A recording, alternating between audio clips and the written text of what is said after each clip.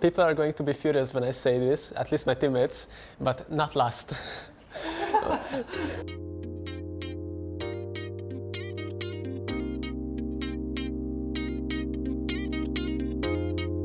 I am Zenit Zay, and this year I'll be coaching Lexan at Jacob.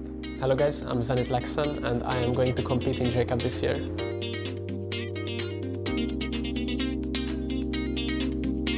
So for me, I found it through Twitch when it was still in beta test. I was just scrolling Twitch and I saw this game and it looked really interesting, so that's how I found it. As for me, I saw the trailer even before the game released and I was playing since day 1 beta. Locked in.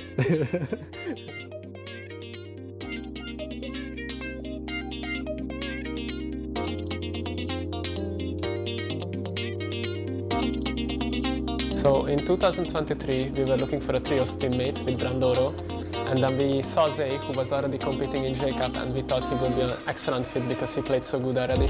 Ah, thank you, thank you. Yeah, it's the same. Like they just approached me and they said, yeah, do you want to compete in trios? And I already competed in both solos and trios in Jacob the previous year because I was double qualified. And at first I wanted to fully focus on solos actually. But yeah, then this opportunity came and I was like, why not? And it was good because that year we actually got first place. So we competed in Jacob then again as a team. So that was pretty nice. Yeah.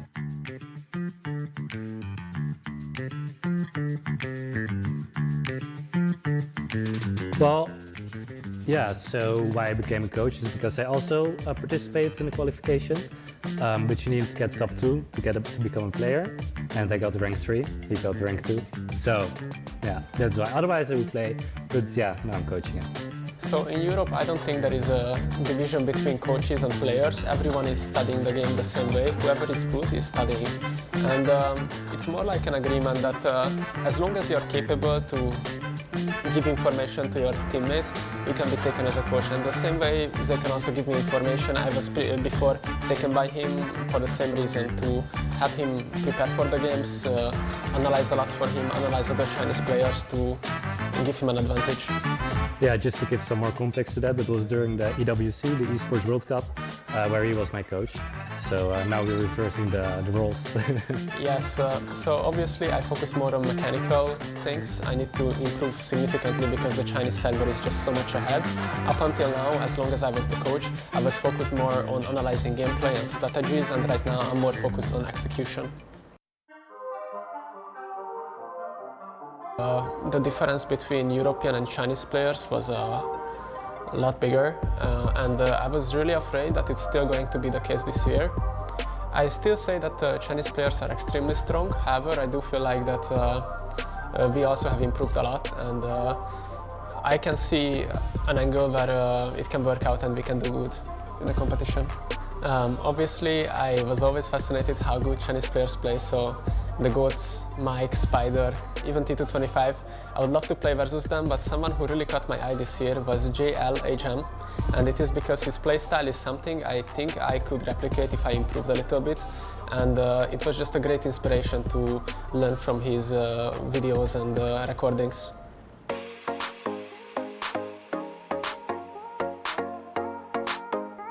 Yeah, for sure. I think for the Chinese Kung Fu you need to be very disciplined. And I think that reflects nicely in the game because there you also need to be very disciplined and patient. So yeah, and also sometimes during the games when I get nervous, I learned from the Kung Fu and the Tai Chi to control my breathing to become less nervous, so that also helps a lot. So people are going to be furious when I say this, at least my teammates, but not last. To be honest, I never have great expectations for myself, but I am a lot of times full of surprises. So the same way I made it to Jacob, I think I can also make a surprise here by showing up and performing good. I think I can do it, but as long as I'm not last, I'm already quite satisfied.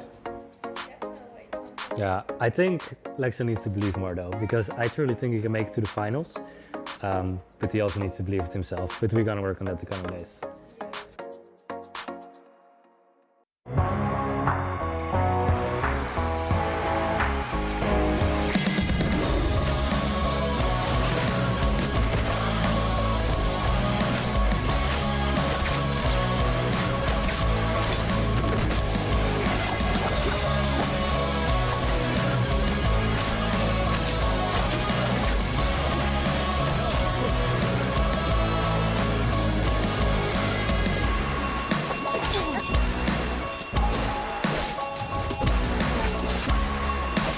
别起了沙暴。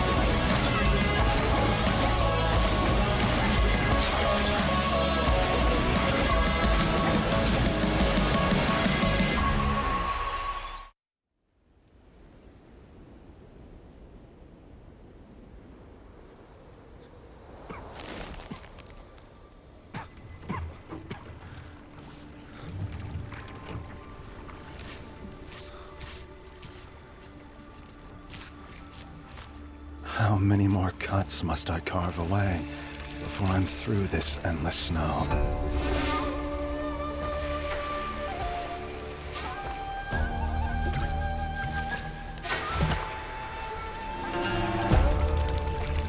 The wind is strong on the lake. And up there, oh, that's bad news for sure.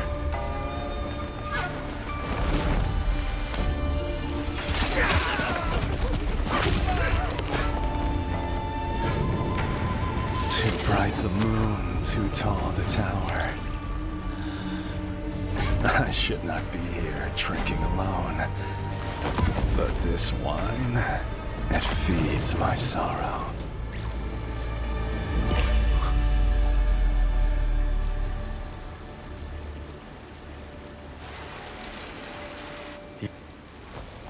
You should have never come here.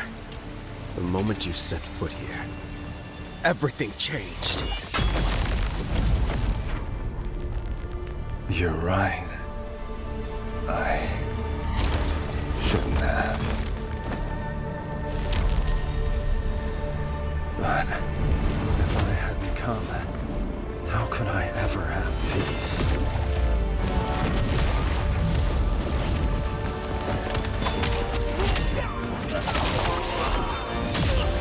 You have disturbed the moon.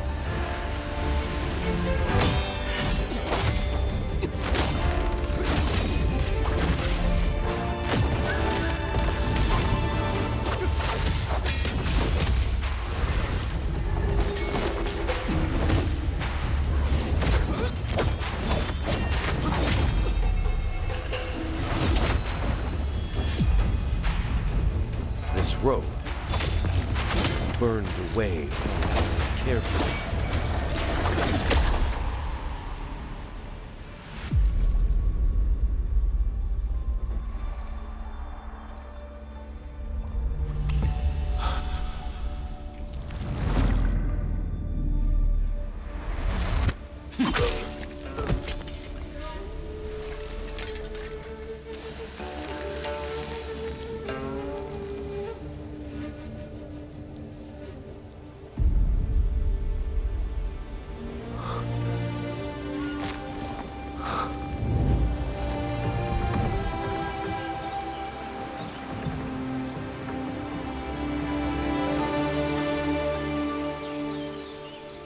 I wished to stop your tears, yet ended up staining your face with my own. Now you're here beneath the blossoms. You can finally smile with the whispering wind.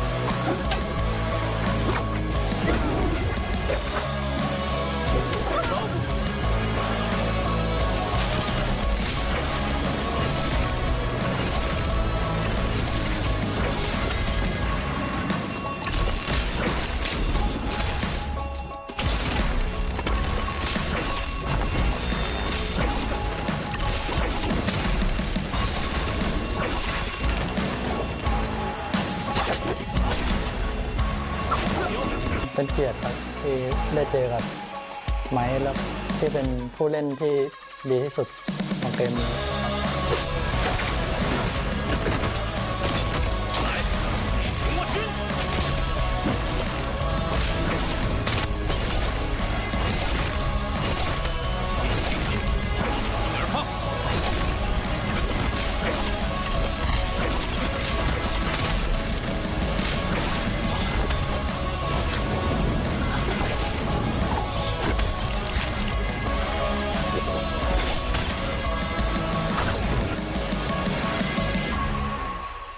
People are going to be furious when I say this, at least my teammates, but not last.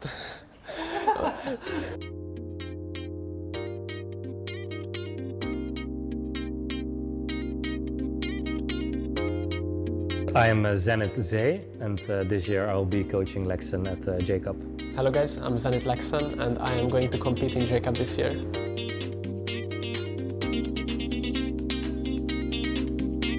So for me, I found it through Twitch when it was still in beta test. I was just scrolling Twitch and I saw this game and it looked really interesting, so that's how I found it. As for me, I saw the trailer even before the game released and I was playing since day 1 beta. Locked in.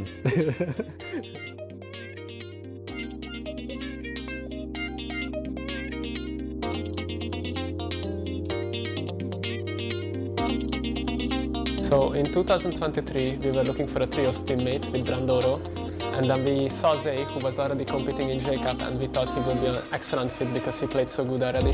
Ah, thank you, thank you.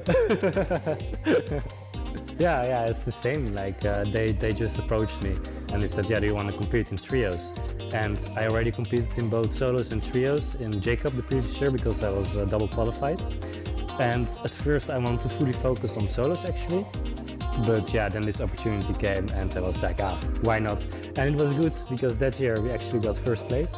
So we competed in Jacob then again as a team. So that was pretty nice. Yeah.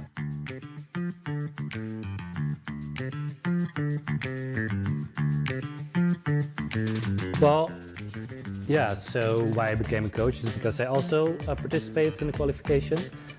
But you need to get top 2 to become a player. And I got rank 3, he got rank 2. So yeah, that's why. Otherwise I would play, but yeah, now I'm coaching it. So in Europe, I don't think there is a division between coaches and players. Everyone is studying the game the same way. Whoever is good is studying.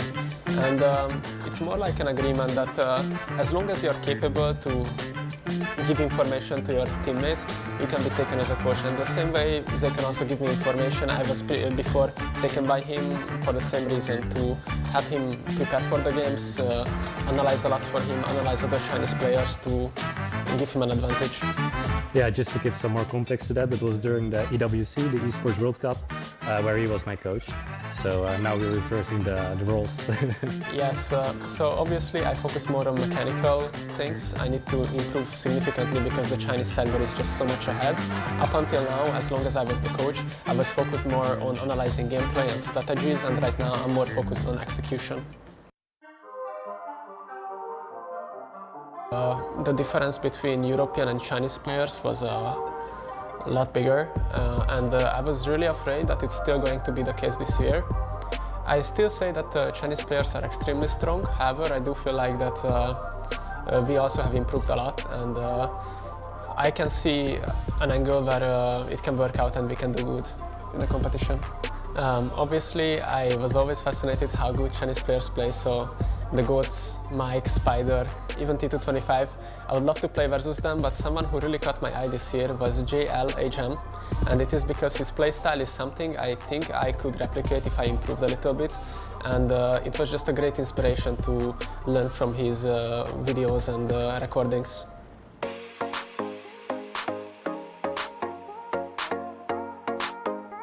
Yeah, for sure. I think for the Chinese Kung Fu you need to be very disciplined.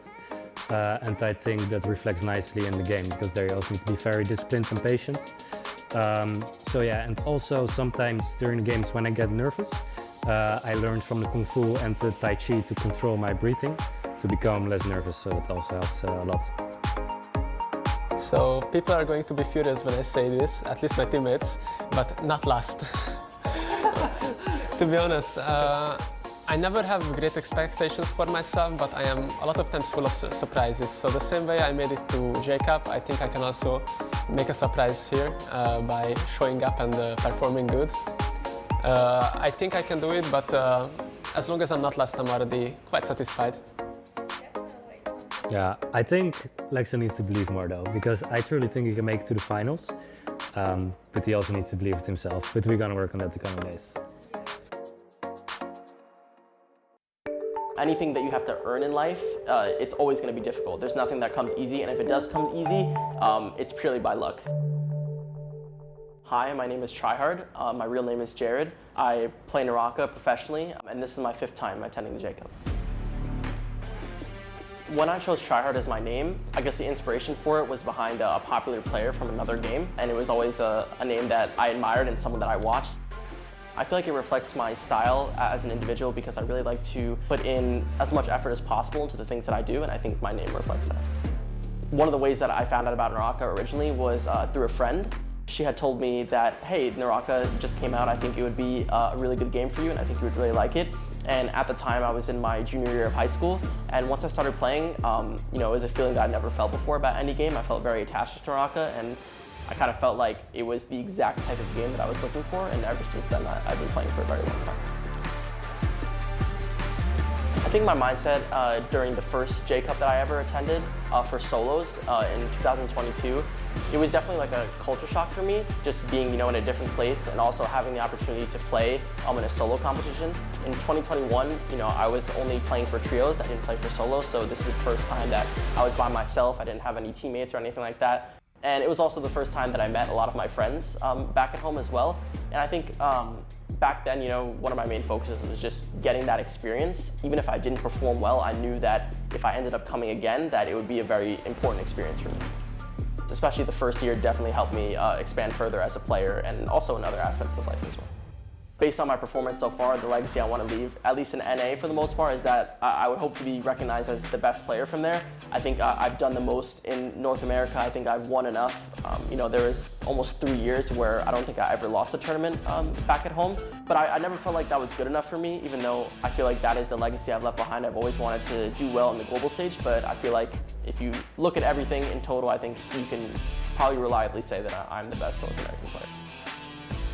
I think one of the biggest things, even though I've been here 5 times, which is always kind of crazy for me to think about, one of the biggest things that I've always tried to work on every single year is just my mindset. I've always felt like I have the skill to do well, but the one thing that has held me back a lot is just the way I perceive myself and the lack of confidence, and I feel like working on that every single year has been a goal of mine.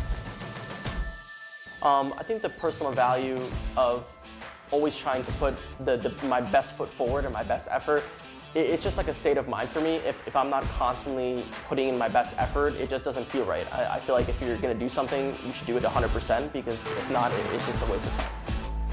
I think if I could do everything over again, especially when I was choosing my school, and at that time where I was really put in a position whether to choose my academics or gaming, I don't think I would do anything differently. 4 or 5 years ago, I never thought my life would be where it is now, where I had this opportunity to play overseas and play in the J-Cup. I really never thought that my life would take this turn, and I would absolutely do everything the same if I had the opportunity to. I don't know about genius, but I think that if I were to pick something to be remembered by, I would definitely want to be remembered as someone who is incredibly hardworking. That's very important to me.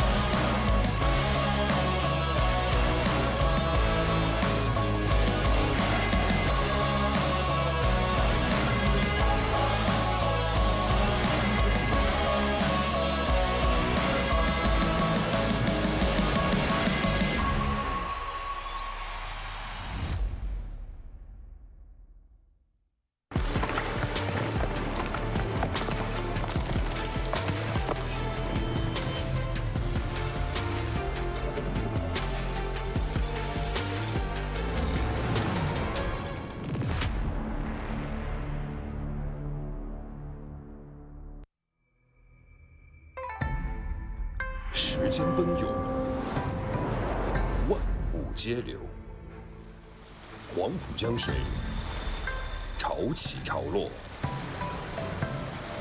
有人引入尘烟，空留青史几行；有人屹立不倒，镇江河日月。世人称他们为绝代双骄。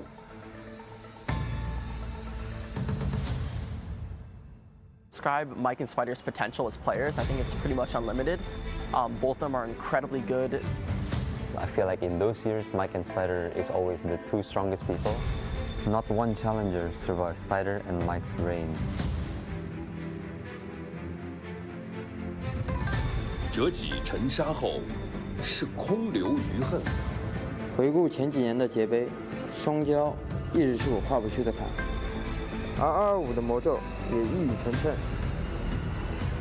还是百炼成钢，重铸锋芒。如果说那些失败是命里的定数，那接下来该书写新的故事了。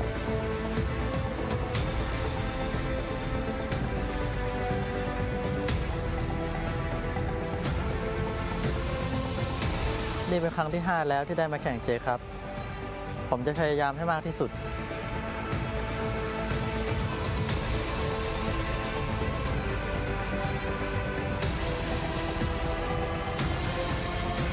I'm not here just for fun.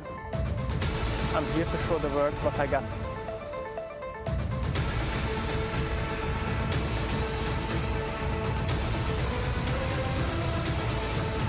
过去几年，我错过了很多，今年会是我证明自己的一年。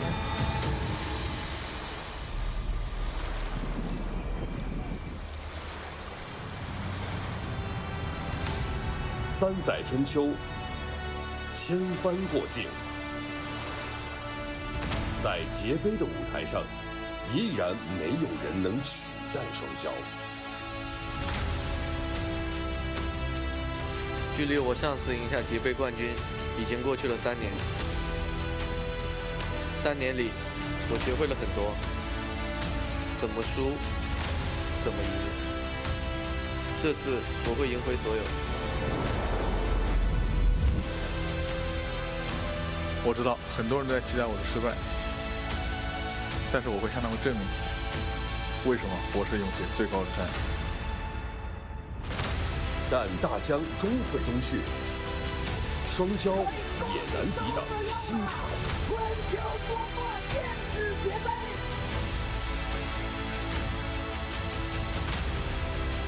我会彻底结束双骄的统治。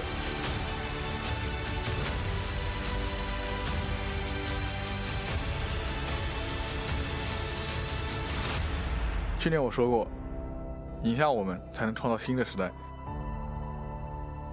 你能做到吗？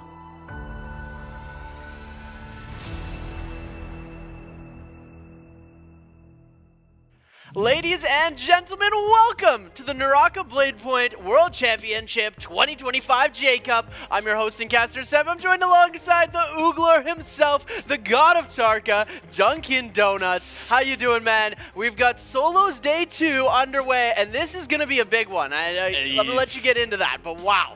It truly is. It's a pleasure to be here with you, and just being here in Shanghai, it's a lovely experience. Oh my goodness, you are absolutely right though. Today, it's gonna be oogly, it's gonna be spicy. We had our first day. We've got some players who've already played, and we've got a new set, a new group coming in today to challenge the stage. But a quick reminder for all of you at home is the Discord. Make sure to join the Discord so that you can stay up to date with everything NARAKA related, everything J-Cup related, and participate in the events that are going to be taking place throughout J-Cup's duration. And yeah, Seb was pointing at it. The QR code. QR code right down there. Yep, I'm pointing in the right direction, I think. Yeah, we've been featuring some comments that people have been making in the J-Cup. in the Discord about J-Cup, and you can get some special rewards if you share your comment on the J-Cup cheering for players. You can be featured on the stream and winning some special rewards. Imagine pulling a red. I've said it every day. Imagine pulling a red. And look at that, ladies and gentlemen. The cap is back. The cap is back. You could win the baseball cap reward for the grand finals. So not yet in the group stage, but once we head over to Shenzhen for those grand finals, we will be able to see that cap making its comeback. Everybody's going to be really excited for that one. I know that I'm going to need to try and get my hands on that one as well, because I mean, I've got it IRL, but I need it in the game as well. I need it in the game. I would certainly like to get my hands on that, absolutely. But here we are with our first comment. Jack Frosty with the variety of weapons as well as the new heroes released, I believe this year's J-Cup will bring an energetic atmosphere and spectacular matches. Also, shout out to the handsome and beautiful casters who are always full of energy. Oh my goodness.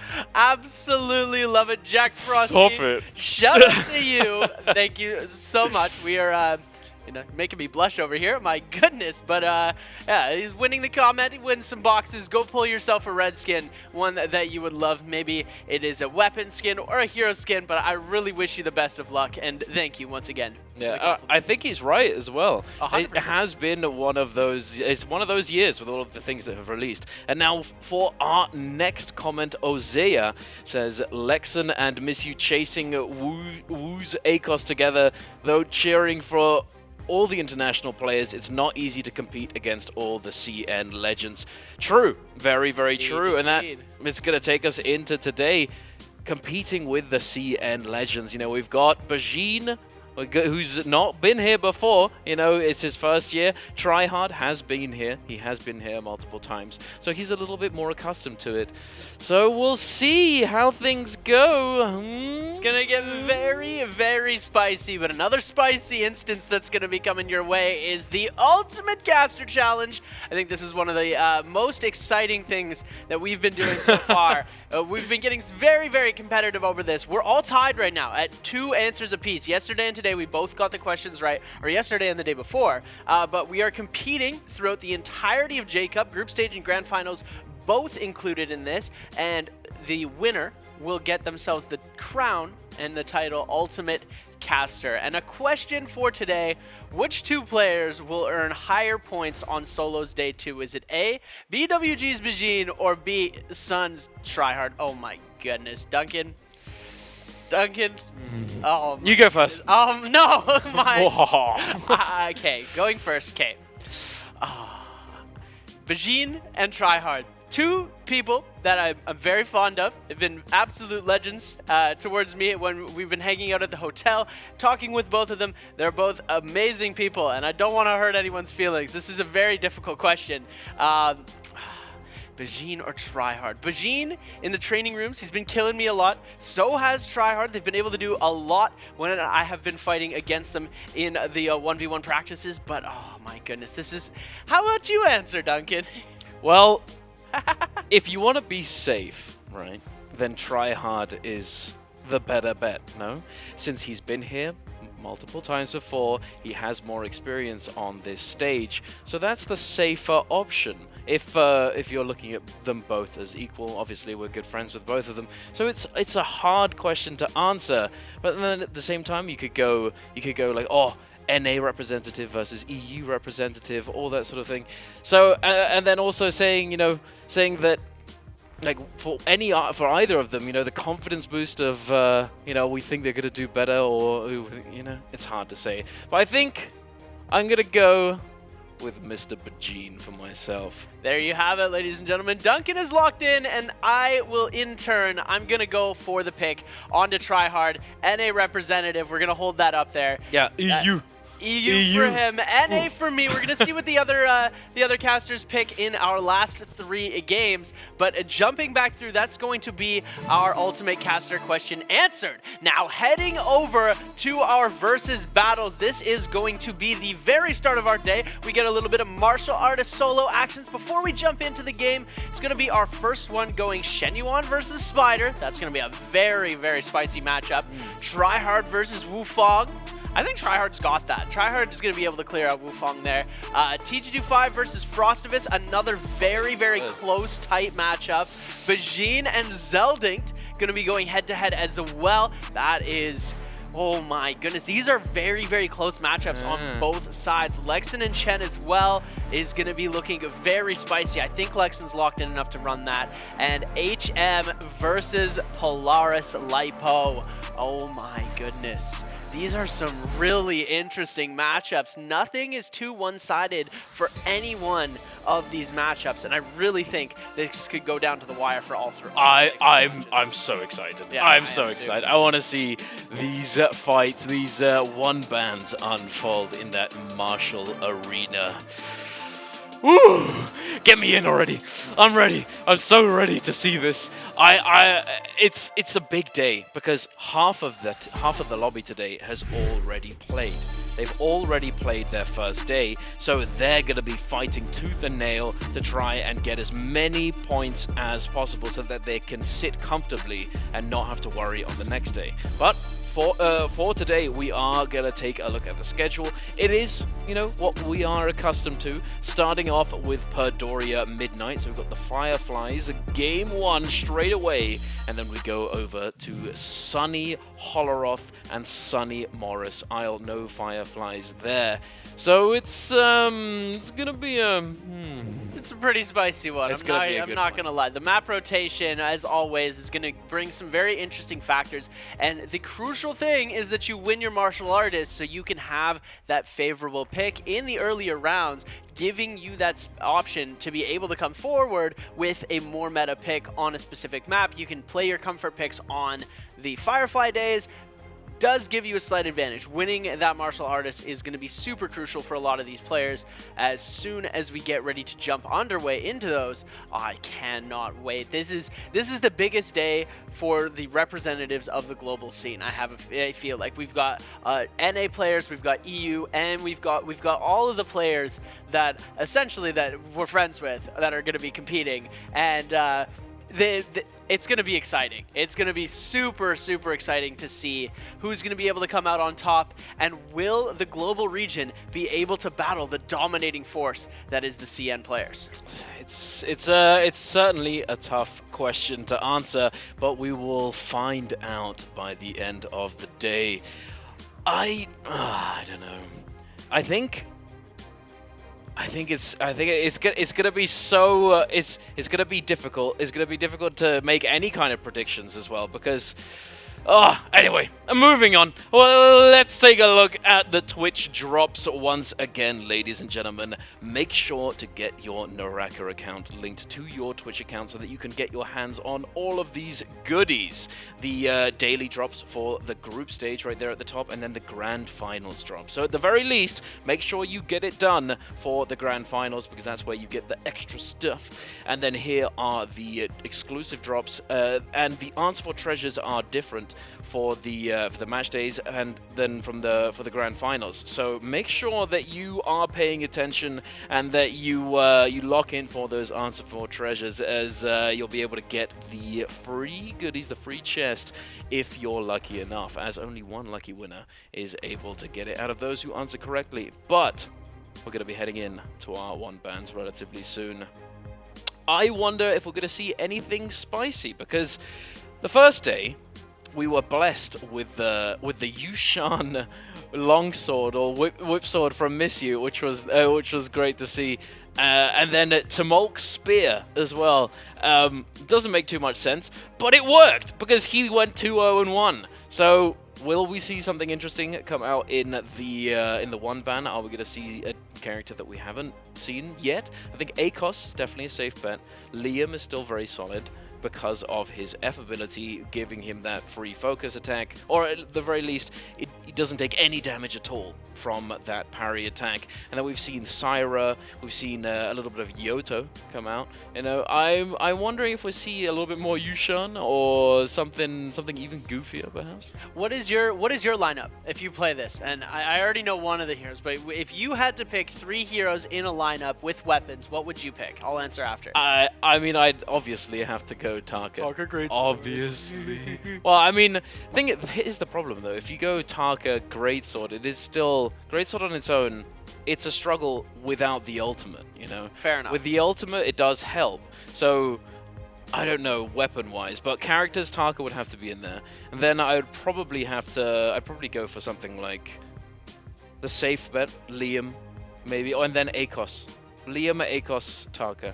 Not necessarily in that order. I'm close with you as well. I would say I would go Liam as well for my safe pick, because I love to throw blues, and the F ability is definitely going to be able to save me from a lot of those mistakes that I'd be making. So I go Liam Flying Knives, then I would go Temmie Fistblades, and then the last pick I would go Akos.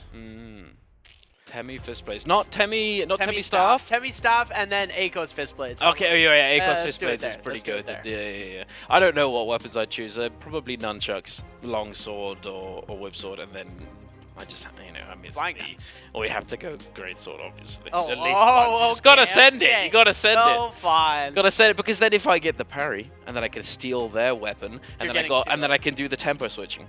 You're getting too owed. No, I'm not. What do you mean?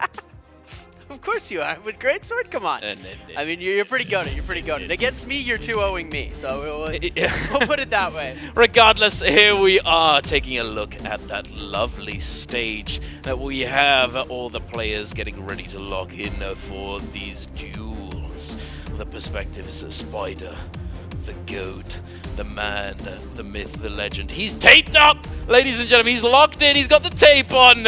Ooh, spooky. The second Duncan sees tape, he's just jumping right out of his No chair. gamer clips. We got the gamer tape. The gamer tape coming out. I mean, it was the gamer clips were optimal. Oh, look at Taki and Bajin. Bajin could use some gamer clips right now, honestly. But yeah, looking absolutely amazing. Taki in the background, in the suit, looking absolutely phenomenal, as we are going to be seeing Bajin getting ready to lock it in for the duels.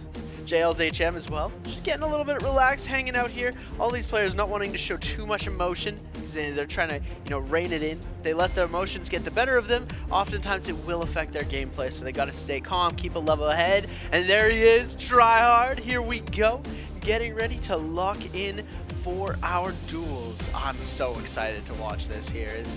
It's going to be. It is going to be one for the history books this day. It really is. It really is. It's interesting that there wasn't a single.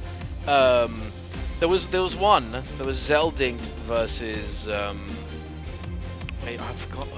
Was it Bajin that he's going up against? Yeah. So there's definitely there aren't too many, you know, global versus global fights, but there are one or two. It's and we got the heart rate monitors as well. Let's see whose heart's pumping like crazy. And we've got Lipo right here. He's spent a lot of time, you know, playing in the NBPL. He's got quite a lot of experience under his belt on this stage, so he's probably a little bit more relaxed than some of the other global representatives. Lexan and Say.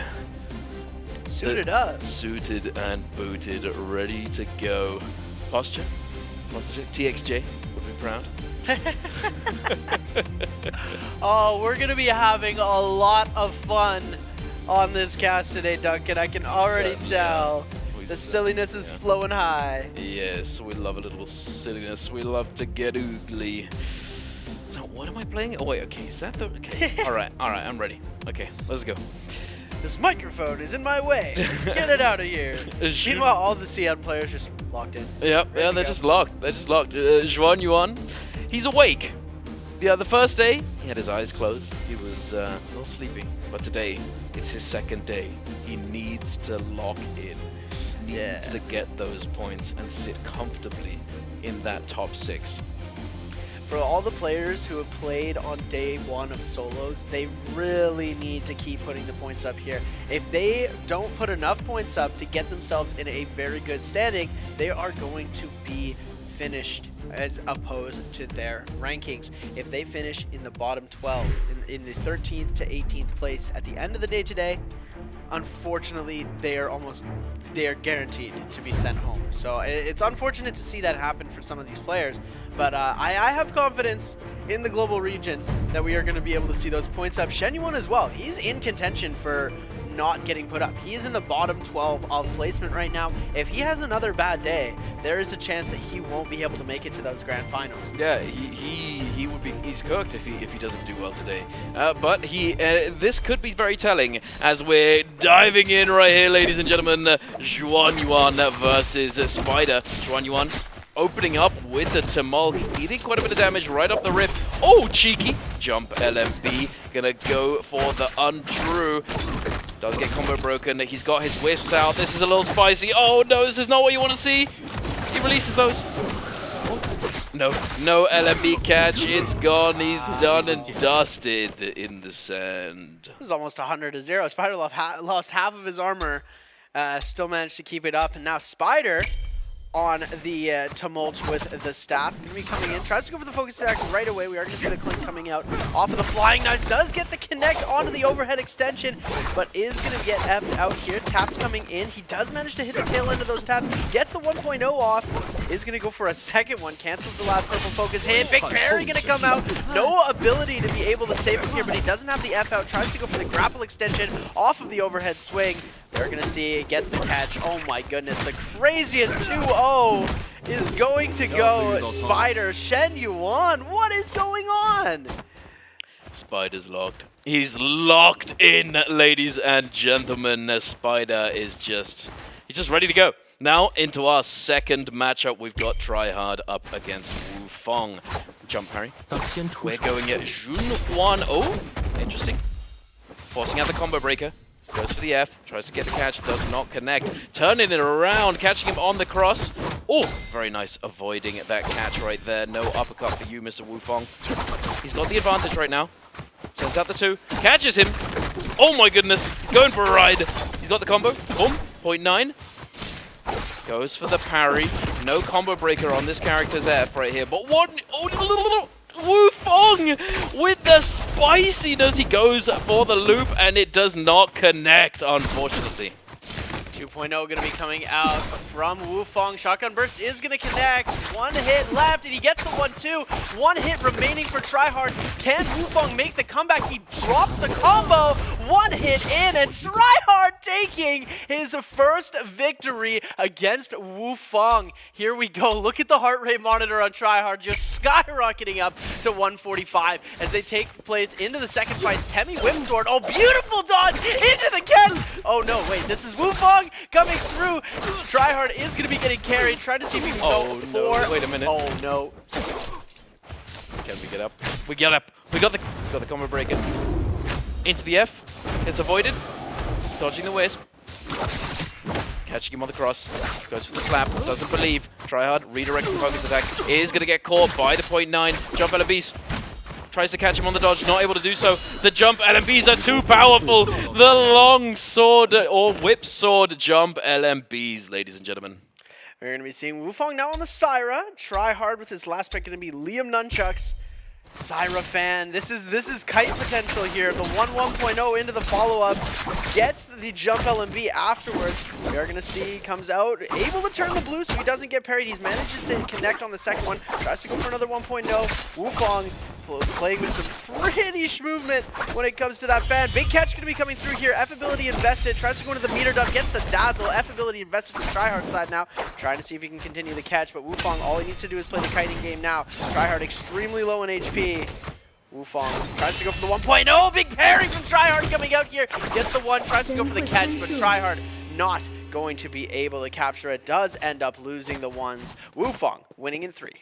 Unfortunate. He tries to go for that wake-up catch. It is not to be, unfortunately. Now heading on over to our next matchup, we have T225 and Frostivus going head-to-head. Got the ACOS up against the Liam. Beautiful parry coming through right off the rip. Going in for that one. Tries to catch him with that F2. Not able to find it. The Clank comes in once again. T225 slightly at a disadvantage. That combo break cooldown is extremely long, but Frostivus doesn't have one of his own. Has used his F ability. Does get caught into the uppercut combo. A little bit of damage. Manages to turn it back around. Equalizing that effective health right here. Frost. Potentially looking for the jump LMB. Trying to find it. Threatening that scale rush. Going for the pillar play. Oh, through the pillar. Doesn't catch it, unfortunately, but sends the 0.9 right out there. Jump LMB. Oh, tries to space it. Doesn't manage it. Dodging in and out. Combo break. There it is. Frostivus back up on his feet. Threatening that release. Oh, but he gets caught. T225 going for some big damage to Crouch LMB. He's going to release it. He's going to release it. I knew it. I knew he was going to do it. I knew it. The release going to get Frostivus out. It's a very close fight. When that was happening there, we saw how close in HP they were up until that very last bit. The release at the very end, catching him. T225 with a nice catch right off the rip. Double jump LMB going to come through, just dealing a little bit of extra damage. The 1-2. 2 is going to connect, but Frostivus getting knocked up into the air off the back end of that 1.0 release from T225. Gets another 1-2 into the slap. F ability now invested. Gets the uppercut. F ability invested now from T225. We're going to see him go for the scale rush. Focus scale rush going to come through. Doesn't connect. Frostivus using that second end of the combo breaker for his ultimate just to be able to dodge. Sends the 2.0. Focus follow-up is not going to connect. Dodge. We do see the clank coming in. Shotgun burst coming through. Focus follow-up is not going to connect again. We do have those wisps available for T225. Frost does have to watch out for that. Catch is going to come through. Gets the grapple extension into the focus attack, into the jump. Aerial RMB tries to go for a second grapple. F ability now invested. T225 just going to try and kite this out. Big Clink going to come in. It's really close damage-wise. Oh my goodness. Jump LMB. Jump LMB. Jump LMB. Frostivus jump LMB with the kill. Here we go. Tied at 1 apiece. And we go into the final fight. There it is, the jump LMBs of doom. Now into the final matchup, we have Frostivus now on the staff to Mulk with the T225 on the ACOS with the flying knives. F is going to get forced out right here. Going for the catch, not able to find it, does get avoided. Very nicely done. T225 is going to get caught by the uppercut though. The grapple combo is going to dodge into the wisp, but not going to be able to time it correctly. Unfortunate to say the least. Frostivus now a little bit spooked. Nice read on the release into the parry cancel, into the grapple combo with the vertical focus attack. T225 is going to get his F back online. He's going to be able to get a little bit of damage to Bolkev. Combo break. Oh no, the parry read, but the pillar is going to save him. Oh my goodness, T225's in so much pain. Oh! I'm out of there. We out of there. Up on the pillar. We've got time. Frost to deny the heal, not able to do so. Wait a second, Frost has made a mistake. This is not ideal. If he whisks the combo, he's still alive, but he's not going to do it once again. He goes down, and T225 claims victory. I think he could have just played for... he could have played for time. Played for time there, but he wanted to go for that. You gotta respect the aggression there. Now we're seeing it. Bajin making his J-Cup debut with a beautiful catch on the Zelding. You're gonna see the catch coming out on the back end with the whip sword. Bajin just gonna hold back, uses that Syra ball to get healing. Beautiful dodge on the attempt at the catch. Gets the 1.0 off, tries to go for the throw again. Cancels the last hit to avoid the parry, but Zelding is gonna react to that, being able to put Bajin up into a combo. Oh my goodness, Bajin trying to dodge out. He just gets hit with another combo yet again. We're going to see it happen. Another perfect dodge coming out from Bajin. Able to go for the 1-2. Connects off of that. 1.0 is going to hit. Oh my goodness, Zelding going for those parries. Big parry going to come out from Bajin. Tries to go for the tech chase. Is not going to connect with it. Zelding able to hold blue to avoid any sort of stagger coming out here. Bajin now in the lower health pool. Zelding might just try and play kite. We are going to see the 1.0 come through. Trigger block is going to get thrown. Gets it into the combo, into the uppercut, 2-on-1. And there we have it. Bajin winning his first fight. Siren Nunchucks. What a beautiful catch at the end there. Very nicely done. He predicts that he's going to dodge right there. Up against the wall, not able to go anywhere. The heart rates are going crazy right now. Bajin he's pumping. You hear the drum. Bajin up against Zelding, who's got the flying knives on the Liam, up against the ACOS with the nunchucks. The F2, the empowered F2 is going to come through. He's going to try and go for the wake-up catch, not able to find it, threatening that horizontal release with the block potential from the nunchucks is going to catch Bajin slipping. He gets caught on wake-up once again. Bajin, what are these lazy wake-up options? Oh no, quel dommage, mon ami. That's not how you want to go out right there. And we see Spider chuckling his cheeks off right there in the top right. He's having a good time watching all of these players fight. Here we have it. Temmie's staff, one of the staples that we've seen in this 1v1 so far. Zelding, Shunhuan playing F2. We usually see the F1 coming out from most of these players. Oh my goodness, big parry going to come through. 1-2 in the jump LMB as well is going to connect. He's going to be able to take that staff away from Majin. Does go for the cancel now, 2-1-1 into the overhead. Able to connect with that. We're going to see the taps coming through. Burns the F out very quickly. Doesn't allow him to get too much siphon. Is going to be able to regain Prio. 2-1-1 is going to connect again. Tries to go for a parry there. Option select is not looking 100% there from misinput. But misinput. We are going to see the heal coming up from both of them. Majin actually has a huge advantage into this, as we are going to see him taking more health away from Zelding than Zelding took away from him. So we're going to see Zelding just running around with the flying knives, trying to send that out. He does manage to hit the last one. Majin with the parry time is just a little bit off. We're going to see that F ability coming out now. Beautiful dodge coming out here, but he does manage to get the catch. F ability invested from Majin. Now 10 seconds left. All he needs to do is just get a little bit more chip damage in to secure this. Oh my goodness, the parry was almost there. Slap going to come out. Makes the slap into the 2-1-1. It's going to be 100% more damage. And Majin taking his first victory in the martial arts. That's his J-Cup debut. He's got to be proud of himself there. Yeah, absolutely. I think that this is the only global versus global fight that we have today. So it's he's still going to be proud of that one. Absolutely, J-Cup debut. Wait a second, we got Lexan on the Viper fan. Now we're going for the kite strat with that damage F right here. We're being cheesy, extra cheesy. He's loving it. He's like, oh, I see what you're doing there. Oh, no. Oh, look at TD5. He's like, ah, no, don't do that. Not that one. Slaps. Oh, the catch. Not able to find it. Chen is going to catch him on the dodge. Yeah. Try hard with his head in his hands right there. Oh, no. Unfortunate. We saw the strat. We appreciated the strat. Not going to go in Lexan's favor there, as we're going to be seeing them go for the next face-off. Nunchuck versus Fistblades. Akos v Akos. Chen going to open up with the F ability to be able to get himself a nice free focus attack. 1.0 is going to connect again.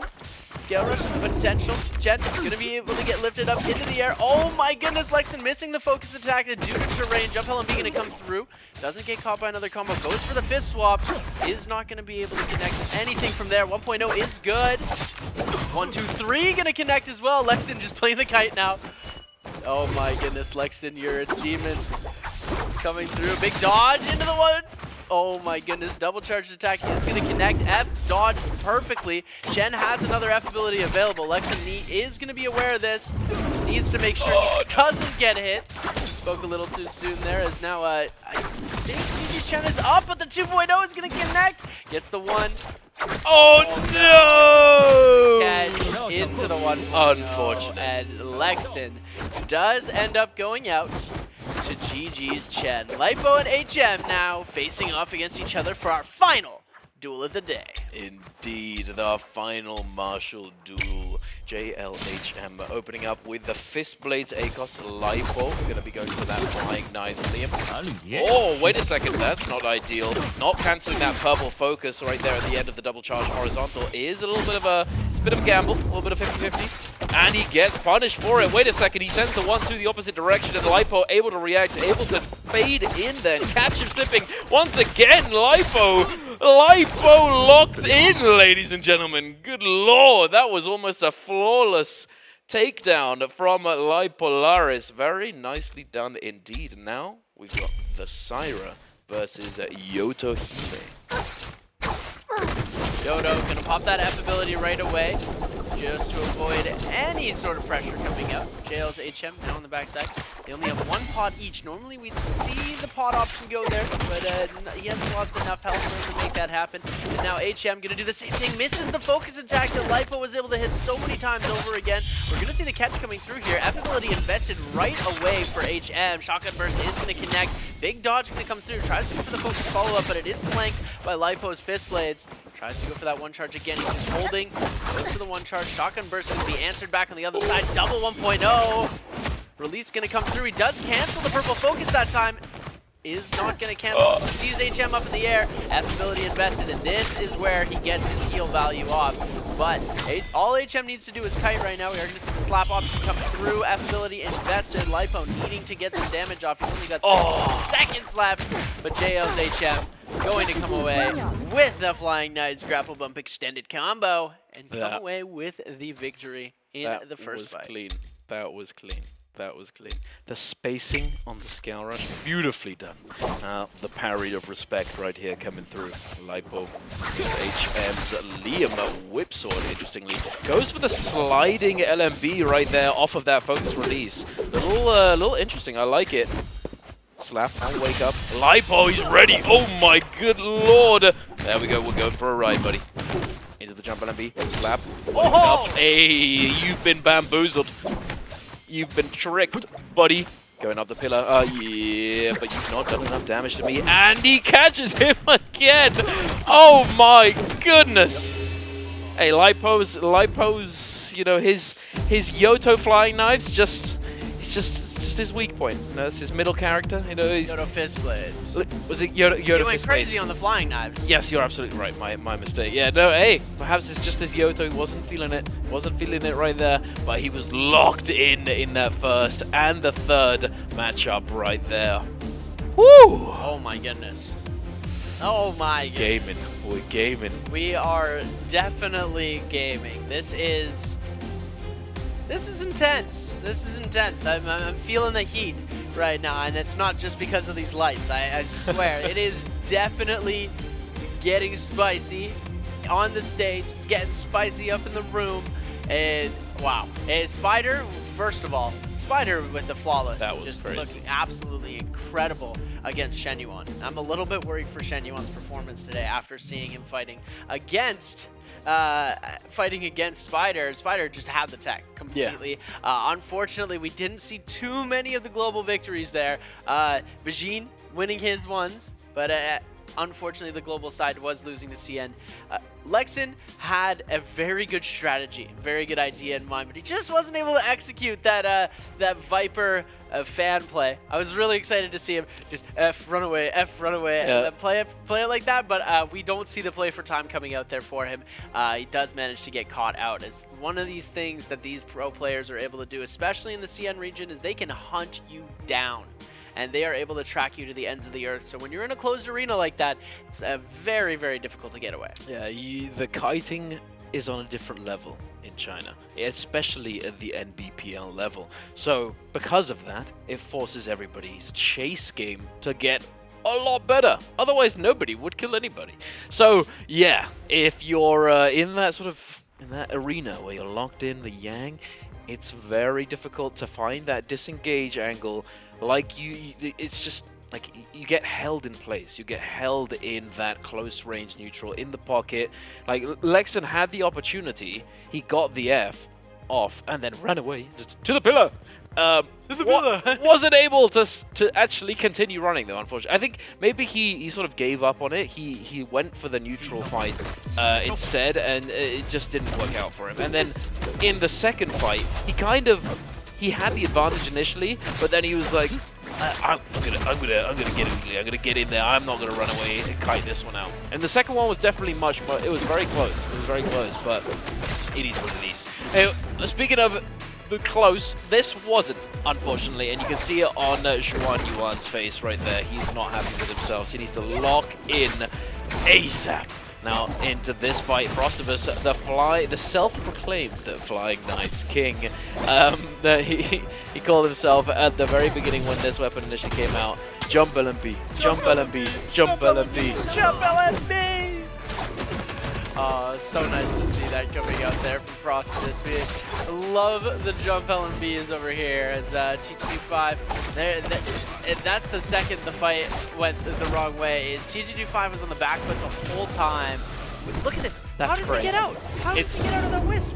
It's because he got clipped by the edge of the wisp in the first place. So it's goofy. It's weird. It's very weird, but it happens regardless. And then here we have our fight between Bajin and Zelding. That jump parry, beautiful. Into the read. Catches him, and then he gets the horizontal block, goes for the release, cancels it at the end, expects the tap dodge, and delays that horizontal catch. Look at Taki in the back, he's like, yeah, good job. Oh yeah, Taki's definitely gotta be excited. Mr. Technologies himself, when we come in here, Lipo is gonna be able to get the catch through Jail's HM. having a tough go of it against Lipo, especially on those flying knives. He's absolutely cooking with the catches, and every single time he was able to perfectly execute that grapple bump extended, being able to throw the .9 instead of just going for the 1-2-3 focus attack. That .9 is dealing so much more damage. So he's able to do that and consistently get himself the win there. It's going to be 2-0 for Spider, 2-1 for Wufong, 2-1 for TJ25, 2-1 for Bajin, 2-0 for Chen, and 2-1 for Lipo. Yeah, Lipo, I have to say, because we mentioned, you know, only really Bajin doing all that well for global side. But then again, Lipo, I think it's because we've seen him on this stage so many times that we don't think of him too much as you know, being out of his comfort zone. You know, yeah, he's been here for quite a while, and he's got a lot of experience under his belt, but of course he is still representing the SEA region for 521, so he is still global. He's representing, and he did take down his opponent there. Very good showing from him, I have to say. 100%, Polaris, yeah. he's put in a lot of work over the year. You know, originally when he first, you know, had his debut in MBPL, it was all right. You know, it could have been worse. It could always Definitely be could have been worse. But as the years progressed, he has definitely improved considerably alongside his fellow teammates, the other SEA representation within the MBPL league. You know, they've all made such a huge effort to get to where they are now, to get to that skill level and to be able to match up to these titans. And it's definitely something to be proud of. Absolutely. Yeah. It's showing that even through years of hard work, like everybody doubted them when they first came into the league because they were putting up very few points, maybe a total of 5 points in the entire bi-weekly splits when they first joined into the MBPL. Now, we're seeing them taking fights against the CM players, consistently winning, consistently placing in the finals, and it's really nice to see that these teams, through this hard work and dedication to the craft of NARAKA BLADEPOINT, they've been able to come through and actually put a lot of points on the board, start playing a lot more consistently good, and it has just taken this turn. And it shines a light on all of us for the potential of global NARAKA, because with hard work and dedication, you too can be like 521. Absolutely. 100%. It's great to see. I mean, Frostivus as well, he's also representing BBE, so it's global represent. Oh yeah, I mean, Frostivus is just always been Frost is just like one of the when I talk about 521, I'm talking about the improvement level from. Oh, yes, they went from here to here. Yeah. Frost went from here to here, right? He's already very, very good, but he has gotten even more goated as time has gone on. I mean, enough of the claim. Speak about some of the big dogs. I don't know what I'm doing here. Mr. Spider himself. A Spider, he was looking on form. He was looking very, very spot on with his reads. It could be, I mean, you could say that you could chalk it up to Zhuan Yuan not feeling all that well, like doubting himself, perhaps, based off of his first day's performance, because, you know, it was not, you know, Zhuan Yuan like, you know, it didn't look like Zhuan Yuan that we typically see. Perhaps it's the nerves, perhaps it's just, you know, that anxiety getting to him, because this stage is the big one. I do think he's a little bit ill. In that replay of the video, I think we saw him coughing a bit, so it could potentially, you know, woke up, coughed 3 times this morning. But he definitely could be having, you know, a little bit of sickness that could be affecting him right here. It's entirely possible. Yeah, and it's unfortunate that, you know, real life can affect your performance in the video games sometimes, but it's definitely going to be happening. So Shen Yuan, definitely a skilled player, but as of now, it seems like he's just a little bit off his game. Hopefully during the actual matches, he's going to be able to recover some of the points that he lost in day number 1, because if he doesn't, he's going to be absolutely cooked. And I mean, Shen Yuan has to be one of your favorite players, hey, right? The Tarka gamer at J-Cup. One of the GOATs, one of the Tarka enjoyers. A big respect to my friend Zhuan Yuan pulling it out. I need to have a chat with him. I need to sit down and have a chat with Zhuan Yuan. Show him some Tarka influence. I want to just let's get the 1v1 set up. It'll be fun. It would certainly be good content. But here we are with the Spider perspective. He's taped up. Perhaps it's the tape, as he's just that locked. You know, we saw him a bit earlier. You know, he's pretty locked in. Bajin and Taki. Bajin, he's ready. Taki with the coaching support right there, giving all that info, ready to go. He's glistening. He's getting ready to go. Lights are bright in there. It's heating up. It's heating up. Things are getting spicy. HM right here, probably not all that happy with his performance in the 1 ban right there, and the 2 ban, the Marshall dueling, as you know, he's been performing pretty well leading up to J-Cup. He wants to be coming out of that duel with the win, because as we talked about it earlier, it does give you the priority. You know, you're going to be the first pick in that pairing, so to speak. You know, you can get that Syra locked in, which seems to be the most favored character in first pick at the moment. And speaking of characters, you can see right here the average points for Wufong's ACOS is 6.2. Good lord, that's if your average points is above 3, I feel like you're just kind of goated on that character, no? Oh, 100%, right? If you're picking up a lot of kills on one character specifically, your average point's going to be higher on that one, and it doesn't have anything to say for your kill death average overall, but on that specific character, it's going to show how amazing you are at that character, right? Yeah. So average kills, actually T225 is in 2nd place right now for all of J-Cup. 3.7 per game. Average points on Enor, 8.4 with a 33% pick rate. He did have his double pick on Enor, ended up MVPing 2 games on the solo day 1. Absolutely incredible gameplay coming out from T225 on that Enor. Yeah, he's showing the world that Enor is a force to be reckoned with, even in solos. We know without a doubt that Enor is very obnoxious in trios, but in solos, you know, a lot of people didn't think it was gonna be all that good. They thought it was a little sussy. But turns out it's actually really, really good. I mean, he did receive some nice quality of life buffs, allowing him to keep, you know, stay on top of his opponent, stay on top of the person that he's trying to chase down more effectively. So that you could chalk it up to that. But even before those changes came through, T225 was popping off with the ACOS, the Enor, I'm getting confused, I'm getting muddled. But here we are, ladies and gentlemen. We saw the pick phasing order right there on the screen.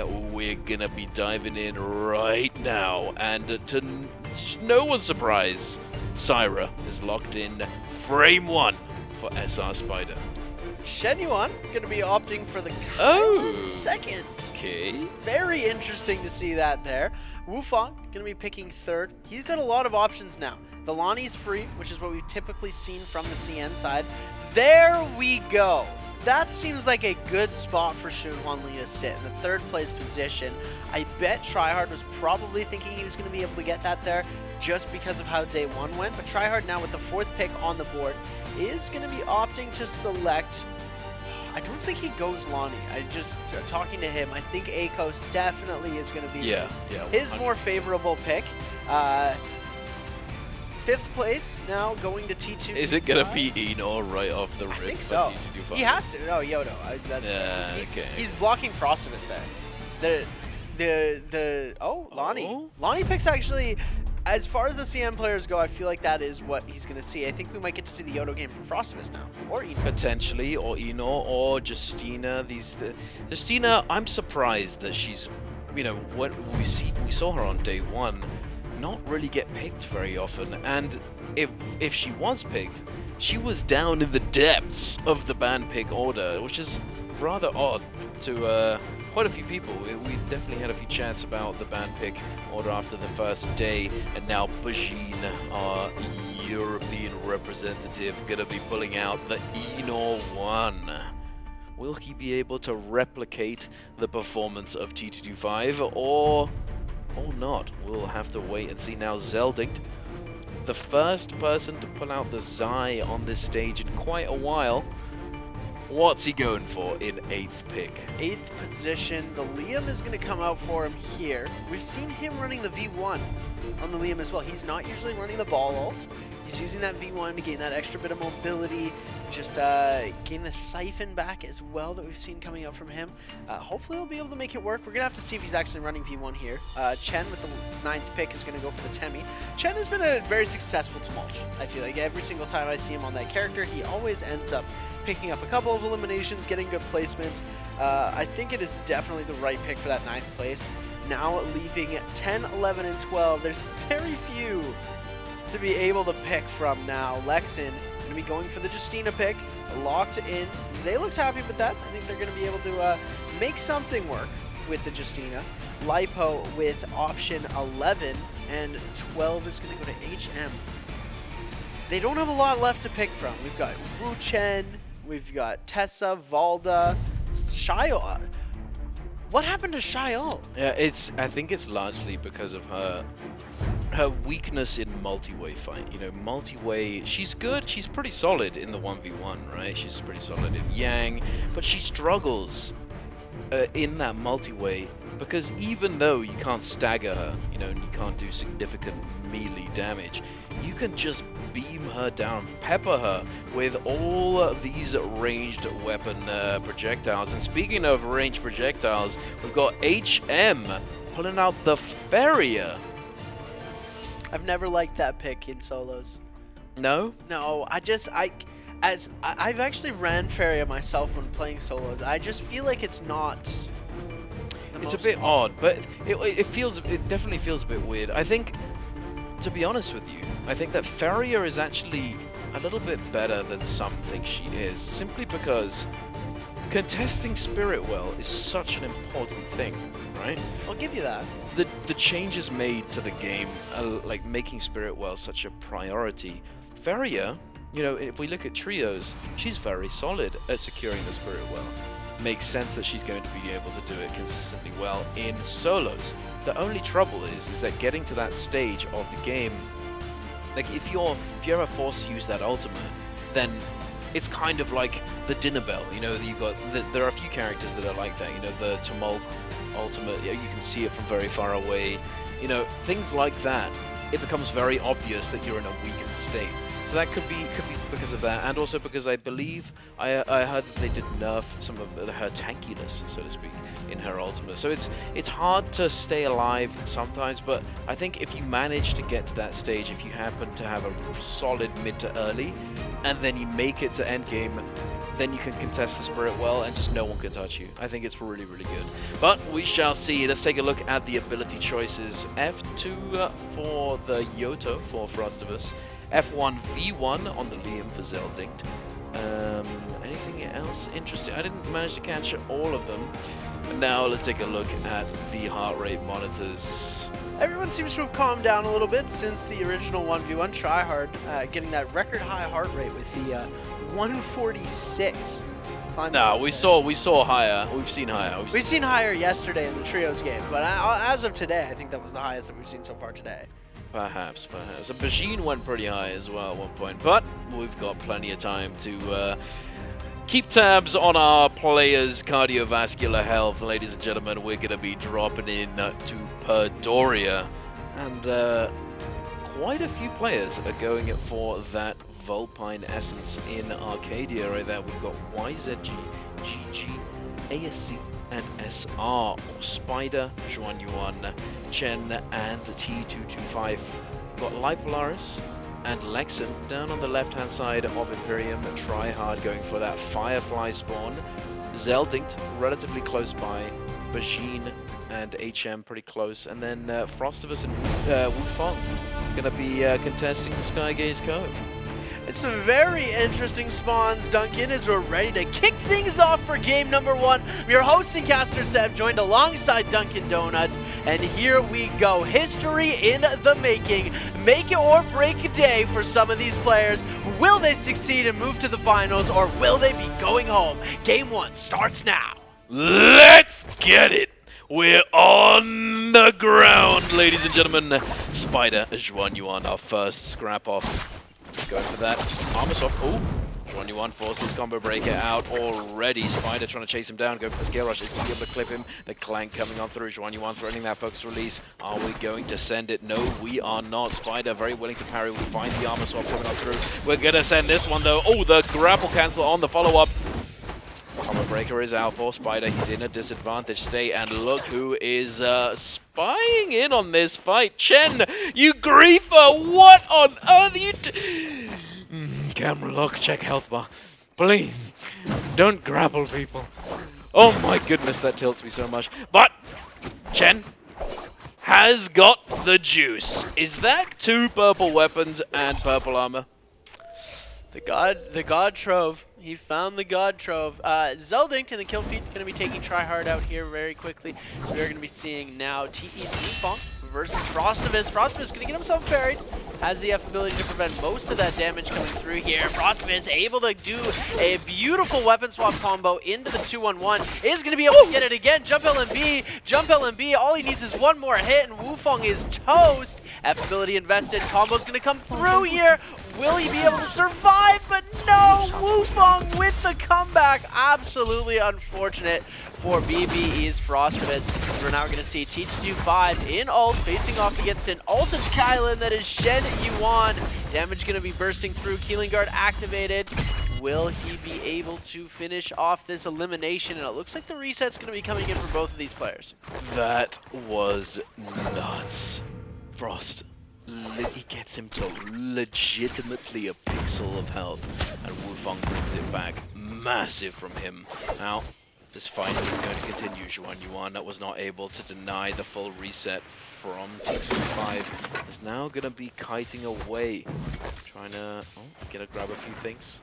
That looks nice, nice. Oh, okay, but no, we're not going to be sticking around up there in Arcadia. Instead, we're going down to this fight between Bajin, Lexan, and HM, I believe. HM, the target right now, he got impaled by the Enor Ultimate, the Thunder Lord. Lexan trying to catch him, is going to be able to. Beautiful dash goodness! Through. Very nice indeed. Now Lexan with another dash ready to go. Going up against Bajin. He's going to be canceling that ultimate. He's combo breaking the slap coming out of that F. Bajin trying to kite back. Actually whiffs. Wait a second. He didn't expect to hit that RMB. Bajin.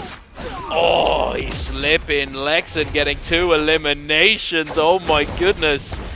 Lexan looking good right now. Lexan is looking absolutely amazing. Shen Yuan going to be going for the 2-1-1 into the carousel. He doesn't manage to connect with that last focus attack, but the 1-2 attack did manage to connect. So T2-5 on 1 HP right now. We are going to be seeing him trying to kite out this situation on the back foot.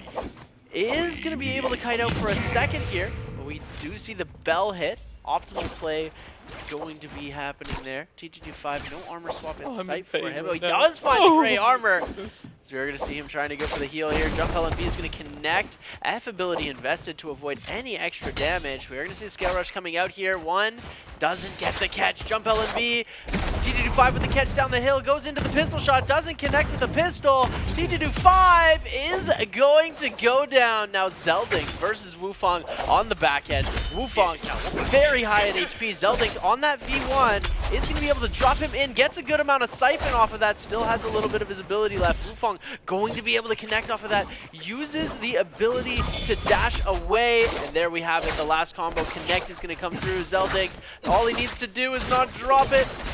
Gets the 1.0 into the jump LMB, and Wufong gets eliminated. And not bringing it back again. Not again, buddy. It could have happened. It could have happened. There was some goofy terrain there, unfortunately, for Mr. Wufong, but with ease. Now moving over to Imperium, the big building. Chen up against Lipo. Oh, Lipo in an advantage state right now. He does have that effective health advantage. Expecting the 1-2-3. Cautious. Ready to send out the parry, does so. Oh, perfect spacing from Chen. Is going to be able to... Oh! Wait a second. Is this winnable? Going for the armor swap. Lipo. Trying to find the catch, the cross. Gets fried! Oh my goodness, no! Lipo, he's in a lot of danger right now. Force user combo breaker is going to be able to pop the ultimate. Ooh, this is ugly. This is very spicy. Can he get out of here? Can he do anything? Armor swap. He got the armor swap. Got the armor swap. Chen is going to be picking up his purple armor and healing it back on up and trying to disengage it. This is not where he wants to be. Ultimate now down for both of these players. Chen is on the purple armor. He's got a bit of an advantage. He has some better weapons as well. No eliminations on the board for him. Lipo managed to find himself a purple armor into this running away sequence while Chen goes for a bit of a heal. Big Parry going to come out, picking up those purple dual blades, and now I think he's got 2 sets of purple dual blades now on his hand. Lipo gonna be able to go for the overhold again, gets the 1-2. Now he just needs one last hit, goes for the uppercut, gets caught in the whiz, but GG Chen's gonna be able to make a break for it here. Lipo looks to have missed a grapple. Chen's gonna find an armor swap and he's gone. He's out of dodge and he is in Narnia, not going to be coming back. That's so rough. That is so sad for Lipo right there, because he does the Brandora. He does the jump R&B and hits the ground. Oh yeah. Pain! And you know what else is pain? Lipo didn't even see that he dropped his purple armor, and Chen just has a purple whip sword just stashed away in the top of the building. But okay, cool. This man is blessed by the RNG gods right now. This is actual insanity. He's gotten so many purple weapons and the purple armor right off the rip, and he's got the Vulpine essence too. He is juiced. Streamer loot, indeed. They've just forgot to turn the streamer loot off. NARAKA, we got to do something about this. Spider with the Yang pass though, gonna head into the Realm of Yang. Oh, Frostivus versus Zeldinct in the Realm of Yang. Liam V1 versus Frostivus on one of his most elite heroes that we've seen so far from the previous days. It's Yodo Hime. We saw him MVP on it in day number 1. Zeldinct gonna go for 1.0. Goes for a second one. Does connect on the first try. He's gonna be able to get the 1 into the combo. F ability invested now from Frostivus. He's gonna go for the heal up. Zeldinct going for the heal as well. Not really needing that, but we're gonna see it come through. Oh my goodness! Almost gets the grapple canceled into the grapple buff, and now it's Frostivus time to cook. We are going to see the combo getting brought out though onto the side of Zeldinct. He's going to be able to go for the carousel into the jump LMB, into another catch off of the ultimate of the Liam. Now F ability is available for Frost. So he's just going to use that alt recast. It's dodged perfectly. Frostivus 1 HP right now. Not looking too good. Oh my goodness. Zeldinct going absolutely crazy, using the F ability to block any sort of healing that Frostivus could get. He does manage to get a single pot off, and now Frostivus is in a very tough situation trying to bring this back. Tries to go for the focus follow-up. Isn't going to connect here. We are going to see the Hung Sword plays starting to come out. Picking up another weapon to see if he can maybe switch over to that. Focus Scale Rush going to come out here. Does not connect. Parry going to come through. Big focus attack coming out from Zeldinct to clink that. It's going to happen again. F ability's up now. We're going to see Frost starting to throw a lot more blues. Big Parry going to come out onto that side. Manages to get the catch off. 18 seconds left. Is he going to be able to go into the carousel? Goes into the Hung Sword 1.0. And Zeldinct with the absolute blunder. Frostivus coming back from 1 HP. That was massive from Frostivus. Oh my goodness. It was looking dire for a moment there, but he brings it back. Beautifully done. Come and collected, and now we've got Wufong up against Spider. The Shun1 up against the Syra. Syra? Spider has, both of them have used their ultimates right here. Spider is at a slight disadvantage with effective health, but no longer. That combo is going to equalize. It's going to tip the scales completely. The slap. Wait a second. The dodge. Ooh, the overhold. We are going to use their F ability from the Syra. He's... Oh! Oh, the jump LFB! He clogged the lane! Oh my goodness! Get out of here. You stop chasing me. Your foot to the face. Get out of here. Spider is going to be able to clutch it up right there. It was looking spicy. Looking spicy.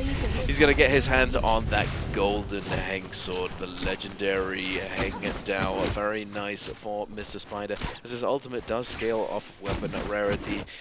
Now let's take a look at who else won their Realms of Yang, as we have a replay with Xuan Yuan and Mr. Bajin. Bajin going to be getting hit with the combo right off the rip. He does manage to get a catch off of his F ability, but we are going to see Shen Yuan able to make a lot of value with that F ability, preventing any extra damage. We're going to see the ultimate release now. He's going to be taking to the skies here, using that Healing Guard to get all of those free dashes up onto the top side. We see Bajin with the beautiful catch off the ultimate, but he doesn't manage to catch the impale. Comes right out of ult. Oh my goodness, the scale rush stun. All he needs is one more CLMB, but the catch. Oh my goodness, unfortunate, unlucky Bajin. Tryhard now fully ulted up against Frostabus and Spider in this situation. Tryhard doesn't even have Yang depletion. He's just getting hit for fun right now. Is getting aggressed on by the entire lobby. Spider deciding to try and go for this fight, as well as HM. And now Frostabus jumping into the mix. We're going to be seeing GG's Chen as well, trying to see if he can make anything happen here. It's going to be Jails, HM with the elimination. Bloom grab is going to go to Frostabus' way, though. So we're going to see Spider with an elimination. Bajin now getting brought very low to the other side. Oh my goodness, this is unfortunate for them here, as we are going to be seeing now trying to get wait a second. And oh my goodness, 2-5. Lipo is going to steal that elimination away, and the Bloom is gone as well. Bajin now going to become the target of these two players. We are going to see that ultimate ability coming in from Zeldink. Bajin managed to find himself an armor swap. Is going to just try and kite out the situation, using the F for the movement here, trying to see if he can get on to the catapult. Parry going to come out. Doesn't connect. TTD5 now in the back end, coming back after winning that Realm of Yang and losing that fight. Oh my goodness, there we go. TTD5 getting the elimination on to Bajin, as Bajin goes out. So we are now going to see TTD5 fighting against Zeldink. Zeldink still needs a Bloom. Big Parry going to come out. Tries to go for the Neja's Might into Zeldink. Not going to connect. Overhold's going to come through. It does connect a little bit, but Zeldink still in the zone with 1 HP left. Is going to die. TTD5 picking up that elimination. Now putting him on the 3. Lipo trying to come in on the third party now. TTD5 is actually incredibly low. This could be huge for him here. TP out is going to happen, and TT25 trying to make his way back in. No! Lipo with the mitts on Not again, man! Not again! Goodness, Lipo has missed out on so many eliminations. He has one grapple left as well. Oh no, he missed it. And he missed it again. Oh my goodness. Lipo. 2 grapples. He's locked in on the duels, yeah, but his grapples are faulty. His grapple is broken right now. I don't know what's going on. He needs to repair the grapple. Repair chest that grapple, because that is not working as intended for you, buddy. It's that's so unfortunate. TTD5 is going to be able to get the full reset. Actually insane. And he came out of that with 3 eliminations. Beautiful for him. He had Assault Smolder too, so he was able to confirm that kill onto Bajin. Very nice for him indeed. Now going into the realm of Yang once again, ladies and gentlemen. We've got Zhuan Yuan on the Kylin up against Junhuan. Piloted by Wufong. Oh, we send it. We release those. Wufong, no F. Is going to be able to catch Zhuan Yuan, forcing out that combo breaker, trying to catch him through the whipsaw jump LMBs. It's a bit of a struggle. It's a very tight timing. It's not easy to do whatsoever. And now Wufong in a lot of danger. The cannon shots coming on through. Can take him a little bit lower. Wufong. Does he have his F? Can he do it? Oh, wait a second. Oh, he's going for a ride. But Zhuan Yuan has the ult. Kyling guard. One more. Boom, and he catches it. Combo breaker is out. Wufong dodges. Going for the crouch. Doesn't find it. He's trying to dodge. Can he do it? He does it. Oh, big. Going for the F1. It's the crouch. Zhuan Yuan, he's panicking. Get me out. Oh my goodness. He takes him down. Wufong with the clutch. Massive. Absolutely insane. Big blistering edge coming out on the side of Frostfist. Now he's got that ultimate at the ready against GG's Chen on the Temi. We are going to see him trying to escape out of this. The max range isn't going to connect, and Chen still manages to get the heal in as well. Frostfist is going to get hit up by the ultimate. Big F ability to be able to save from that last bit of damage. We are going to see he goes for the ult recast. Will Chen be able to dodge it? Yes, he will. We see the uppercut come through, though. Back over to the pull sword. Will he be able to make the pull sword work? But no, the catch is going to come through. He's very close to the wall. The 1, 2, 3 off of the carousel is going to be the victory, going towards GG's Chen. Able to take that win in the Realm of Yang, get himself a gold dagger. He's got a gold soul jade. I do believe that is going to be ground crusher. Oh, it's sap. It's sap. It's definitely sap. And then he's got the gold armor coming out here as well. we're going to see him trying to make something work with that. That's so rough for Frost. That's so rough. It's I've been there. I've been there plenty of times. You send out the LMB on the pole sword of the Great Sword, and then just like, oh no, I've made a mistake. Oh no, please. Wait. Not like this.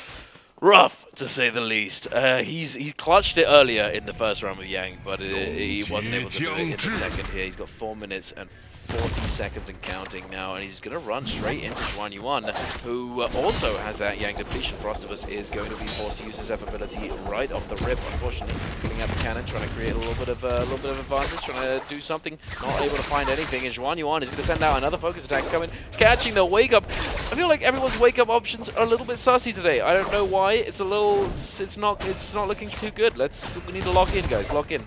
Frost. Are we going back in? We have to. Juan Yuan. He's just being really irritating right now. Oh my goodness. He sent pain. Yeah, it's not looking too good for Frostivus right now, as we're going to see trying to go for the focus attack on the top side. Still got himself one elimination into this game. Not looking too bad on the scoreboard right now, but yeah, definitely not the place that he wants to be as far as this game goes. Looks like he is going to all in his efforts onto Shen Yuan. Not going to connect off of that first one here. Kylan ult going to be coming out and released, as Shen Yuan is going to get hit by the uppercut slash from the ultimate here. As we're going to see the Stormform locking in against that Kylan ultimate. Shunwan ult coming out as well on the backside of the F ability. Recast comes through.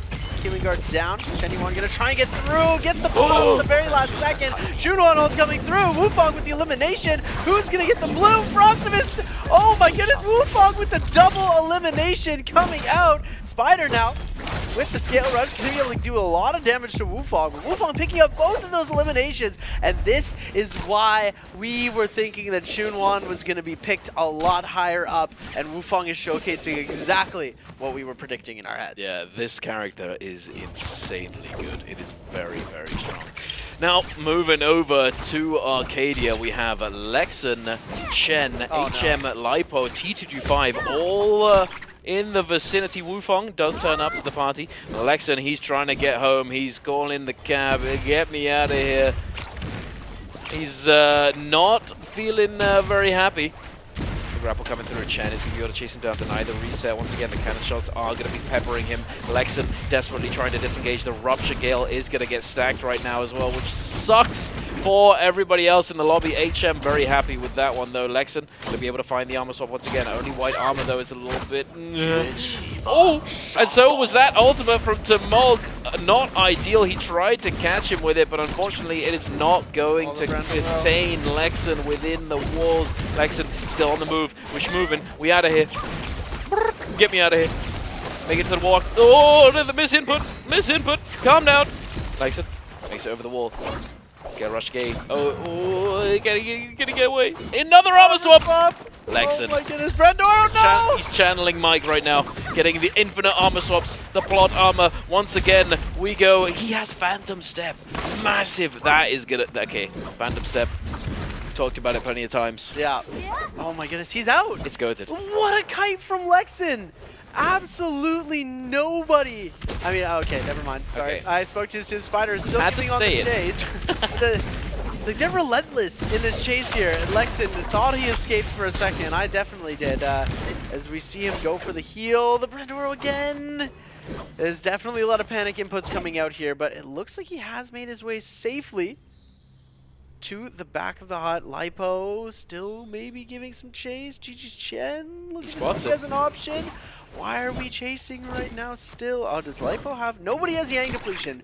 We don't need to be taking fights right now, guys. Stop bullying Lexan. Come on, leave him alone. He finally made it out. Oh my goodness, what a kiting situation, that was huge, though. That was perfect. Absolutely amazing. Lexan's having the game of his life right now. Talking to him, you know, we all saw the video. We said he was happy if he got not last, but with the performance like that, he could be getting first. That is just so amazing to see that coming out here. Oh my goodness. Look at GG Chen, though. Absolutely stacked on weapons of loot. That's going to be a Vulpine Essence, a Sap Jade. He's got so many Soul Jades. And now as the Yang Spirit Well is about to get underway, Lexan's found himself his purple armor again as well. We are going to see the Spirit Well getting capped by TT25, and it looks like HM some sort of weird contest coming out for this. Actually, TG25 taking a lot of damage right now. It's not ideal. Can he cap this? Looks like he's going to be committing for it, going to be popping the ultimate, but Wufong, oh, a moment too late. Unfortunate. But Wufong, thankfully for him, was able to get his hands on the White Tiger's prowess from the other Spirit Well. So we have 2 buff players and I believe 5 with Yang Depletion, and perhaps soon to be 4. If Spider is actually going to be able to get this flag capture uncontested. We are not contesting this? Hello?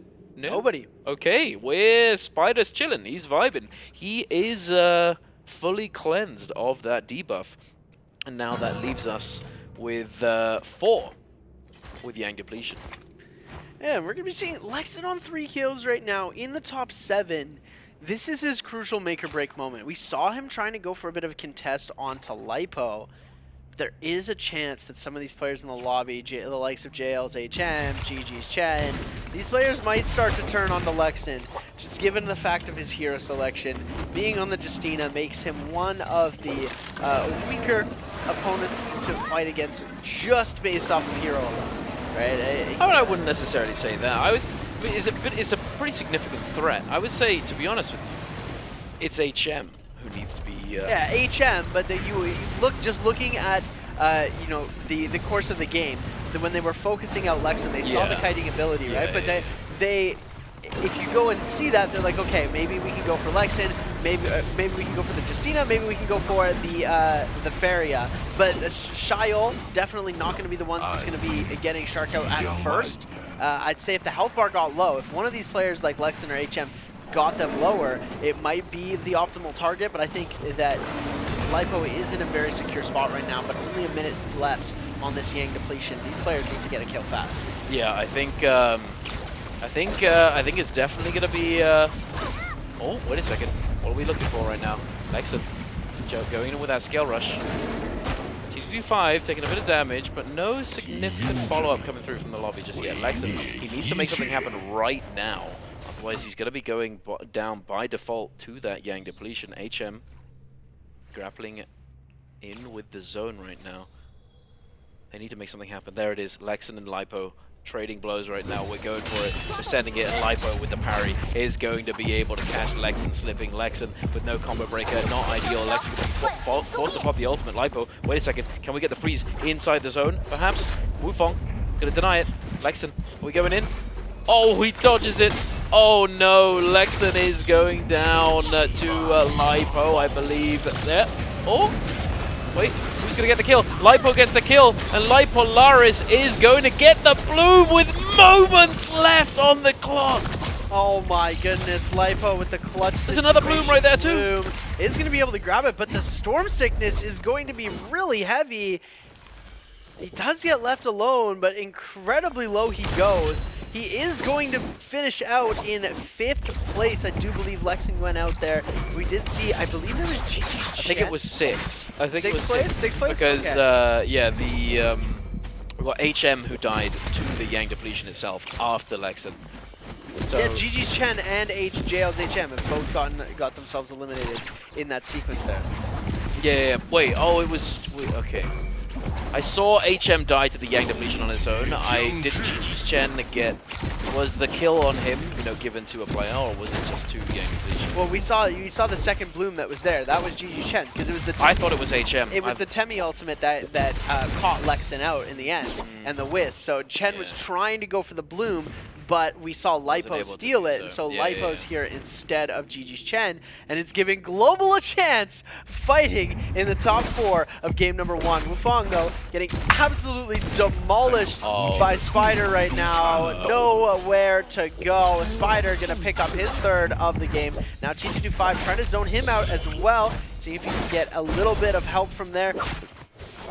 Looks to be going pretty well, but that Sky Punch is just lethal. Able to get the 1-2-3 right off of it. No dodge needed. Holds right there. Spider still incredibly low. Ultimate is available for him, so he has that option to select if he needs to. We are going to see him get incredibly low. The ultimate is going to come out now. So you're going to see him start to focus his energy over to Lipo. Now brings it back on the other side to TG25, wanting to get that Lonnie ultimate out as fast as possible. We are going to see it come through here. Dazzle is going to come in. Beautiful dodge from TG25. So we're now going to see the range shots coming out on both sides. Ultimate is down. Spider in a lot of trouble here. TG25 going to send it off. Wait, what happened to our fourth player? When did we see him get eliminated? Spider, oh my goodness, the spear bomb going to be coming through. Gets knocked away. TG25 with the elimination. Now Lipo getting the Soul Bloom is going to be fully ulted against a dying ult of TG25. No armor left for him as well. We are going to see the first shield proc come through. It does connect. Lipo, we might get to see a global MVP here. We could see this coming through. 2 eliminations on the board for him. Gets the overhold, F ability invested. Tries to go for the last spear throw. Isn't going to connect. The jump LMB cancel. 1 hit left. Lipo with the F ability knocks him into the zone. And oh my goodness, 5-1, Polaris winning game number 1. Locked in. Ooh, we got him. 5-2-1 Polaris. He was looking locked at the beginning of the day with those duels in the Marshall Arena, and he's looking locked in right now. Very nicely done. I feel like the sequence did stem from that Yang depletion situation towards the end there, where Lexan and him had to make something happen, and Lexan got red, the release came through, and then he wasn't able to survive.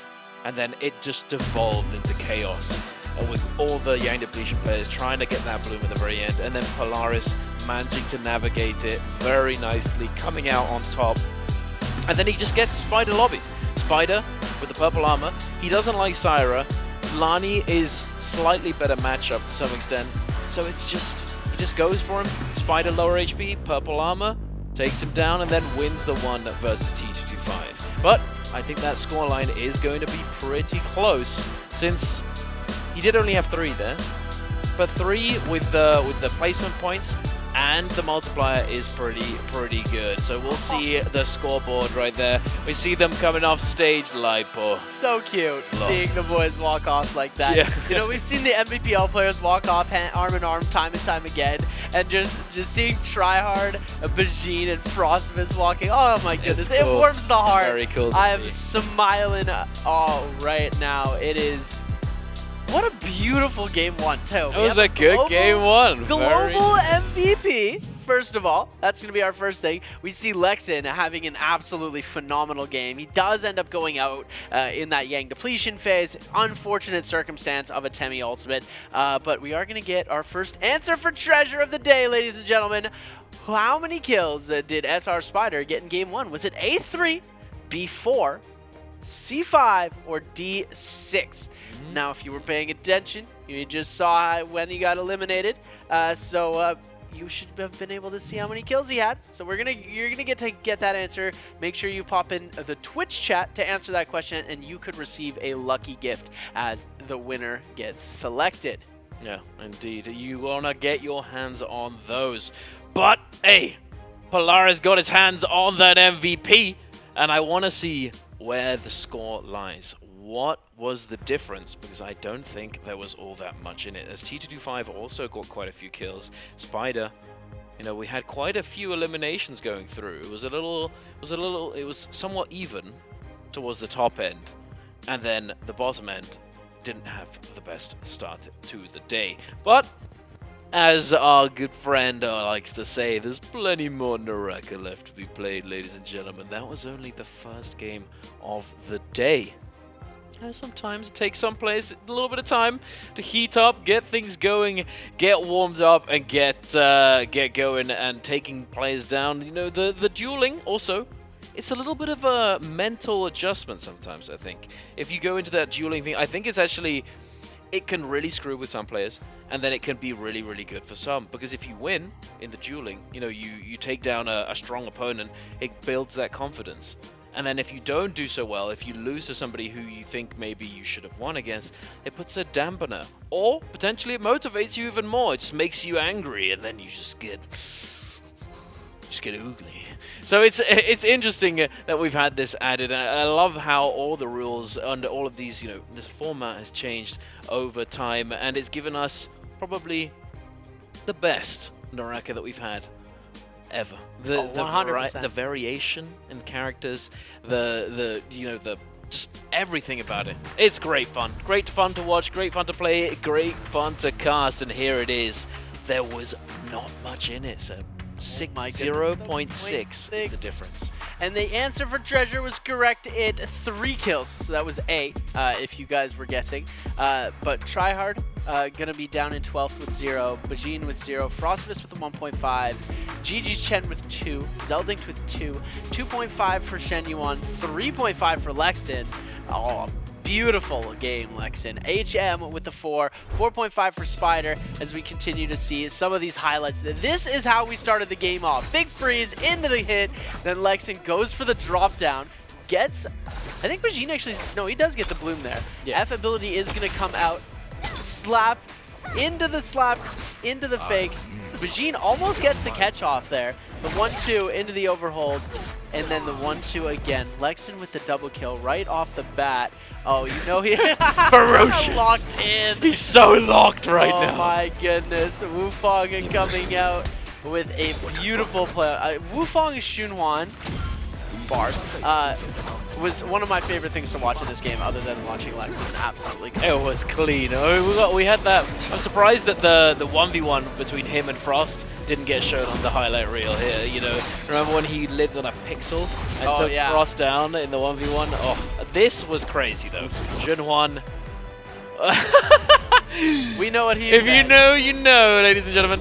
And then right here at the very end, look at how much time is left on the Yang completion. 5, 4, 3, 2, 1. 1 second. Less than a second left on the Yang depletion. Insanity. And then Spider just ruining Wufong's day. It was just, he was having such a good game.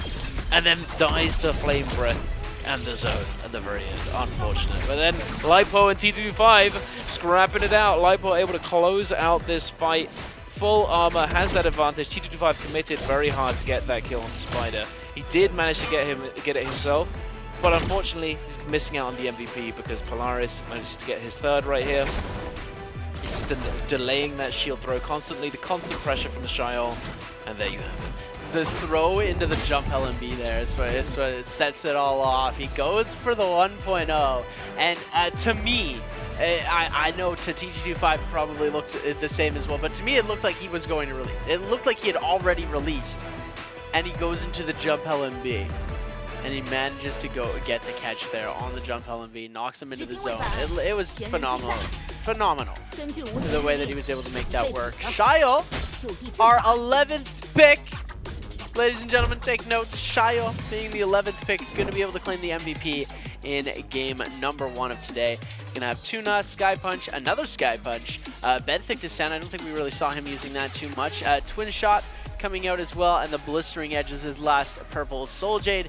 Dual Blade's going to be coming through with 10,000 damage, 3 kills, 14,000 overall damage, F1V1. And wow, skills and ultimates, only 2,000 damage to the pistol, only 523. Wasn't using range weapons too much. No, not at all. It's interesting to say the least as well that Shiol is our first MVP of the day. Actually kind of crazy. And then the second highest points from that game was Lani as well. You know, I know the boys back there just, what's going on? We've got Shiol MVP and Lani doing well. What's happening? You know, but they managed it. Lipo locked in gaming. Very nicely done indeed. But that was only our first game of the day, ladies and gentlemen. We're going to be going into our second pretty soon, and I want to see what those character picks are going to be looking like. I don't think Shiol and the MVP with her is suddenly going to, like, her popularity is suddenly going to spike. I don't think that's going to happen. No. Because she still has that weakness of the multi-way. She was able, Lipo was able to make it work there, but it's, you know, it's very difficult to replicate that sort of result. Lani, surprisingly, is performing well in game 1, because that's what happened on day 1 as well. Yeah. Verse was able to clutch and do really, really well with the Lani.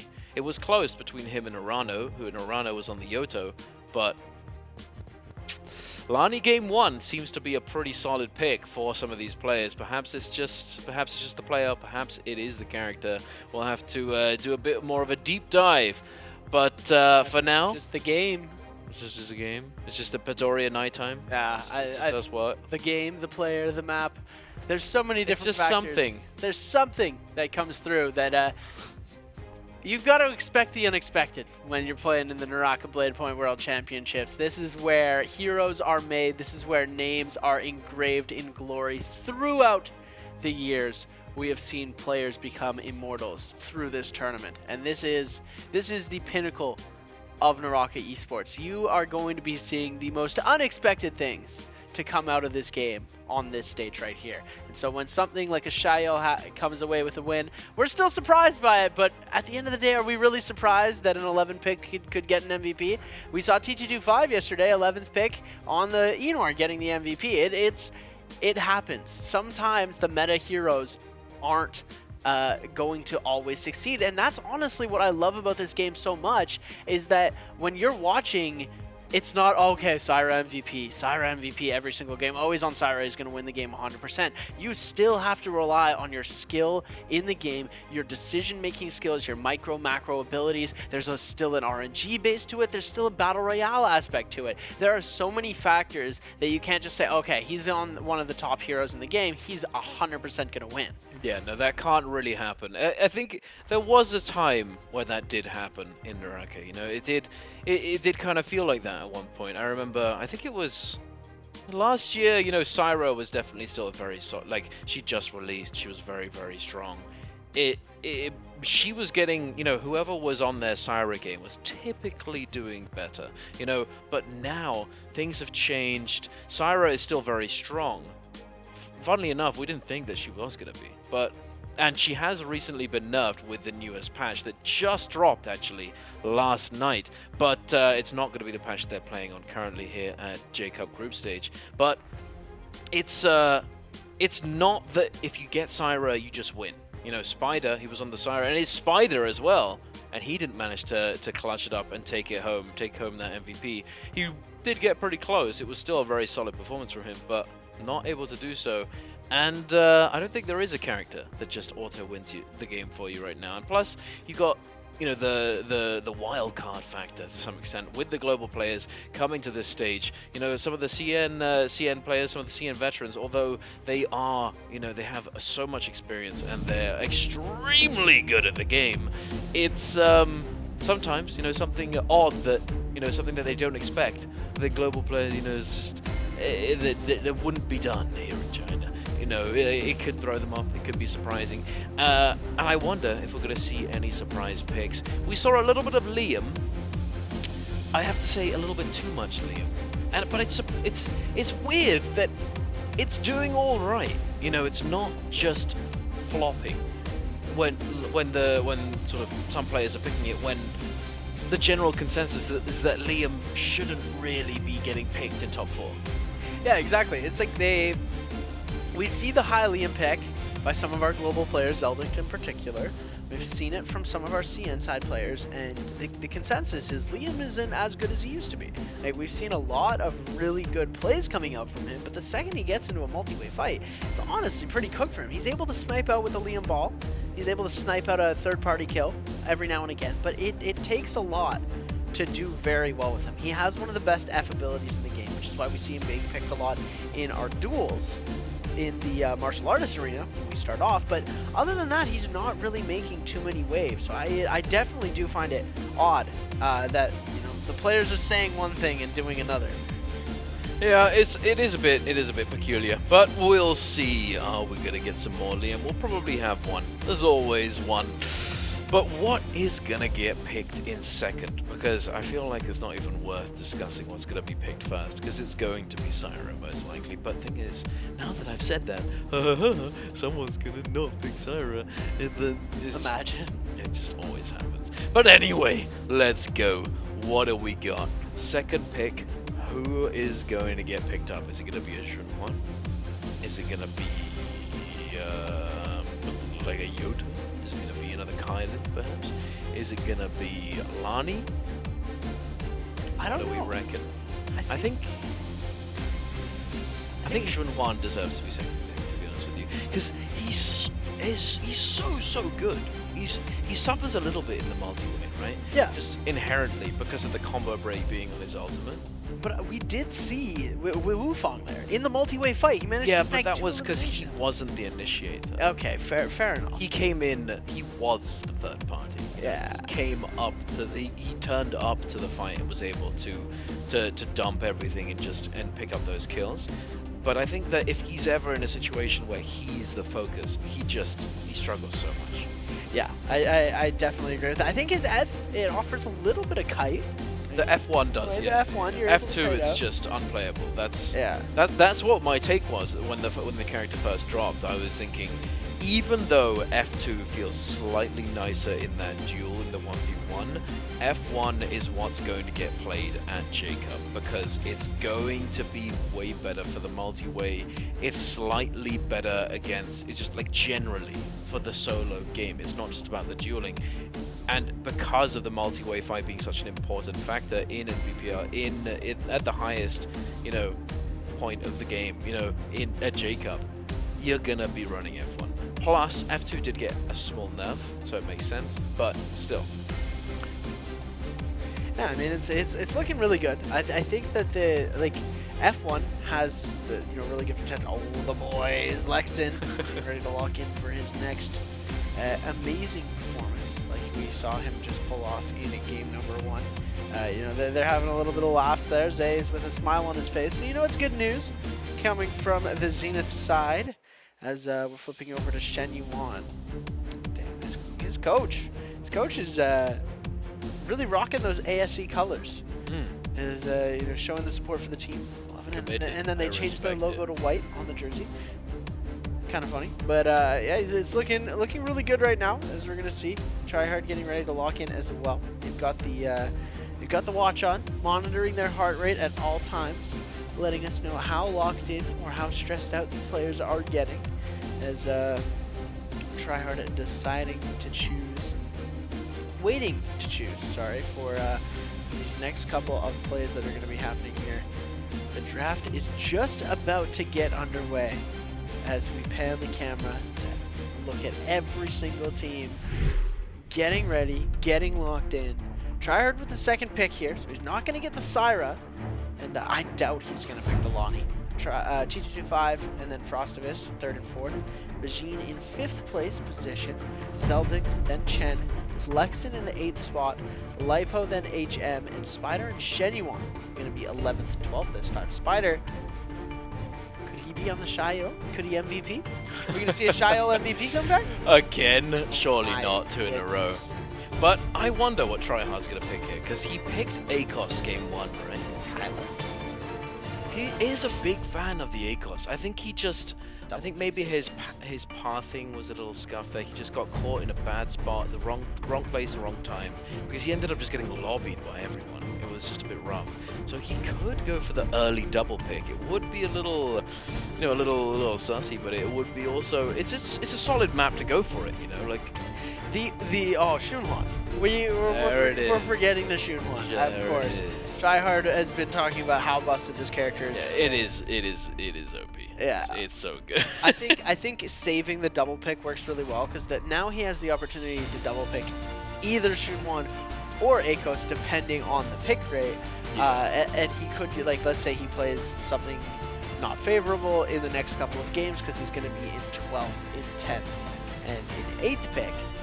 Over the next 3 games. In the last 2, he then has the opportunity to pick, to double pick, and has freedom. Frostavis on the Yodo, that's the double pick right there, isn't it? Yep, it is. Wow. That's double pick early. Interesting.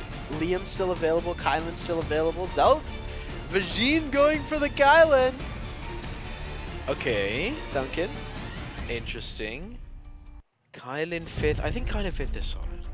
Yeah, I think it works. I think that's solid. Your face made it seem like it didn't, but I got a little mixed up because I was thinking, wait, didn't he? Isn't this another double pick? But no, I remember Bajin was on the E0 one. So Zell is now going to be going for the Justina. This makes more sense. Yeah, I like this spot for Justina. It makes much more sense. I think Enor could take that spot though. I think Enor could go Enor 6th certainly and 7th. could. Yeah, I think Enor may get picked by Chen right here. I think if Chen doesn't go for the Enor, then Lexin might. Yeah. Liam's gonna come out here. Actually, Lexin does. He could pick the Temi. So they see the Liam. They're gonna react to it. Enor on the table here. We've got Shyle available as well. Enor, yeah, there we go. Lexin locking the Enor, and I think that's a really good spot for him. My PC in the hotel is right next to his, so I've been watching all of his matches when he's training, and he's been grinding that Enor out a lot, and I can't wait to see how he's going to be able to play with that. Lonnie, all the way down to 9th pick position for this game, is going to come on to that side. Lipo could be with the Lonnie pick here. Maybe we get the back-to-back Lipo MVPs. Being on the Lonnie might be a bit difficult, but it could always happen. TG25 was in 2nd place. He almost got the Lonnie MVP. Shile's going to go in 10th place for JL's HM. I think that's the right play there. I think that he could go for the Temi, but I don't think HM's Temi is as strong as he would like it to be. So, but leaving Spider the Temi. Oh, of course, Spider's going to take the Temi to block Shenyuan. What are we rocking here, buddy? Does he have the target chuckle? Oh, I saw it. He saw it. I saw it, bro. The little twinge at the edge of his mouth. I knew it. Just for you guys at home, ladies and gentlemen, Duncan has a Wolf King's Fang Greatsword in his hands right now. Like, he just manifested this Tarka pick out of absolutely nowhere because nobody else was looking for it except for him. But I knew. The thing is, Juanyuan, he does like to play the Tarka, and his Tarka is solid, and it makes sense if you're left in this kind of position. It's not bad, but I'd pick Tarka over Feria. I'd pick Tarka over Chen. Here's the problem though. Daytime Holoroth is probably not the best. It's not the best for Tarka. Fireflies are a huge part of the Tarka G gameplay. I mean, it's okay, but it's just it's hard. It's hard to play it here. I think. Well, we'll see. We'll see, because you do have the Firefly cages. It is playable. It's just a little bit rough if you're in that sort of mid to late game transitionary phase, and then you have multiple. If you have a good early, then you're all right. You'll be fine because you will probably be able to make it. And we've seen Juanyuan do that. We saw him MVP with the Tarka on Holoroth. I struggle to remember if it was a daytime or not.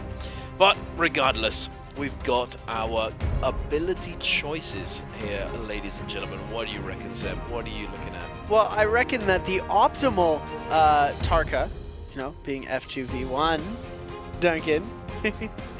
He's no. Maybe he hurt you. You're in the arm. Guys, I might have to run away here. You might not hear me for the rest of broadcast. Thing is though, you're right, because and it's not to do with the Fireball though. That's the thing. It's to do with the ultimate. The V1, right? It is objectively slightly more optimal than V2, because there are those situations when you are going to potentially get kited, and it's also having the combo breaker is helpful, obviously. With the nerfs that were given to V2, it made it less playable. I was a big V2 believer originally, right? But then when they nerfed it into the ground, V1 did objectively, it arose. Everyone was playing it already in MVPL with V1, and at the time I was thinking that V2 definitely was the superior choice, but now V1 is definitely slightly better. I just like to give you a hard time with that one. But here's the thing, right? Fireball is really bad. It's not good. Like, the only value of Fireball are the combos. You can get you get the lift, get the Fireball into the extension, and then you can potentially one-shot someone. We've seen Juanyuan do that, pull that off multiple times. So the value of that is definitely there. But here's the thing. you need to be able to hit the combo in the first place. The reason why Xuan Yuan is able to do this quite effectively with Fireball is that his neutral is really, really solid. He's a very, very good player, right? But it's still a struggle. F1 provides a lot more neutral potential in a lot of scenarios, but running F1 with V1 is sussy, because if you use your F in your ultimate, you lose 20% of the charge. But we're on the ground, ladies and gentlemen, and Spider, he's cooking. He is vibing, and he gets first blood onto TE's Wufong right off the rip. Nice weapon swap from a Spider to be able to secure that elimination.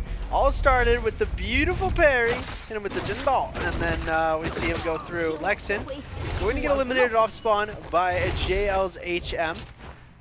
Does end up going out. The uppercut into the jump LMBs from HM is going to be the downfall there. Frostivus, though, with the kill on T225 that we saw in the kill feed. I believe they're in the city of Tang. As we see, this is closer to the Yushan Ruins where HM is lying. GG Chen now facing off against Sun's Tryhard. You're going to see trying to make something happen. 1.0 release is going to come through. The overhold is good. The 1-2 going to connect from Tryhard. Brings it back around. Does get the connect, but he doesn't get the 2. Oh, big F ability could come in here, but he's just going to use it to kite out this situation. Oh my goodness, the grapple check is going to come through. Chen finds the armor swap. Tryhard trying to get out of this situation. Goes for the overhold. Isn't going to go for a throw. Zeldink now getting in. Beautiful parry comes out, but the catch is going to come in. Oh my goodness, Tryhard with the double catch on that jump LMB there. Double charge going to come through. Zeldink actually now becoming the lowest target. F ability invested. Will he be able to get the catch off? GG Chen just going to go for a bit of looting here. Oh he's just letting him. You guys have fun. I'm gonna loot real quick. All right, what's happening? He turns up, and they've run away from each other. But he manages to catch up to Zeldink. Zeldink getting a nice opening parry as well. Chen gonna be able to go for an armor swap, and he's just looking for the disengage. But now heading over just west of Plume Castle. Wait a minute. Bajin, it was looking like he was cooking, but he's not cooking, he's cooked. And Lipolaris picking up his first elimination of the game. Very nicely done. It was looking good for Bajin for a second there, but unfortunately that one catch, no combo break, he goes down.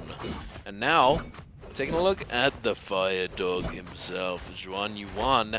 He does like to do this consistently, and you want to know why? Because if you are forced to play Fireball, because you're playing V1, you need a high-grade weapon for that Fireball, otherwise it's going to do no damage at all, and this is potentially going to give him a really nice start.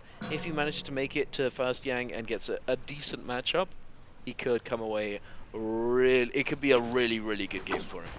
Taking a look at our scoreboard, we're going to be seeing Frostivus with 1 elimination on the board, Lipo with 1 kill as well, and then Spider has his elimination on the board. We're going to see now ultimate invested from Zeldink to try and get this elimination off on a GG Chen. F ability invested. Zeldink going to use one of his last dashes. He's got 1 more dash. He's just going to use it to kite out because he does not want to get caught in one of the Liam balls. Oh, misinput on the grapple there. Does not get the catch that he was looking for to try and catch up to Zeldink. Zeldink gonna end up knocking Chen into the sky. Chen just gonna go for a bit of a reset here. No ball catch, and now Chen left completely exposed with only his F ability remaining. Oh my goodness, Bajin on the respawn is run directly into Frostivus. Will Bajin be able to make the play for the win here? We are gonna see purple weapon, blue armor for Frostivus. Bajin only with the blue weapon and the gray armor. We are going to see the catch coming through, though. No combo break available. Jump LMB, jump LMB, jump LMB. Oh my goodness, Frostivus now has that ultimate invested. We're going to see Kylan versus Yodo. It's big sword versus bigger sword. Frostivus going to try and hold on. Bajin doing a beautiful job of dodging here. Get that hold through, but no, my goodness, Keeling Guard activated. Bajin saved for another day. Frostivus is going to be taking a bit of damage. Rogue's going to come through. Ultimate's going to go down. He does manage to get it, but the ults are going down. 1-1.0, and it's all over. Bajin going to prevent the heal. 1 damage. Oh my goodness, Frostivus with the pistol shot of destiny going to be taking Bajin out. Oh my goodness, so close to the victory there, but Frostmiss is going to secure that kill. Lexan getting diced up by HM yet again. 1.0 is going to get dodged. Lexan finding the armor swap, and we are going to be seeing him trying to kite out the situation. Oh my goodness, almost dropped the chandelier on himself here. Lexan having a bit of a movement error there. Big F ability coming out from him. Might need to ult soon though. This is not looking too good. Oh my goodness, the 1.0 almost ended his career. We saw that coming out from him, but he's just going to use the ult to kite out. I think he's just going to back off as we're now coming back to a fight with GG's Chen, Zeldig, T225, Wufang. Oh my goodness, a roller coaster of emotions over here, ladies and gentlemen. That was spicy. Frost and Pajin going head to head right there. He's going for a ride, and he didn't run. Oh my goodness, Chen locked in, ladies and gentlemen. Zell, he just drops down. Chen, he's ready for it. Beautiful. And Zeldig, bit of danger. No ultimate just yet. One read. Got the arm swap. Wait a second. And the ultimate is going to be online now. And Chen with combo break available with the ultimate up to 1%. Almost got it. Boom, there you have it. Chen has ult online. He's not going to ult immediately though. Big mistake. Wait a second. Oh my goodness, Chen. He's ult. No. Should have ulted. Buster. Oh my goodness. The Justina dash into what? Into LMB, into uppercut. Absolutely insane. That's rough. Unfortunate. The thing is, it looked a little bit goofy. I'm not sure if it was that, but regardless. Now we're gonna head over to the desert area, the sandy area, and ASC Juanyuan in absolute Giga Chad fashion is going to be going straight into the realm of Yang with no hesitation. He's first in, he's ready to go. Every single other player is still waiting to try and find, they don't want to go in first. They want to go in second, perhaps or third, or maybe last.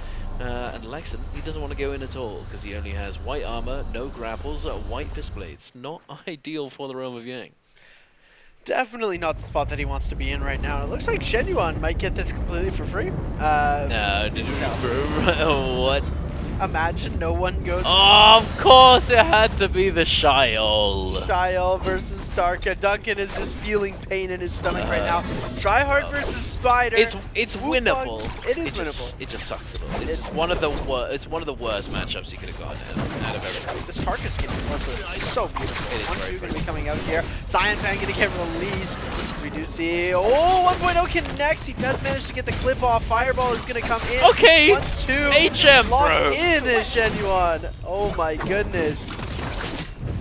Oh, big ultimate coming out here. He's got 6 fireballs available. Oh my goodness, the burn damage is going to be coming in. It's over. He's already won. Boom. Grapple. Go for the uppercut. Not going to find it. Fireball on the drop down. Oh! I called it. It's just. I'll talk about it more in a second. You run the Yang. I'll yap about Tarka in a minute. We've got T225 and Wufang on the screen right now.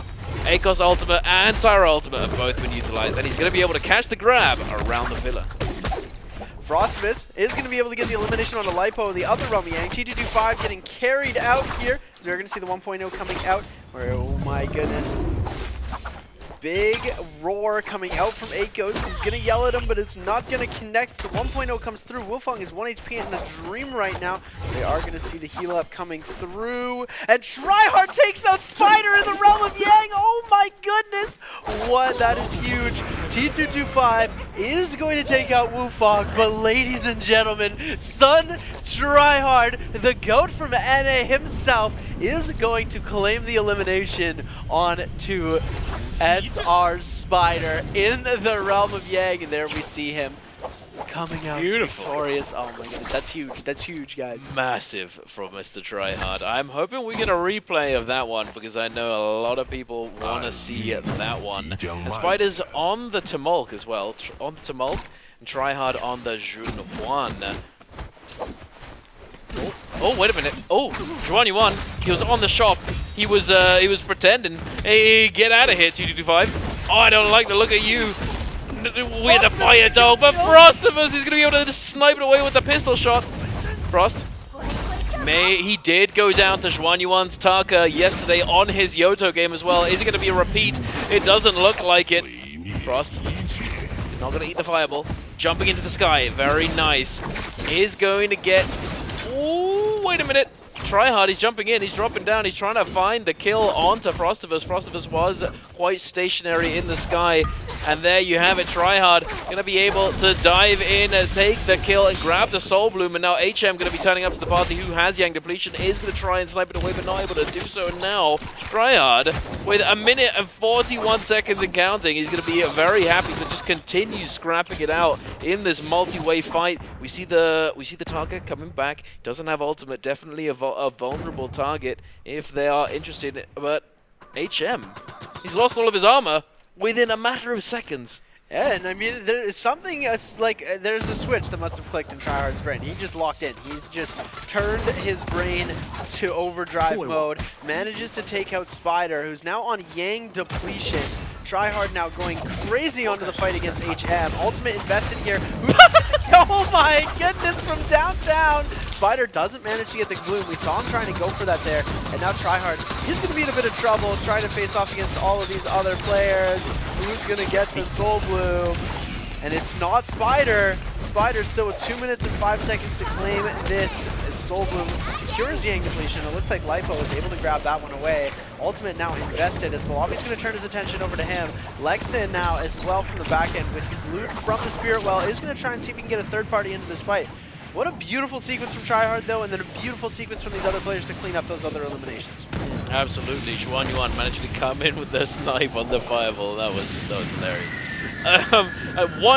One of the other values of fireball, I have to say, but it's just so easy to dodge. Regardless, the matchup in the Realm of Yang, I said I was going to yap about it. I will. Oh, wait a minute. Okay, thanks, Spider. I'll continue with that later. He is going to be able to get the Wisp onto Wu Fong. Looks for the counter grapple. Wait a second, Lexin. He's just in there. Oh, in the Stamina Strike too, I believe. Oh no, wait, it could have been Cyan Fang. Spider gets the. It was the Stamina Strike, I think it was. It was one of them. It was one of them. It was definitely Cyan Fang because he's on the Hung Sword. But we are going to see Spider manages to clean that bloom. So Spider is going to still be back into this game. Only one elimination on the board, but Lexin looking to be in a bit of trouble here as Lipo sees the low HP. And wow, Lexin not getting the bloom is a little bit of an upset there, as Spider being able to claim it. Super great for him though on his side, as he is now cleansed and ready to just go on the full offensive. We are going to see him just try and go for the reset here. No reset available for him. F ability invested. F ability used up. Absolutely no value coming up from it that way. Very low in HP. He does have ultimate available, but we are going to be seeing him try his best to kite this situation out. Nice grapple. Oh my goodness, the pistol shot's coming in. He's just, no, Lexin, where are we going here? Why are we running into the cacti? That is not what you want to do, buddy. But anyway, we're into the realm of Yang once again, ladies and gentlemen. We've got Tryhard going up against T225, the ACOS versus the Juan. Tryhard able to avoid right there. Oh, nice pounce coming through from T225, able to armor through that focus release from Tryhard. We get the F coming through, we get the connection, but no follow-up, unfortunately. And the fist blades on the cross is going to catch him. Unfortunately, he does get slowed down here. T225 are going to be able to lock it in. And it looks as though Frostivus is going to be able to win out his Realm of Yang as well, locking it down that White Tiger's prowess. I'm not sure who he went up against. I didn't manage to catch it, but we'll find out shortly, I imagine. But yeah, the matchup between Shiol and Taka, finally I'm going to get a chance to talk about this. It's literally who wins the initial, right? But the thing is, with a combo break button on F for the Shiol, it does give a pretty solid advantage. You know, Fireball or F1, you know, it's not the combo break utility that is so valuable, allowing you to get so much leverage and pressure within within neutral, within, you know, like those lines, the risky lines. You're able to actually leverage the fact that you have the combo break up and ready. So it's definitely a bit difficult. And if you don't ult early enough on the Shiol, which HM didn't, right? He ulted very late. He'd already lost his entire armor before ulting. You're going to be able to chip down the Trial enough if you haven't lost very much of your own health as a target right there. So it's just cooked.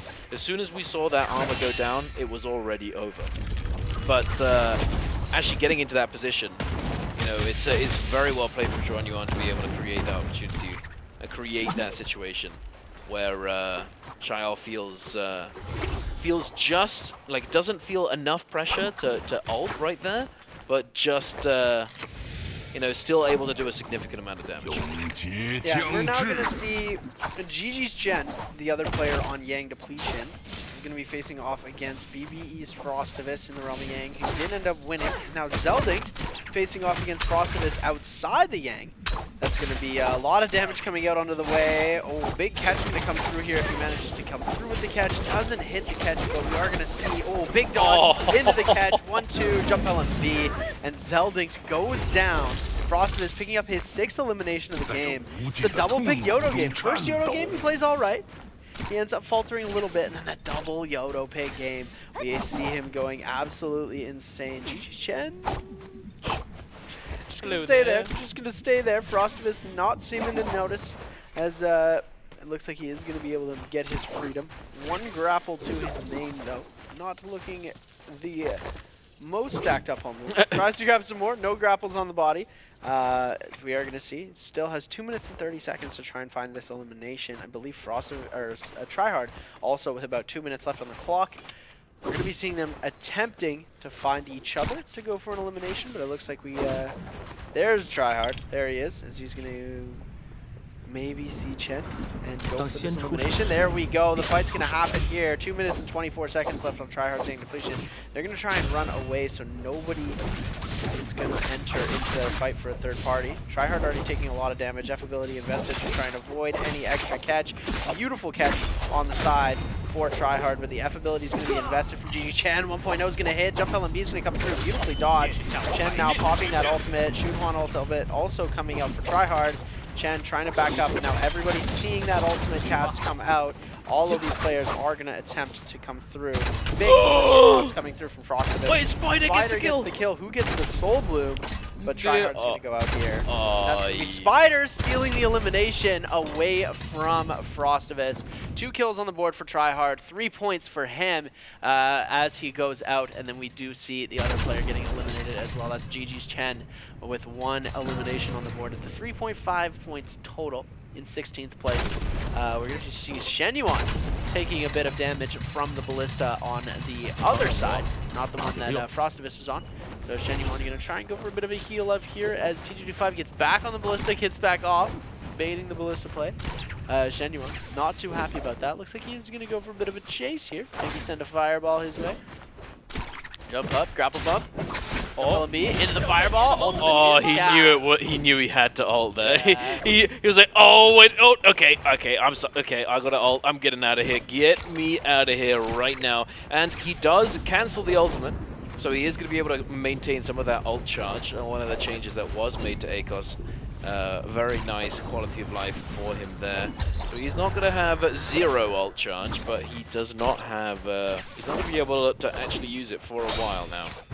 Juan Yuan is going to be continuing to give chase. The F2 is going to come through from both of these players.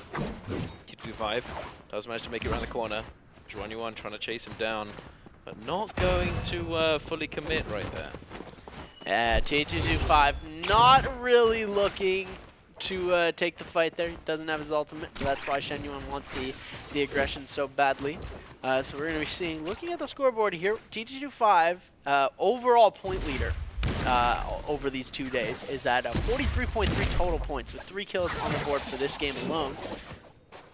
Frostivus with 6 eliminations already, doing absolutely amazing. Shen Yuan with 2, Lipo with 2, and Spider with 3. As we're going to see, these are our last 5 players. All going to be duking it out for this Yang Spirit Well and our regular Spirit Well. Big Cavalry Bloom coming in, dealing a bit of damage over to Spire. Shen Yuan's just getting aggressive. He's like, anyone can catch it. Oh my goodness! Fireball into the cannon shot. Anybody can catch these hands right now. I know it's right before Spirit Well, but I'm trying to burn some multis. Every time I see him press the, it just makes me chuckle. It's just like, fireball, fireball.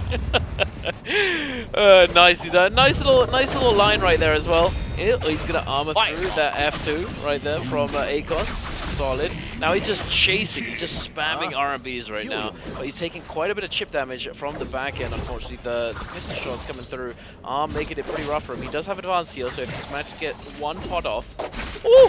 Spicy! Wait a second. No fireball just yet. Gonna have to use the ultimate right now. Gonna send out that focus attack. He's in a bit of a... Yeah, he's cooked. He's dead. Unfortunate. Oh, big V counter, and there we go. Lipo actually with the kill steal.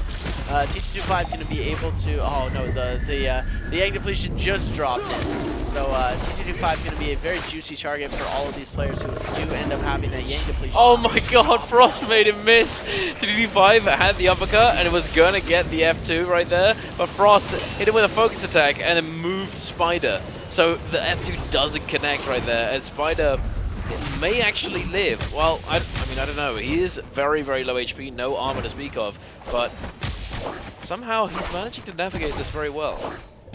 Yeah, I mean, he's one of the greatest players in the world. I mean, obviously, he's going to be able to navigate. But yeah, no, doing an incredible job. 1.0 is going to connect off of the side. Big stun going to come through. Doesn't connect. Everyone just throwing focus attacks left, right, and center.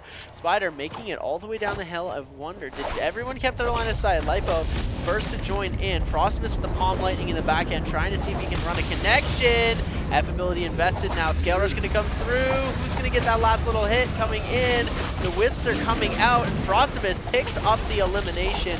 Bloom going towards the side of Lipo, cleansing that Yang depletion, and now we're down to a 3-player bout between Frostivus on 7 eliminations, who automatically gets MVP, I believe, unless T225 gets the 2 eliminations and the first place finish, or Lipo does the same thing.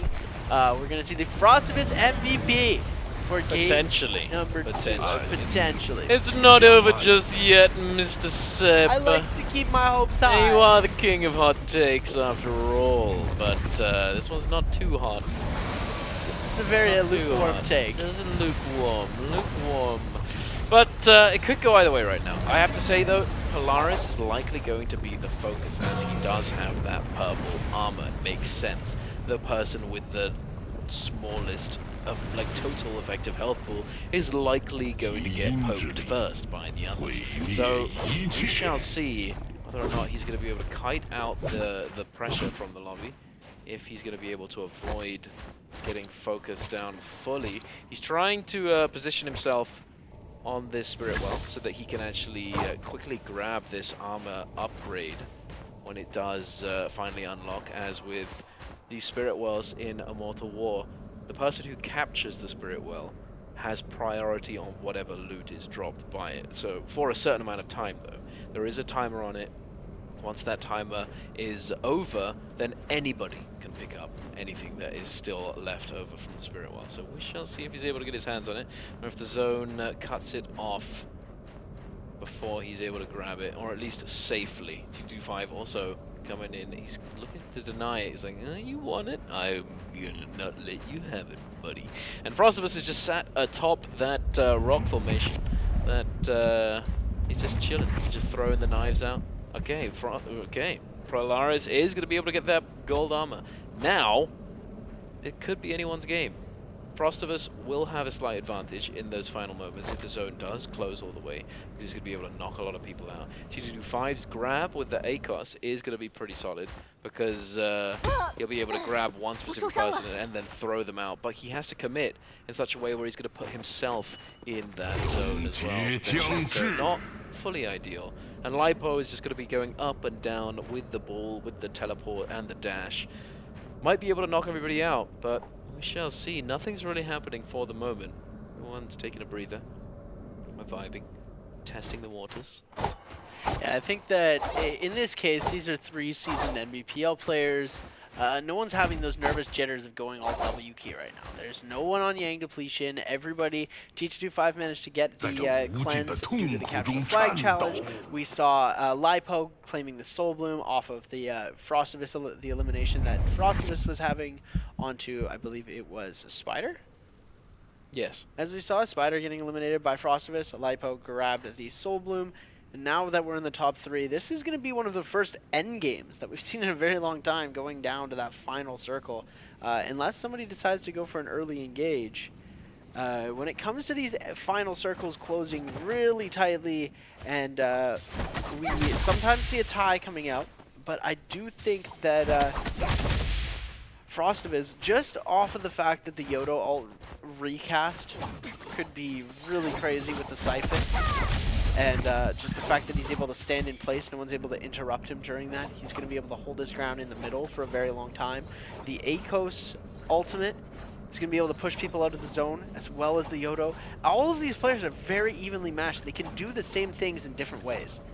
They're both able to control and push these other players out into the zone. One is more damage focused, one is more control focused. Oh my goodness. Oh my god, not like this, man. Oh my, he's dead. It's over. T-Doo-Doo-5, you're crazy. Lipo with the elimination. Frost is just like, oh my goodness. What? He just took it. I was just like, get me out. Oh my god, that's not what you want to see. But here we have it, Zeb. T-Doo-Doo-5 up against Polaris. Is Polaris gonna pull off the 1v1 again? Oh! He is! Oh my god! Oh, wait! Okay, didn't miss it, but calm down! And Polaris is gonna get the first place placement again! No way he gets the MVP again. Is that enough? It's enough! Back! Oh my goodness! Polaris with the back-to-back MVPs! You can tell by the look on his face. He is, oh, there we go. He's laughing, he notices the cameras are on him. Straight face, oh yeah. I'm cool, look at him go, look at him go, look at him go. This man is a fake cool person. You saw how happy he was. Show some emotion, NBPL players. Get excited. Oh my goodness, Lipo. This is a Globals day. Frostavis with the 7 eliminations, and then Lipo with the 5 eliminations. T-Doo-Doo-5 choking the Lipo in the clutch situation now. I mean, the thing is right here is that T-Doo-Doo-5, I mean, Polaris was the instigator in the first game, right? Polaris instigated the chase down onto Spider when Spider was on the Siren. He was kind of low. It was benefiting him because Lipo was on the Shiol, so he wanted to get rid of the Syra ideally. But then T-Doo-Doo-5 commits really hard to get the kill, right? And then right here in this situation, it's T-Doo-Doo-5 going for that initiation. He sees the moment where Frostavis isn't paying attention or isn't able to actually do anything about the aggression, and he just takes full advantage. Just dashes in, gets that blue focus scale rush, knocking Frost into the zone, and then he's just thrown for a loop. He can't get back in time, and then T-Doo-Doo-5 gets knocked backwards into the zone himself because he continues to try and confirm the kill. He's committing for the kill, and that might be costing him. It's just costing him the potential to get that first place placement because, you know, he might get the kill, but unless he's got a lot of kills and that one extra is going to be enough, he's not going to be able to get the MVP. And getting MVP, you know, it's not just bragging rights. It's not just the most points. It is also a bag in and of itself. So you want to be getting your hands on the MVP. That's 4 racks. That's 4 racks. Yeah. MVPs, that's 4 racks. Here we go, though. Which hero did the Game 2 MVP use? Was it A. Lonnie, B. Akos, C. Tarka, or D. Yodohime? If you love Duncan, spam C. If you know the right answer, spam it right away because, you know, we just saw it. We just talked about it. Phenomenal. Phenomenal win. Back-to-back for the global region. We're up 2 with Spider in the lobby. I mean, we're catching up. We're catching up in skill. Lipo is really showing that his offseason in between the finals and now from the MBPL Grand Finals or whenever he was playing last, I think it was the last chance qualifiers, the last time we saw Polaris.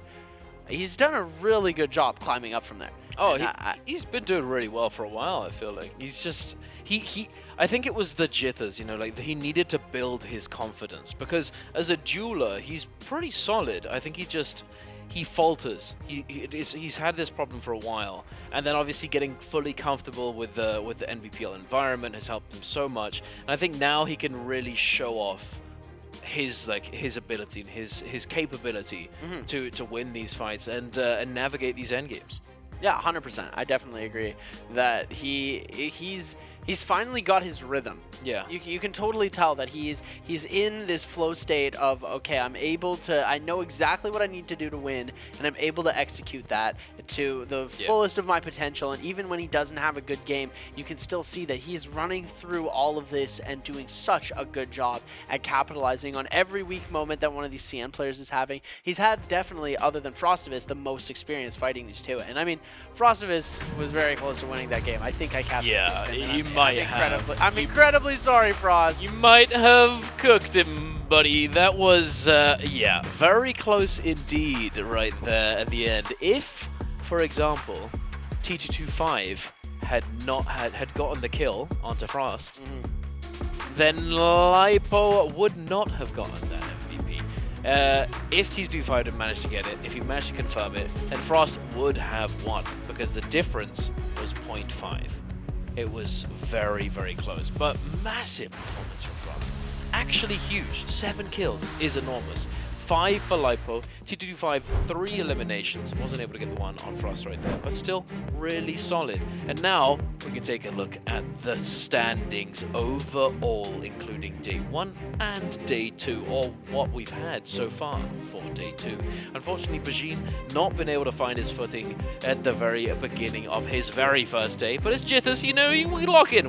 Let's get in there, buddy. Try hard, having a decent go of it in that second game. Game 1 didn't go so well, but as we're moving up now, top 12, this is where you want to be, this is where you want to stay, because only the top 12 players out of the 18 that we have here at J-Cup will move forwards into the grand finals.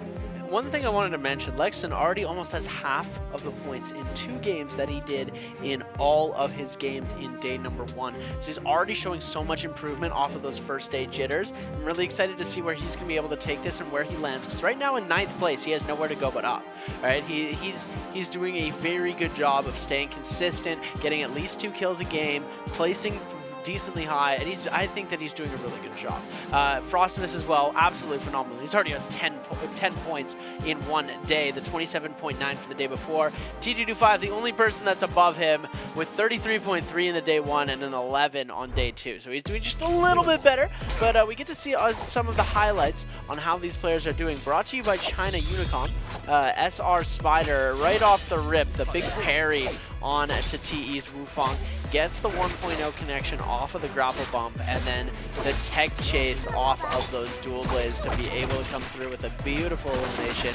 Then Bajin going out to Lipo. Lipo's first elimination. Oh my goodness, Frostovis with a beautiful parry on a GG's Chen, into the grapple bump, into the 1.0, into the roll, into the ultimate, dodges the Bleem ball, and then goes for the stone form throw.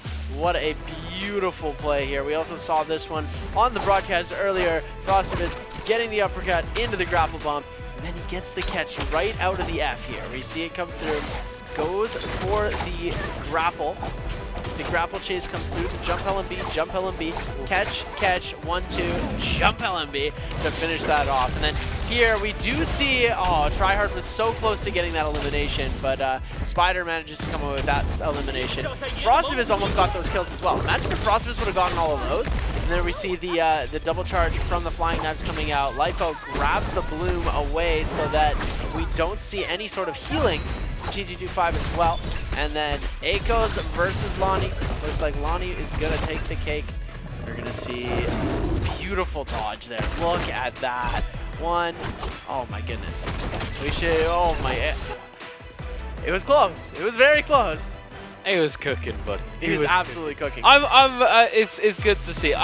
We need more of the happy Balanis. He looked very happy right there, and then he was so happy. And then serious. The camera reaction. I mean, I get it. I get why. I think everyone gets why. We can relate. You can relate.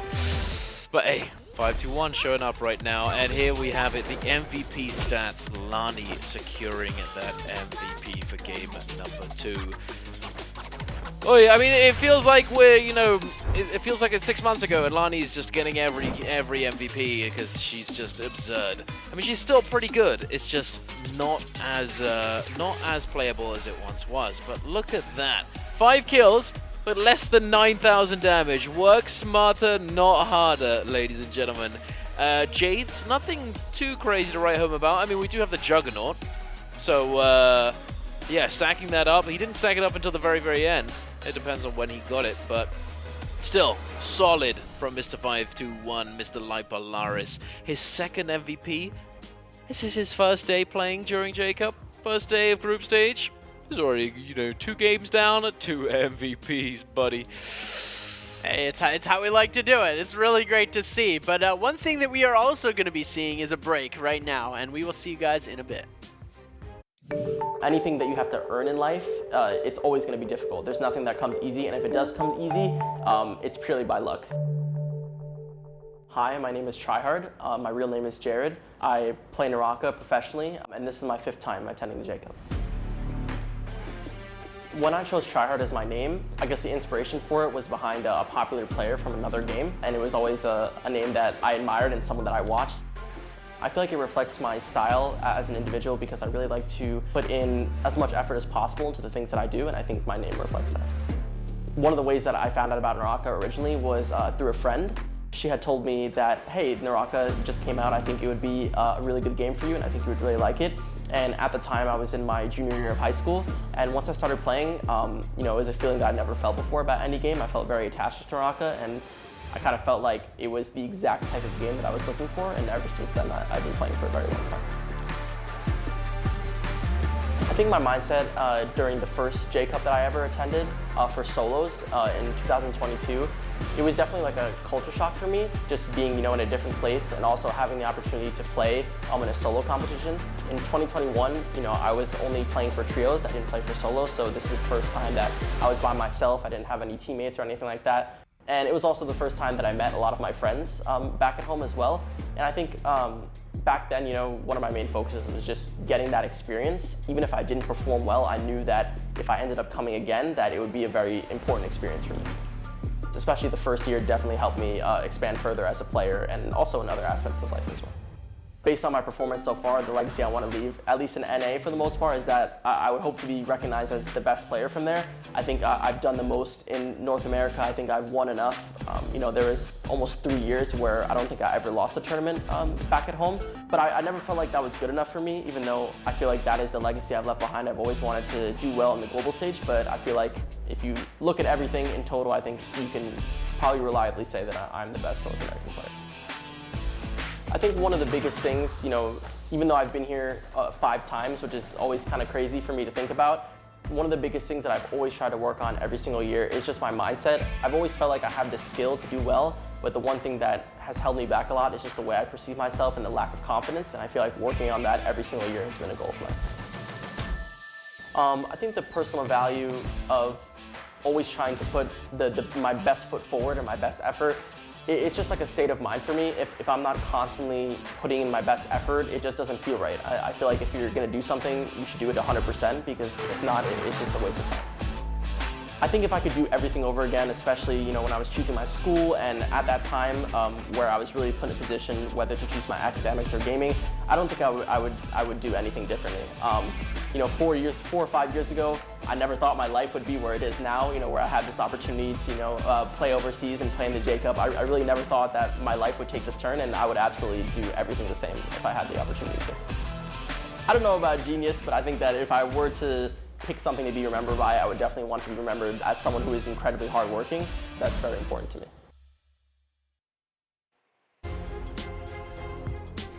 Hello and welcome back, ladies and gentlemen, and look at that beautiful skyline of Shanghai, China. It is always a pleasure to be here. I am Dunkin' Donuts, joined by the legendary Seb, and we are here presenting, casting, and hosting these J-Cup Group Stage Day 2 for the solos, and things are heating up, or at the very least for Mr. Lipolaris, having managed to secure not 1 but 2 MVPs back to back on day 2 after 2 games. Are we going for a third? We're going for a 3-piece. Mr. Lipolaris is going to get a that'd be crazy. That'd be crazy, especially with people like Spider in the lobby. You know, Spider, he's having a bit of a slow start. I mean, I feel like Spider he used to have that issue. Like, he used to have that problem where he just have like a bit of a slow start, not be able to get things going, and then it would just tilt him. He's talked about it in interviews, but he's tried to adjust, and he's managed to, you know, fix it somewhat, or at the very least, I would assume so, considering his performance throughout the year. But, yeah, Juan Yuan as well. He got 2 kills on Taka with the viable funniness, you know. But, yeah, he needs to get a few more than that. He needs to get a few more kills, a few more points if he hopes to cement his position in that top 12 after today, since it is his second day after all. Yeah, it is looking a little bit tense for some of these players who are on their second day. They might need to start putting up a few more points on the board, but for these players who are coming out and this is their first day of playing, they're looking very secure, especially when we're going to go into day 3. They're looking like they're going to be on track to making it to the finals. The 2 SEA region players that are in the lobby right now, BBE's Frostavis and 521's Lai Polaris. At the top of the leaderboards right now. Polaris doing a very good job with the back-to-back MVPs, and I mean, Frostvis has had 2 really good games back-to-back on the Yodo. Didn't MVP, he didn't get that MVP, but he still managed to win a lot of fights, get 7 eliminations in game number 2, and put himself, he's second on that overall leaderboard. So he is definitely going to be in a very good spot going forward. 4 games left for his day and 4 games left for his group stage. So he's going to leave it all out on the field there. Is that Mike coaching Spider for a second? No, it's not Mike. It's not oh, no, it's not Mike. I thought it looked like Mike for a second from the side, but it is not Mike. I don't think, no. Celebrity coaching? Really? As much as Mike and Spider are very good friends and they do share a lot of things, I don't think it would be unlikely to see Mike coming in and coaching for Spider, who is, although he's his good friend, he is his direct competition for this gym. Fair enough. Would have been, I thought for a second, I was like, the hair looks familiar. Would have been crazy. But Shen Yuan there, getting ready to lock in as well. Try hard, looking set, looking ready.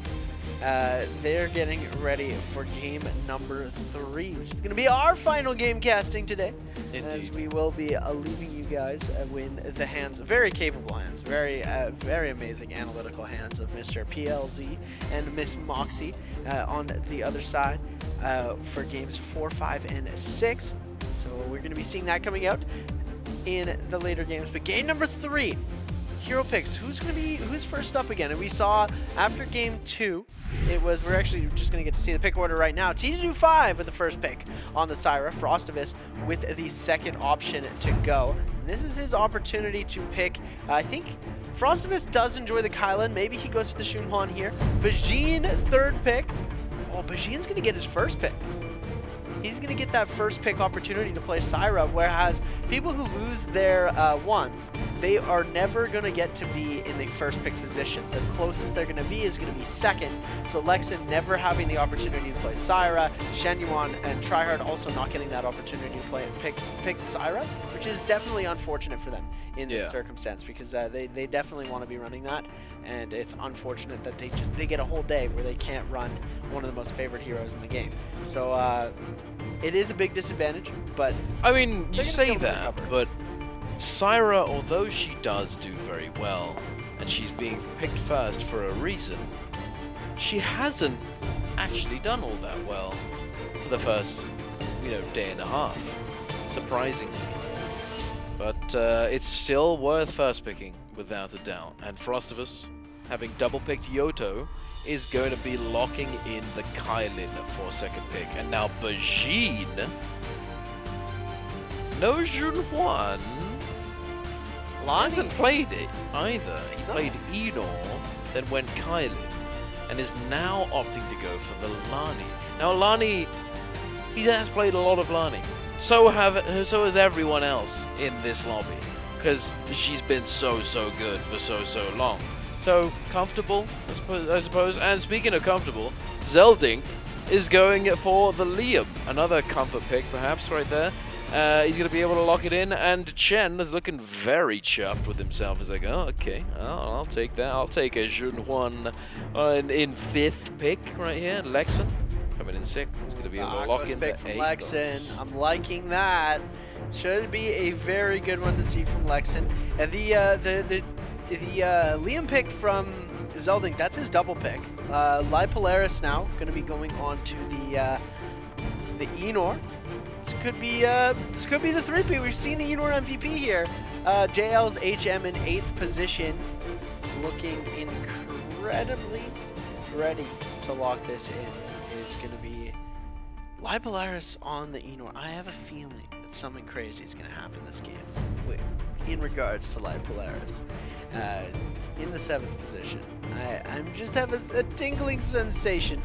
HM all the way down in 8th is going to get the Yodo Hime pick. And then we're going to be seeing it coming through Spider in 9th, and then Shen Yuan in 10th. Then 11th and 12th is going to be Wufong and Tryhard. Tryhard with the last pick option. What do you think we see Tryhard play here? I think we're seeing Shiol for Spider in 9th. 10th is going to be Temolch for Shen Yuan. There's no way he doesn't pick Temi here, right? Yeah, I reckon it's what? Pretty safe, but I guess not. Maybe he's not too confident in his Temi anymore. No way. There's no way. He's the best Tamulk in the world. Like it is not even close. Like he is considered that without a doubt, right? Perhaps it's just he just doesn't want to play it on the Morris. Perhaps he just doesn't want to play it. Doesn't fancy it. He's gonna save it for later on. Perhaps it's a clutch. But Wufong, very happy to pick up that Tamulk. We do have a few characters here. I think we have Valda. Yep, Valda. Tryhard is a fan of the Valda pick as well. He talks about how he thinks it's very, very good, very, very strong. So let's see if he's able to get some kills, get some points with that one. It's definitely a solid pick, I reckon. I wonder, how's this game gonna go? Oh, GG10 is clip game. Wait, he's clipped up the gamer clips, ladies and gentlemen. You've seen it here. Mike and now Chen also rocking the clips. Bajin is locking in. Taki looks very locked. Taki looks more locked than Bajin. Taki looks very serious. It's like, okay, we got this. We had the chat. Getting locked in. Juan Yuan, he's still chilling. He's still vibing. I'm surprised he's... Okay, I was going to say, move the cable, buddy, because it's on the keyboard. You don't want that in the way, but it's not ideal. He always looks very cozy. He looks very cozy. Every single time. Every time. He's always just sort of like lying back in the chair. He's got the jacket on. He's very cozy. Perhaps it's he just needs how he like likes a to heated play. blanket or something. Yeah. It's a beanie or something. Here we go. What are we rocking? V1 on the Liam ultimate for Zelding. He just seems to be rocking it. He doesn't like the Liam ball. He's going for the V1. He thinks he's got something with it. And I mean, he did manage to pull off a few nice combos. Yeah, he almost got the He TOT. almost got Frostivus, but Frostivus was able to do it. Almost one of the most insane comebacks I think we've seen in a very long time. Lexin, not getting to see what he's picking for his ultimates and abilities. But we're going to be seeing him 93 heart rate, 92 heart rate coming here. 100 for most of these other players. Resting heart rate up at 125 for HM. Bajin is going to be at 115, 123. Pretty standard across the board for all these heart rates. Yeah.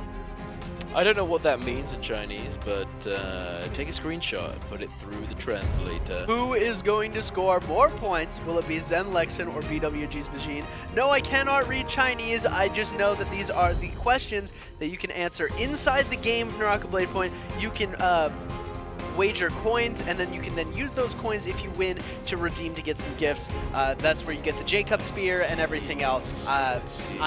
I'm not going to lie to you guys and say that I read that, but I just know that that is the question. I respect it. I respect it.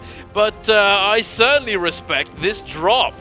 What on earth am I looking at? They're so close together and overlapped that they're just actually overlapping each other. We've got so many players all dropping in that one location. It looks like an EU lobby right now. It looks like a global scrim right now. What's going on? We're just getting a ooga booga. I'm all for it. On to the Morris Isle, the original map of NARAKA Blade Point. Here we go. Ladies and gentlemen, game number 3 kicking off. We got Spider T225 very close together. We might bump heads very soon. Purple Cannon looking good, very nice. I'm assuming unless we trade blows oh, there we go. We're going in. T225 gonna get caught by the Scale Rush right off the rip. Gonna be forced to use that combo breaker. Spider gonna try and chase him down, but he gets lost along the way. And now, oh, a little bit of a movement error. Going out the window, all around, ring around the Rosie. It's time, and T225 fighting back, trying to send out the Scale Rush, not able to follow it up due to the terrain. Spider still giving chase. Jump on MB, catching him. Oh, no carousel, not able to react. Double Scale Rush though. Wait a second, T225, he's not having fun. T225 still getting chased down. The jump LMB clank off of the Scale Rush is going to prevent any extra movement. Spider going for the cutoff.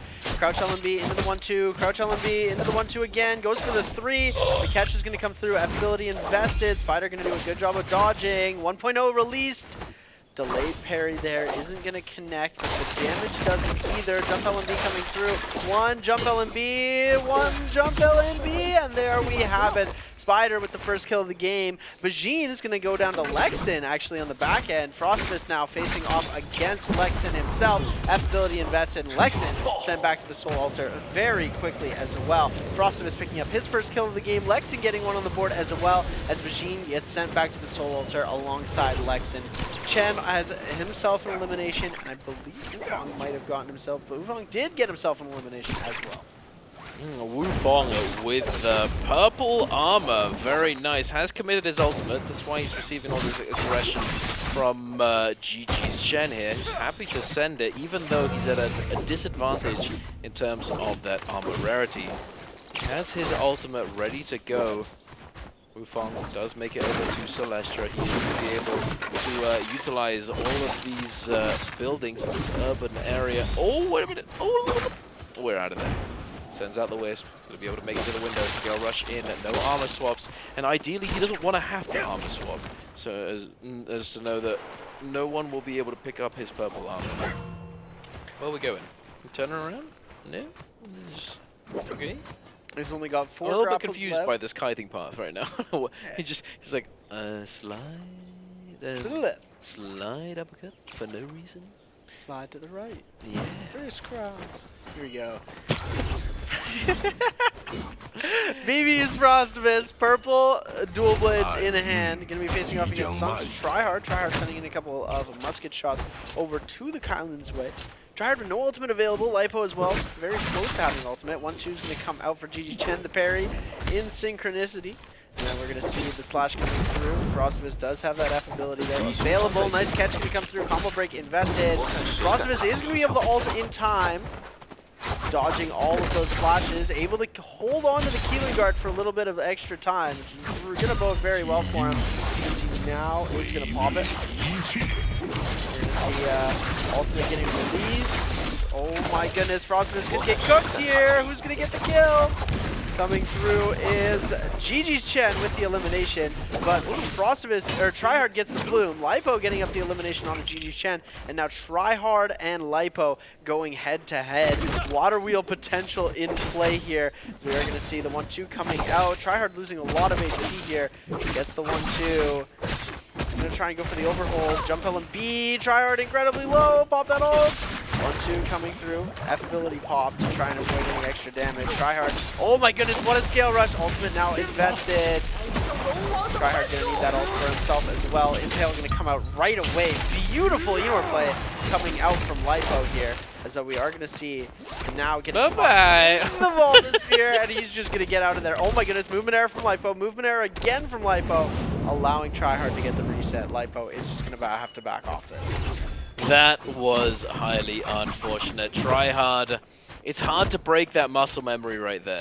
You know, on you know, when you're playing on this very low MS, scale rush on a dual wield weapon, so dual blades or dual halberds into LMB uppercut is typically, you know, it's closer to being true than it being like non-true on slightly higher a slightly higher MS. But right here we're all on that turbo low MS, and it is very, you know, very soft combo breakable. I mean, even on normal ping, you know, it's soft combo breakable, and breaking that muscle memory can be difficult, especially in those, you know, tense situations where you find that catch. But there you have it. He does miss out on that potential kill, because I think he probably could have killed him off of that focus attack if he'd gotten the full grapple bound combo. But thankfully, neither of them do end up going down. Polaris with a slight error in movement in the ultimate, not able to keep up with Tryhard. But then again, trying to catch him in Celestra, good luck. It's going to be hard regardless. But it's time once again, Seb. Time for Realm of Yang, and HM manages to get that Yang pass. Spider is not happy about it. Get out of here. Yeah, give me that Yang pass, buddy. Yeah, Spider's somebody who's able to do that. He's able to just bully people off the point. They don't even try and put up a fight here. TG25 and Shen Yuan look to be going at it. Shen Yuan gonna try and hold on to this for as long as possible. On the Justina. I really thought he was going to go for the Temi pick, but we are going to see the ultimate. He jumped into the sky, but he does end up getting caught out here, just trying to kite for as long as possible. That musket shot, oh my goodness. Wufong has wisps out. Catch him. Shen Yuan not looking to be in the best position right now. Wisp throw going to come through. 1.0 into the shotgun burst follow-up. Ultimate invested. Who's going to get the kill? Wufong sending out the wisps. 1, 3, 2. How is he alive? Oh my god! Shen Yuan! 1 HP in a dream, and the dream came true. BBE's Frostman is going to be facing off against him. Let's get a heart rate check on Shen Yuan right now, please. It was 114. Oh my goodness. Though, insanity. Oh. Insanity. But anyway, we're in, and now we're fighting up against BBE Frostivus. ASC Zhuan Yuan is going to be popping that ultimate. Frostivus going to be doing the same mirroring right here. No dash just yet. We do the empower. Oh, that's not true, buddy. Zhuan Yuan is going to get caught by that triple attack, the quadra attack. He does have that empower dash ready to go. Frostivus, he's ready to dodge it though. Oh, not able to do so, unfortunately. But, oh, wait a minute. That's not what you want. Does get a dash, does get a freeze, but no follow-up. Unfortunately, the scale rush into the uppercut combo. Zhuan Yuan now forced to use that combo breaker. Frostivus going to be baited with the heal. The clank comes through. Zhuan Yuan is back on the pillar. Frostivus trying to find the opener. Does get forced to use his combo breaker here off of that scale rush. Zhuan Yuan once again might go for this one. Frostivus, oh, to deny the heal.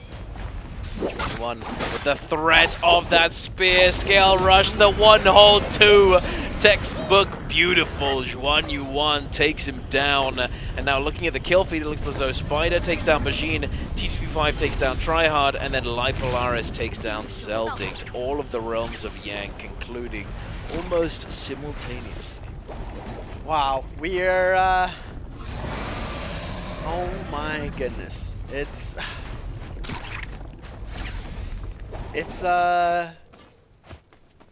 a little bit crazy to me that Shen Yuan went from literally 1 pistol shot away. I have no idea how he didn't survive. Could have been breathed on, he would have died. And he manages to get into the Yang, keep a level head, and then face off against Frostivus and come out with the dub. As we do see, Tryhard, Zeldinct. It was not a good Yang for the global scene there, as actually Polaris Lipo won. But as far as the other ones would go, Zeldinct, Frostivus, Bajin, and Tryhard all on that Yang depletion right now. But Spider actually getting incredibly low here. GG's Chen trying to pick up this elimination. Has not broken the ankles. Is going to be able to get a big parry here. FW invested, ultimate invested actually for GG Chen. Now he gets the F in. No connection through there. Now we're going to see the Spider ultimate coming through on the Ooh, big connection. Spider actually has a really good shot to win this. Even though he's in a lower HP, the Shio ultimate double shield is going to connect. Now Spider's got one more shield hog. GG's Chen just going to back off of this here. Spider now onto the full offensive. 1 minute and 39 seconds left on his Vermilion's Birdmite. The second he spotted the weakness of GG Chen, he decided to go for it. No more Shunhuan ult available, no more combo break available, which is the biggest thing that Spider's going to be looking for. GG Chen senses he's near, decides to continue to kite instead of going for the heal. Spider missing the first grapple. He's going to be able to get that max distance grapple from the top side, and just goes for the heal here as Lipo and Shen Yuan fight it out on the other side of Celestra. They do indeed. Okay. Is that Zay? Zay does that a lot. I've gotten hit by it a fair few times back. Yeah, the grapple LMB into the uppercut after the jump RMB and the little screw you. Zhuan Yuan hitting the Zay on right there. Is the Zhuan Yuan right now? Oh, look at the Zelding trying to do it too. But yeah, Zhuan Yuan jumping in, 33 seconds left on the clock for his Vermilion Burst Knight. He's very happy to just let himself die here, I imagine. That F is going to come through, and T25 is actually going to be the one to claim the elimination with those flying knives, the Palm Lightning coming on through. 30 seconds left on his Vermilion Burst Knight as well. Bajin looking to get involved. The has Yang depletion still, I believe, alongside Zeldingt. And Frostivus. And Tryhard. And Tryhard. I don't see Tryhard on the minimap right there. I see Bajin, see Chen, see Spider, obviously. See a few others. Pretty looted and booted right now. And this is so Frost. Oh, bro. Oh! Good lord, Tryhard getting cooked by that parry right there. Frost was the drop down, beautifully done. Is going to be able to answer though. Forcing out the combo breaker as well from Frostivus. But he gets caught by the scale rush into the uppercut. Tryhard is going to get caught on the wake up into the 1-2-3. He expects it. He goes for the ultimate. There's a third party coming through as well. Chen's getting involved. Tryhard's pop the ultimate, pop the Kyling Guard. Can we find the spear? We do indeed find it. And Tryhard does manage to lock him down. He does go down and gets the bloom, but unfortunately gets the kill of the elimination stolen away from him. And now has to deal with GG's Chen coming in and hunting him down. Or perhaps not. Perhaps going to be simply going for the Realm of Yang, allowing Tryhard to disengage and live to fight another day. And it's unfortunate we don't see him get the kill there, which is definitely, we knew what he was trying to go for. Zeldingt and Bajin still on the Yang depletion. Those timers got to be coming to a close very soon. So we are going to see some deaths in the kill feed in just a second here, whether it be deaths of them or deaths of somebody who is trying to, they're trying to kill to get the cleanse off. We are going to be seeing Spider and Wufang. There we go. Zeldingt actually taking out Bajin. There we go. Was he? Or was it the other way around? No, it was right. Yeah, right. Zeldingt takes out Bajin. Sometimes it reverses the order in the kill feed, and because somebody gets eliminated by, and because it's in Chinese, I can't read it. But regardless, Zeldingt does indeed take down Bajin. It's sad to see it. Bajin just not having a good day. No, I mean, it's definitely the jitters, and then after you have one bad game, another one is really probable just because of your mental state, right? You're coming into the day, he came into the day super excited, was hanging out with him beforehand in the morning, he was looking really good, really excited to come into here and perform well, and when you start to underperform, it's just your first 3 games. We know he can shake it off, and he can come back with some crazy feats, but it's hard to keep that mental up. Keep in mind, you know, Bajin is doing this at 19 years old. He is a young phenomenon. Yeah, absolutely. I mean, space. Bajin, he's always been kind of like that. He is somewhat of a momentum player, for sure. But into the realm of Yang we go, and it looks as though Zhuan Yuan's getting a taste of his own medicine. He's done that plenty of times to plenty of people, but unfortunately, haha, Wufang, you dropped it, buddy, and now you're going for a ride. You got no combo breaker, jump LMB, and Zhuan Yuan looking much more Zhuan Yuan-like. Off of this game. It's looking good for him. Glad to see. Happy for him indeed. And now heading over to the other realm of the Yang. We've got 5-1 up against GG's Chen. Hypolaris has popped that Enor ultimate, the Thunder Lord. Looking to try and catch GG Chen, but it's pretty hard to actually catch him right here. The dodge is coming up through. the damage, just absolutely demolishing Lipo's health bar. He's going to be coming out of that ultimate relatively soon, and there you have it. Throws out the F immediately. Will he be able to avoid the pressure right here? No, he will not, and GG Chen claims a victory. GG's Chen just had the most ultimate battle, like that is Attack on Titan powers coming out there. The Enor monster coming in on attack, dodge, attack, dodge, attack, dodge, attack. And the new June 1 ultimate is definitely very goated against the solo transformer attacking you there, as we're going to see Tryhard having a little bit of hang time on the roof. Has his ultimate back, not trying to get too aggressive here. It looks like GG Chen. Oh my goodness, does he hit Bell? He hit Bell, does that spot Tryhard? I think it might be out of range. I think it's out of range. But, you know, it's just where my mind goes. I believe he's got himself engraving on the longsword. That's why we don't see it as a whip sword. Wufong now going to be healing up. He's got that Yang depletion as well as Lipo. These two are going to be trying to go for some eliminations here. Lipo still having a good game, not as good as his first two, but he's got 2 eliminations on the board. Did not win that Realm Yang, so he's not going to be as stacked as he wishes he could be. Wufong, blue armor, blue weapon. Going to the Realm Yang with that kind of loot is definitely not the best play to have. Especially you're going against losing to Shen Yuan there. It's definitely not going to be the best situation for you. GG's Chen able to get that elimination as well.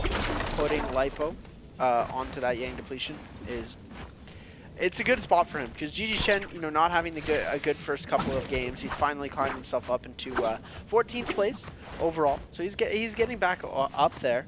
This is his first day, so it's definitely not the worst thing that he's still in the bottom of the 13 to 18 bracket. Oh my goodness! Oh my goodness! Oh, he does. No! He does. He moved just a little bit too far. Shen Yuan checks the bush. Lipo moves just out of the way, and this is going to be an ape down of the century here. He knows exactly who has died in the Realm of Yang due to the kill feed. We're going to see that Yang depletion coming in, and Lipo is going to be in a very... Oh, the ankles? You can hear them breaking. They're creaking. Lipo. Oh, got the F. Catching on the cross. For the follow-up on that F ability. Not able to find it, but Xuan Yuan has still lost a significant amount of his health. Oh, wait a minute. Lipo. Oh! Oh! We're just making noises at this point. Xuan Yuan with a cheeky one right there. Again? Lipo! Buddy! Oh! No trifecta for Mr. Lipolaris, unfortunately. GG. I mean, okay, Shen Yuan just styled. Xuan Yuan cooked, absolutely. Oh, what?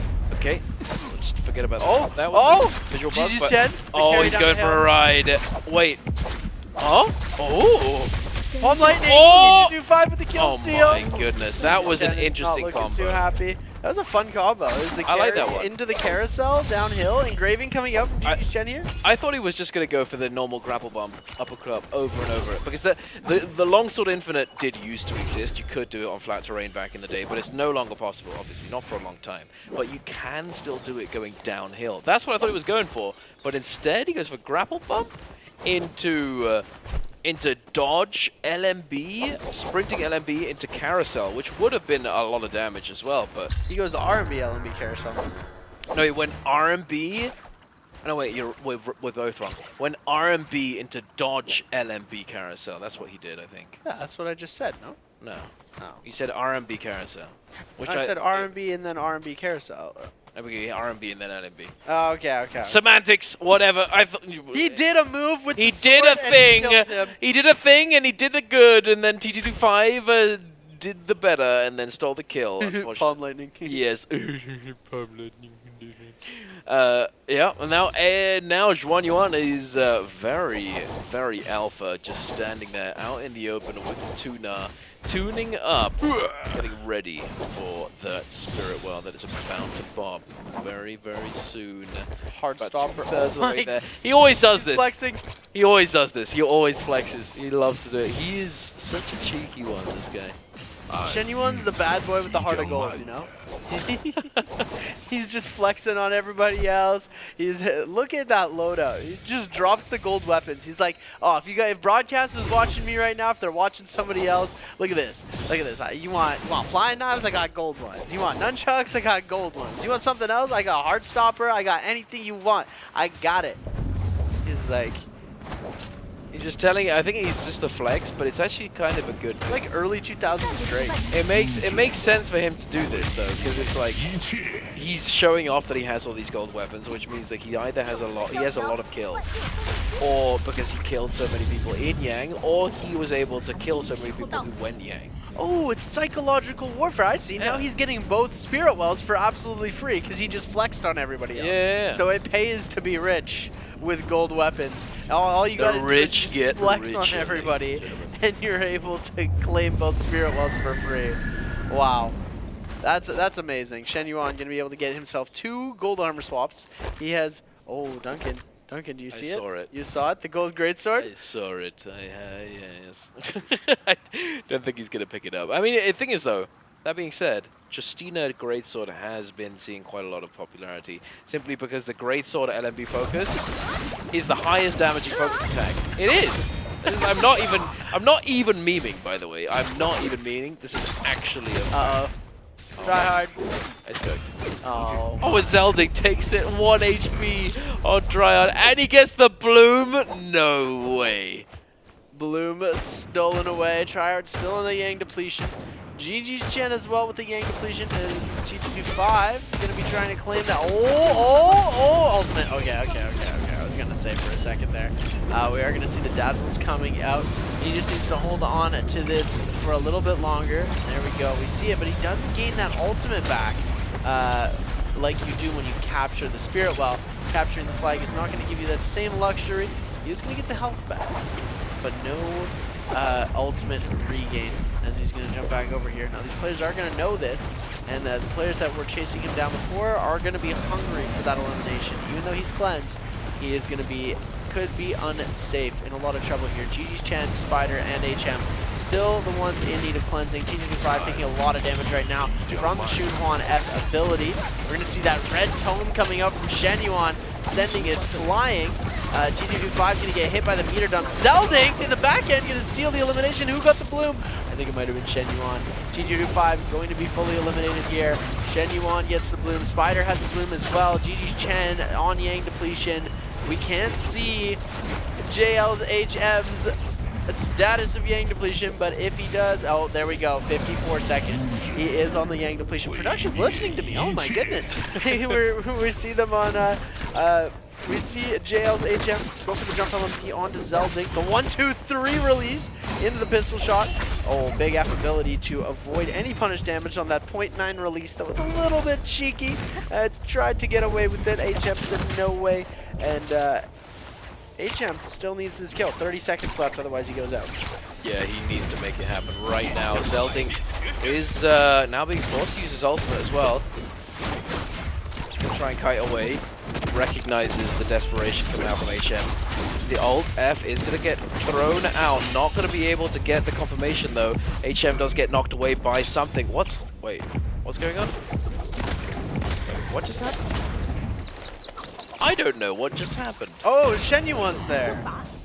What just happened? I think it was a visual bug, unfortunately. Yeah. But it was spectator bug. Unlucky. Xuanyuan was in the zone right there, and he's the one who just took him down. A ghost. That looked so goofy. I was so confused. But yeah. Wait a second. He's frozen. Hey, wait, what? We turn to the other POV. Shenyuan's just there. It was a ghost. Xuanyuan picking up his 5th elimination. Very nice for him. Unfortunate for HM. It looks as though we're down to 3. Yeah, Shenyuan's climbed all the way up into 6th place. Yeah. That's what he needed. It's exactly what he needed. Unfortunately for Zelding, this is not what he needs. He does not need to be focused right now. Wait a second. Okay, I thought Spider was target swapping for a second there, but no, Zelding is still the focus of these 2 players. Purple armor, Liam, no ult. It's just easier. Unlucky Buster. And Spider, though, is going to be able to pick up the elimination. Now equalizing that kill points right there. Both of them are on 5. So whoever wins this 1v1 is going to be coming away with the dub, with the MVP. Freeze into the hard stop. But wait a second. Oh my goodness! Genuine! Get cooked! He was styling, he was flexing, he was styling. That is big baller energy coming up from Shenyuan right now. And look at him. Oh, you blink and you miss it. We didn't even get to see his ghost kill, too. Like, he put himself on 5, Spider was on 5, and then all of a sudden, boom!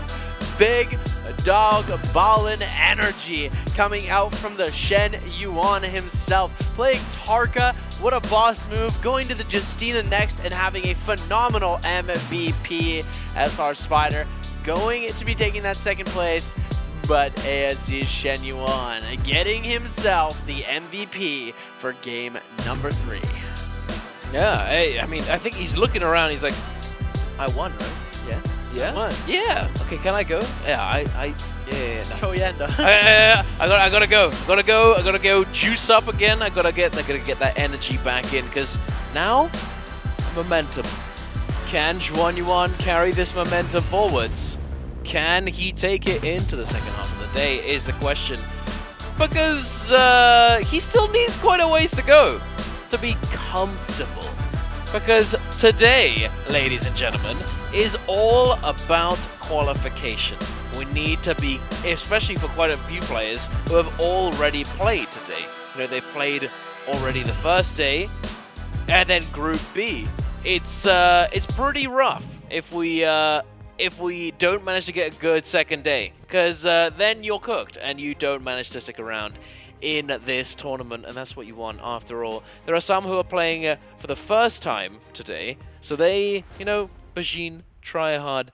They've got day 3 to play. Yeah, they've got the next day, but they'd certainly like to go into their second day with a few more points than they have already, having not really been able to find their footing. And Juan Yuan had a similar experience on his first day. For second day, heating up. Second half of the day, there's still plenty more NARAKA left to be played. What do you reckon?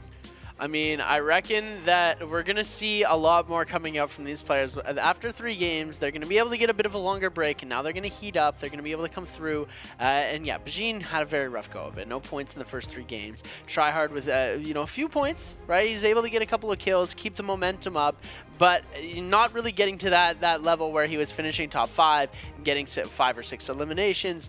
He wasn't getting into that top tier where he was able to really climb in the roster. He was putting up a consistent amount of points, but his placement stayed relatively the same. Lexon as well, he had started off the day really strong with a very consistent amount of eliminations, but then as the day started to progress, we just saw that last game with only 1 point up on the board, he dropped all the way from 8th place down into 12th. So it is starting to look a little bit rough onto that side.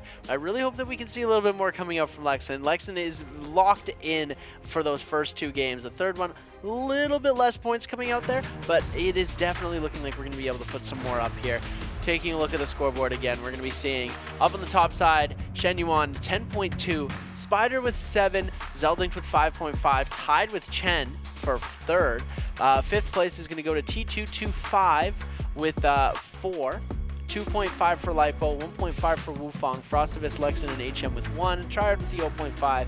Bajin, unfortunately, with the donut again, but it is just those jitters, man. Like, imagine coming here for your first time, you're getting onto that stage, you come to play, right? You don't have a good first game, it's obviously going to affect your mental. This man is capable of so much. Oh, absolutely. You know, it literally, I think it was Wufang, or it was one of them. It was one of the MVPL players. He was like, oh, Bajin. He like recognized it, saw it was him, and then he said that he was recognized him from Immortal War, you know, because he'd killed him, you know, and he's like, Bajin's got it.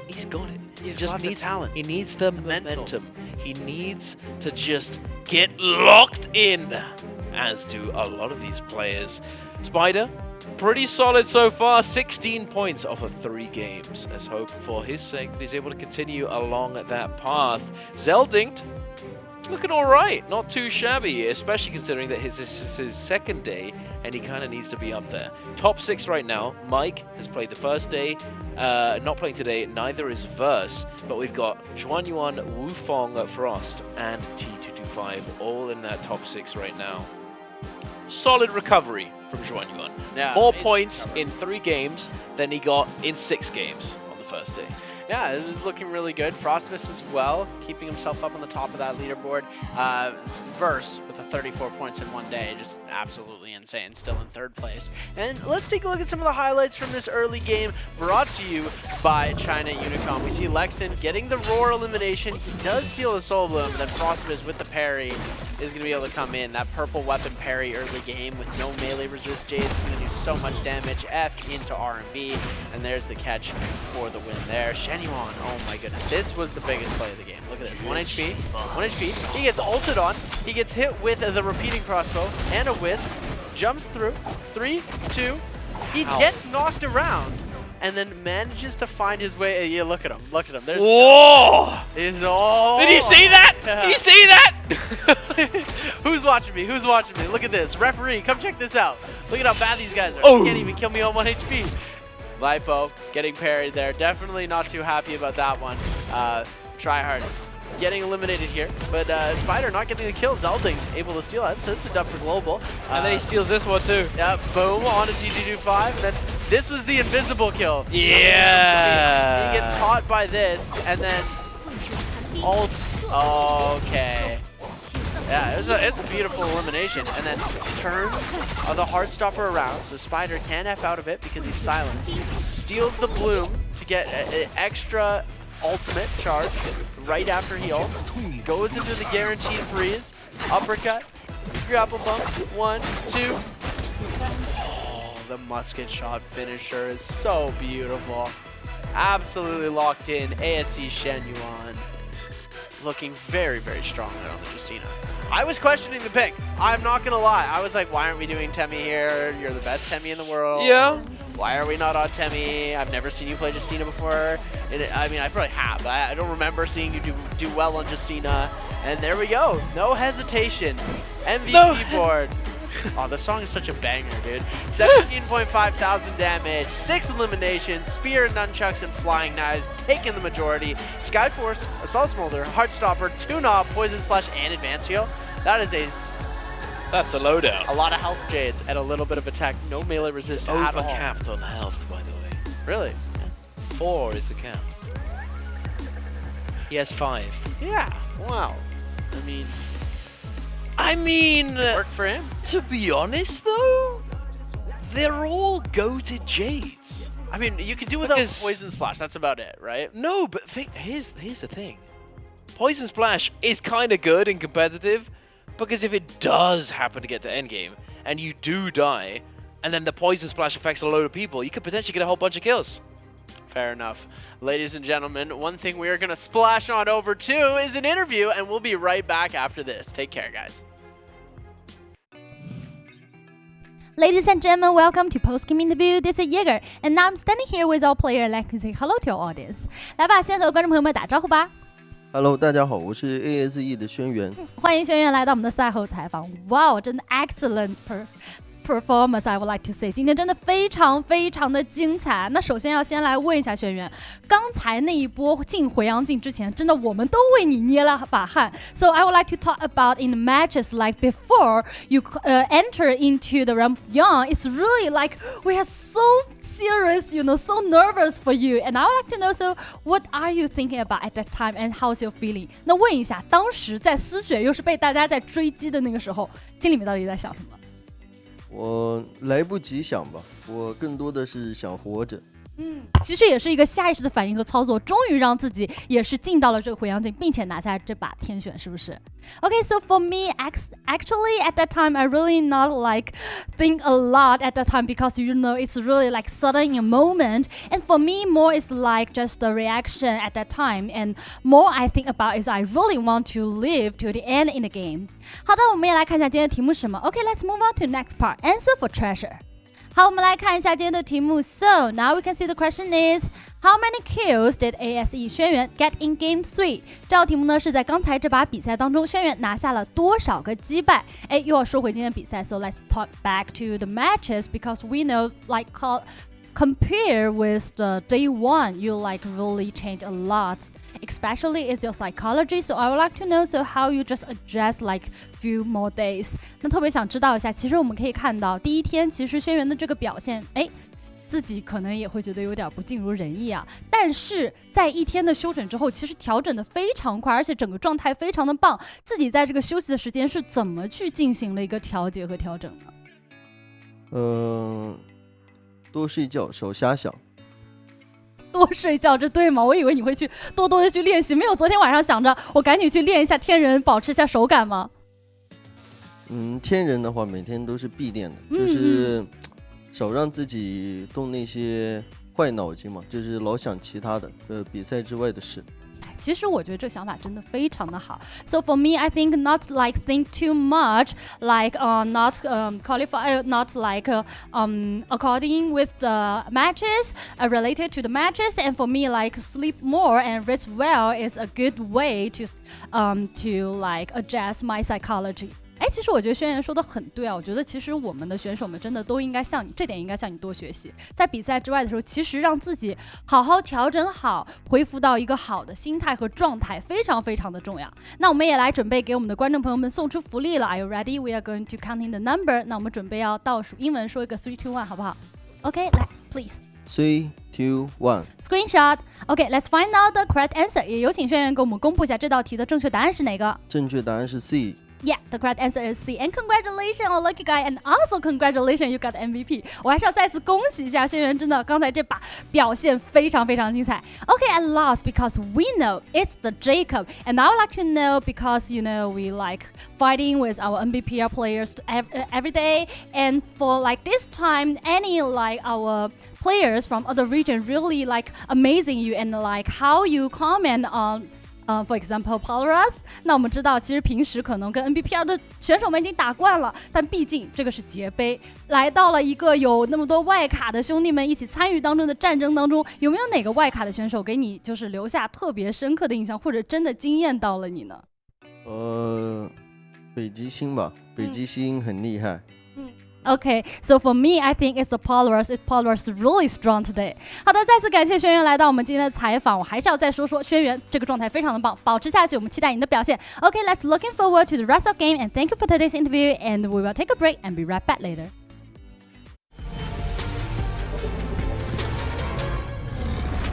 So who's the better player? Try hard or wrestle? I would say try hard. Try hard or like both?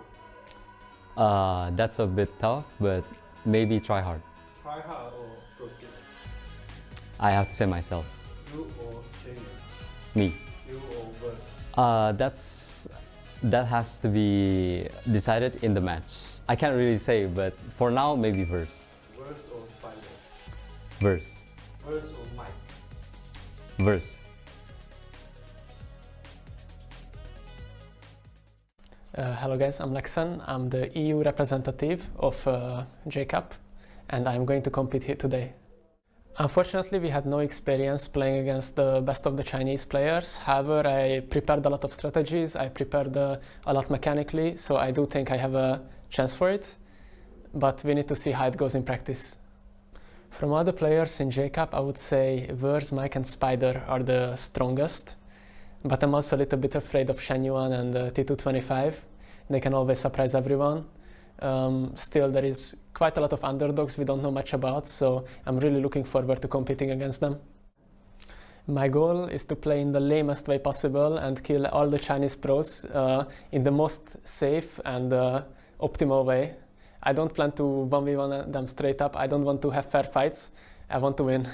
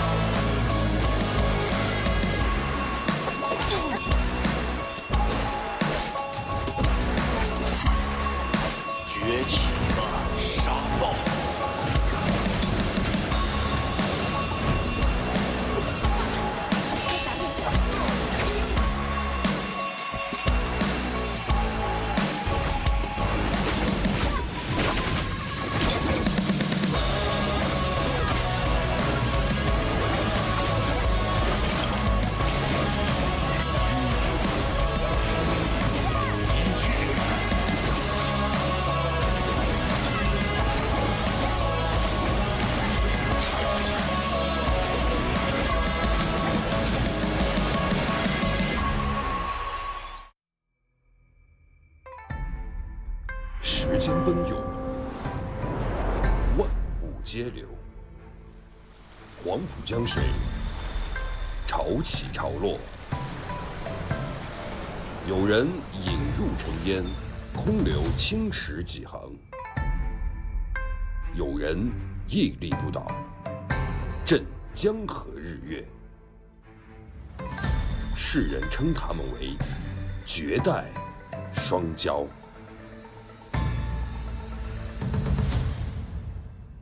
Describe Mike and Spider's potential as players. I think it's pretty much unlimited. Both of them are incredibly good. I feel like in those years, Mike and Spider is always the two strongest people. Not one challenger survives Spider and Mike's reign. 折戟沉沙后，是空留余恨。回顾前几年的节杯，双骄一直是我跨不去的坎。225的魔咒也一语成谶。还是百炼成钢，重铸锋芒。如果说那些失败是命里的定数，那接下来该书写新的故事了。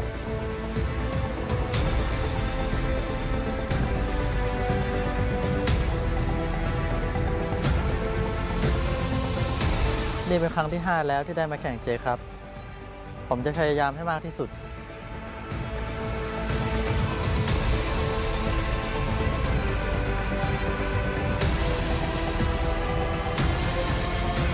I'm not here just for fun. I'm here to show the world what I got.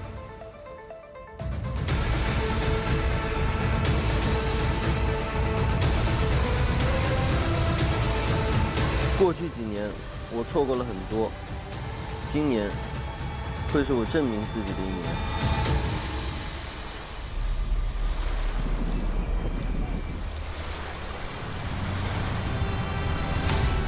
3载春秋，千帆过境，在节杯的舞台上，依然没有人能取代双骄。距离我上次赢下节杯冠军，已经过去了3年。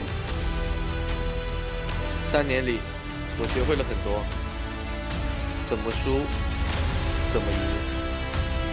这次我会赢回所有。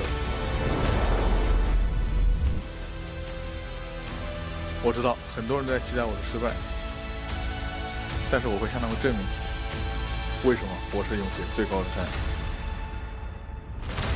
但大江终会东去，双骄也难抵挡新潮。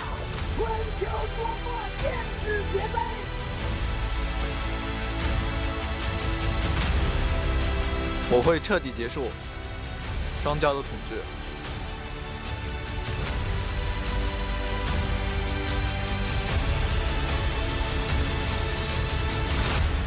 去年我说过，赢下我们才能创造新的时代。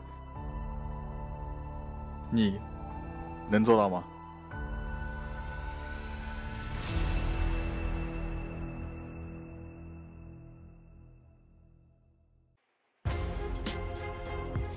Hello, ladies and gentlemen, and welcome to Shanghai, China for the second half of this 2025 J-Cup Solos group stage. I am Raven Peelsley, and I am joined by the brilliant and beautiful Moxie. What an exciting day of solos so far, Moxie. Oh boy, we've already had 2 global MVPs coming on through back-to-back games 1 and 2 from Lipo, and Raven, it's a global bonanza currently in the lobby at the moment, right? We've got so many global players. Some, for them, it's their second day of play, which means it's their last day of play. Some, however, it is the debut. And would you rather be going on day 1 and day 2, or would you rather go day 2 and day 3, especially when we're headed into a new meta for a new tournament? I feel like day 1 and day 2 is definitely the hardest route in J-Cup. Everyone's going to be looking at you, but first, make sure everyone at home join us on the official Discord by scanning the QR code, share any of your comments about J-Cup, have a chance to be featured on the live broadcast, and win some special gifts. Now back to what Moxie was saying, day 2 and 3 is definitely where you want to go, but today is the last day for some of our competitors. Dreams are going to be made, dreams are going to be crushed. It really depends on what you're going to do out here today. Well, I know I'm dreaming of the goodies that you can get your hands on if you participate in the 2025 J-Cup Comment Collection. You saw the QR code just a little bit ago. If you scan that one, it will take you immediately to a link to join the official NARAKA BLADEPOINT Discord, which will allow you to participate within our Comment Collection event. And I know one of those cosmetics, Raven, you're like the outlier. You don't really care about the baseball cap, but everybody else, it is by far the most asked about cosmetic I've seen in the game when it comes to those Twitch comments. My immersion, Moxie, the cap doesn't fit there, but this hottie outfit, that's definitely one of my favorite cosmetics that I do wear in real life. Remember? So Crimson says Xuan Li is going to be cooking them all up. The whip swords is going to melt the whole group. Trust. I gotta say, Crimson, you are correct. Feel like so far we've seen the new character move up in the tier list. More players are playing it today. The whip sword has definitely been a better replacement to the longsword, and a lot of CN players have been showing its potential today. I mean, Blazing Cyclone.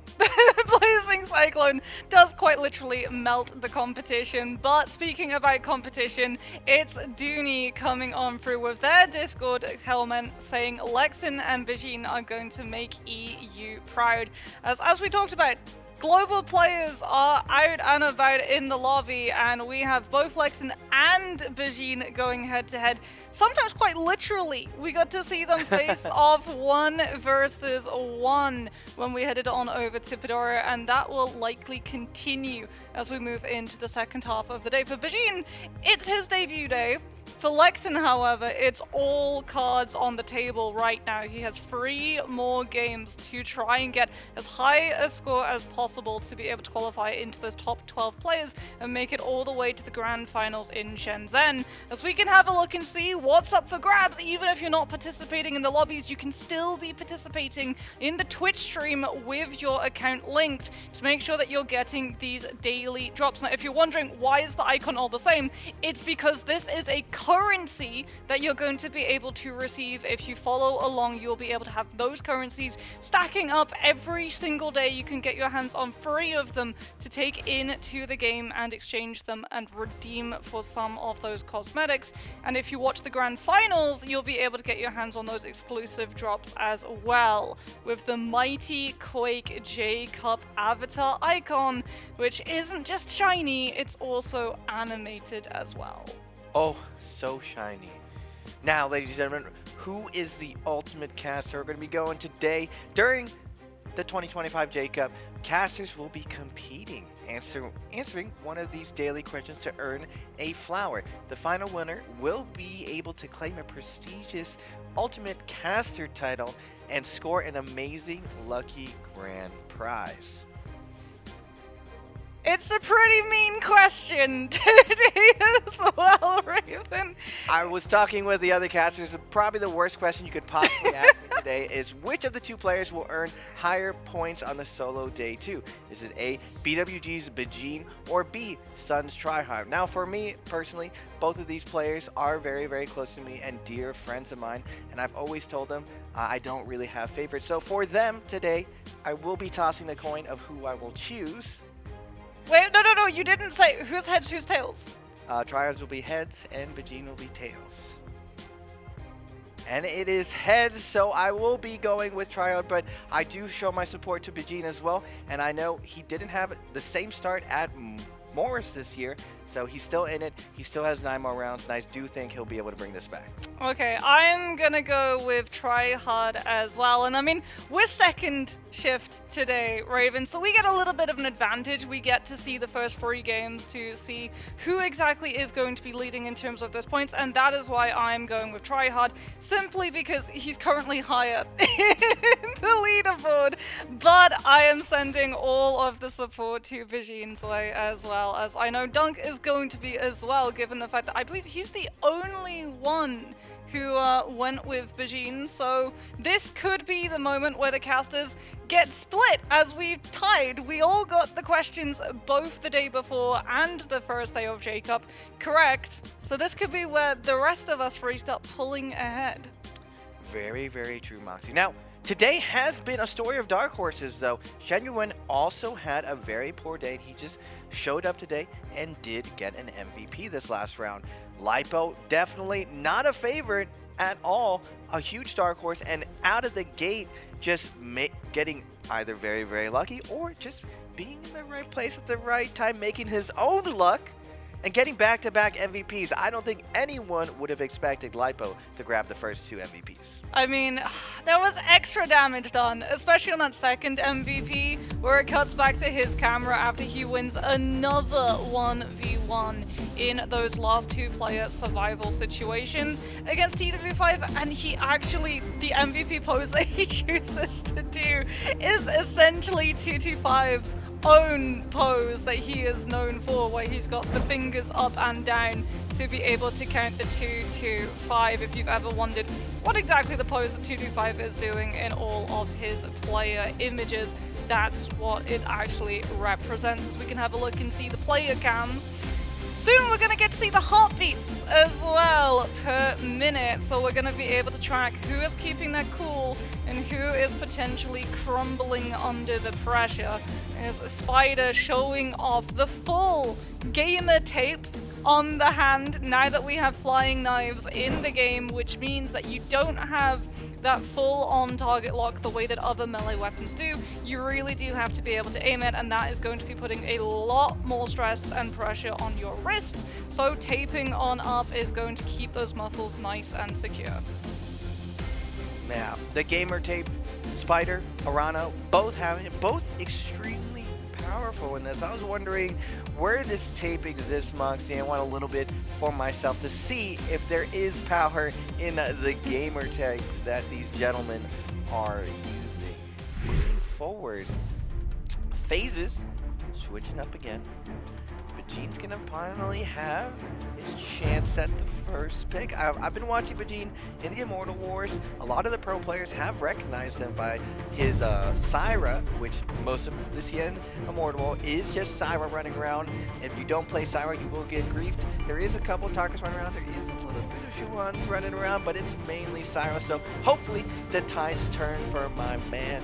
225 and Spider have been so dominant, man. Spider literally looked like he was out and just still found a way, still got involved with many, many fights, and just like a champion, just showed what he was made of and just clawed his way back up the leaderboard. 225 is looking in form today. Normally, it takes him a little bit to heat up, but out of the gate, looking very, very comfortable. And you brought up the heart rate earlier, Moxley. One of the things that is very, very apparent is just how low most of the NBPL players' heart rates are and how new this experience is for all the global players. I would always say the big advantage the CN players have is definitely exposure. When you're used to the lights, you're used to the stress, you don't really have to push through a lot of the anxiety or excitement. I mean, most of the guys going into this today were in very high spirits, very, very excited to be there, but also very nervous. They are fighting against some of the strongest players in the world, and all their preparations hopefully will carry them through this day.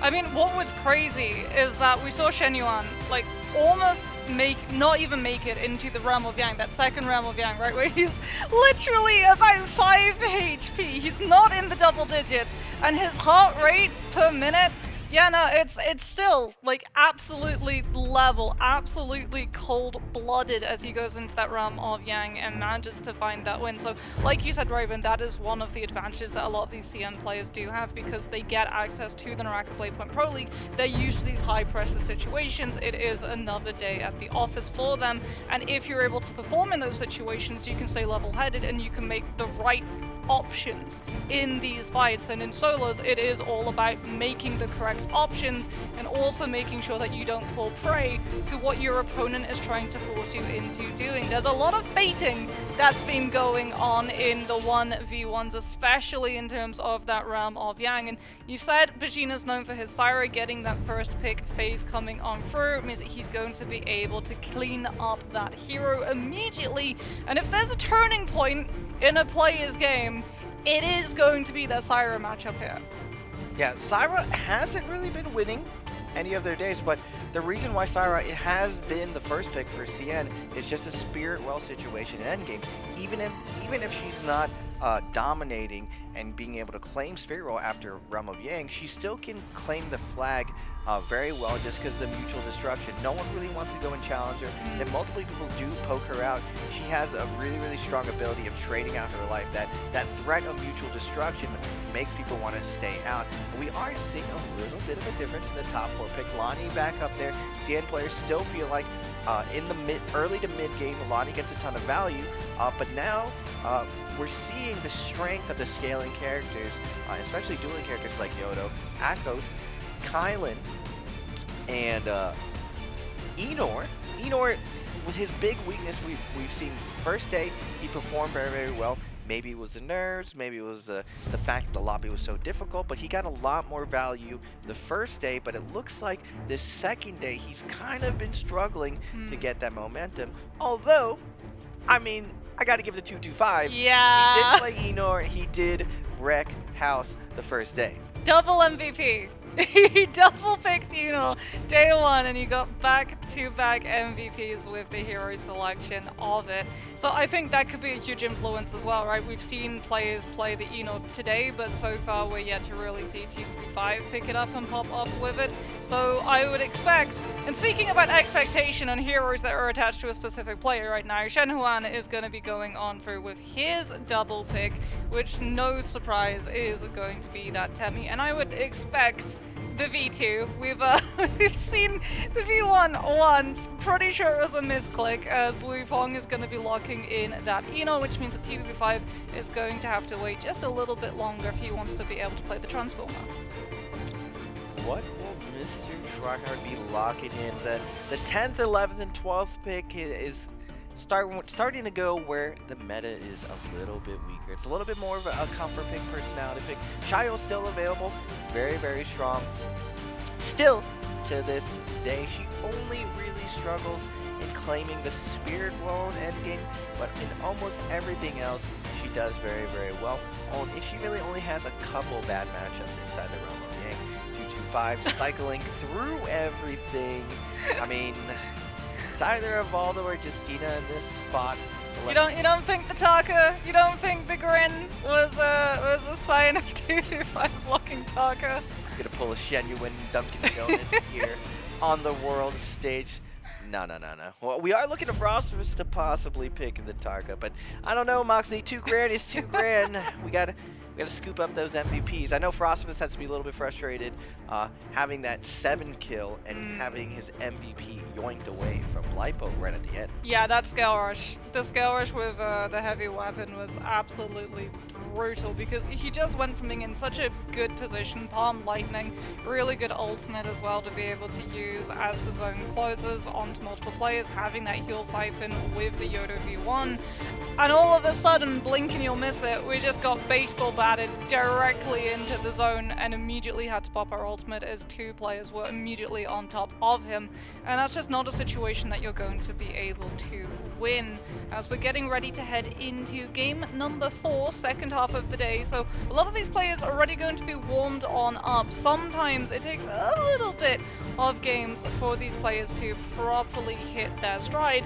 and sometimes you have the exact opposite. You have players who come in and start off incredibly strong, and as the day progresses take a little bit of a slide down those standings. So we still have to see, the consistency. It's not just about having the best performances on the top meta characters because of the solo phase rules. You have to play 5 different heroes for a minimum in a regular day of play. And hold on a minute, Spider. F1 Yoto, we're following in the footsteps of Arano. I like it. F1 V1 Yoto, just like Arano. Wild stuff coming out. I'm very surprised too that HM is going to be running Liam. Most of the CN players have unanimously agreed that Liam kind of has bad matchups. He's almost been pushed down to 10th, 11th, 12th. But there is still a couple Liam shenanigans you can do on the outside. You don't really have to go Yang with him. You can look for those third parties, and his combo break still is the best in the game. It allows you to put a ton of pressure. We did see, I believe it was Zeltage running the other variation of Liam. Shoutouts to Coulier when he did it at Koi in 2023, I believe. His third party with the pole sword and using the orbs to stun and grab kills on the outside really changed the league forever. All of the NBPL players took that idea and it still survives to this day. It's just the balling Liam took Storm for a really long time. It was a lot stronger in dueling, but that old style of sitting on the outside third party is a viable style that has been working. It's the reason why JL's HM was able to qualify for the mainland and clutch up his last 2 rounds. Most of the time though, I'd say the rest of the league plays for Yang if they can go, and then just tries to salvage their game if they cannot. I mean, it's still a good map to play the Liam, especially if you're going to take fights in Imperium, where you have so many opportunities of throwing players into just the signposts to be able to stun them up and concuss them. Granted, it's no Celestra, but there's still a good, I believe it's 13 or so positions actually. I think Taki actually went and counted all of them, if memory serves, to be able to give you an idea of how much preparation these players actually do. They will just go into maps and practice their kites and practice how exactly they want to take fights in certain positions. As we get right into things, ASE Shen Yuan going to be going head-to-head against GG's Chen right now. Already used that combo break on the Temi, hasn't had the opportunity of throwing the wisps to shorten the cooldown either, which means that we just take an L almost immediately as he's denied the opportunity of picking up any armor reset from a Trove. Nice pick up from Chen there, giving no room to breathe. Frostmas opening up with a parry onto Spider, and now Spider in a tough situation, wants to recover here. Finds armor swap with the dagger versus Frostmas and Chen. Nice focus attack. Where you going, Spider? Against the swap. Spider, a little bit of aggro here, is going to pay for this, but the terrain may benefit. No, it will not.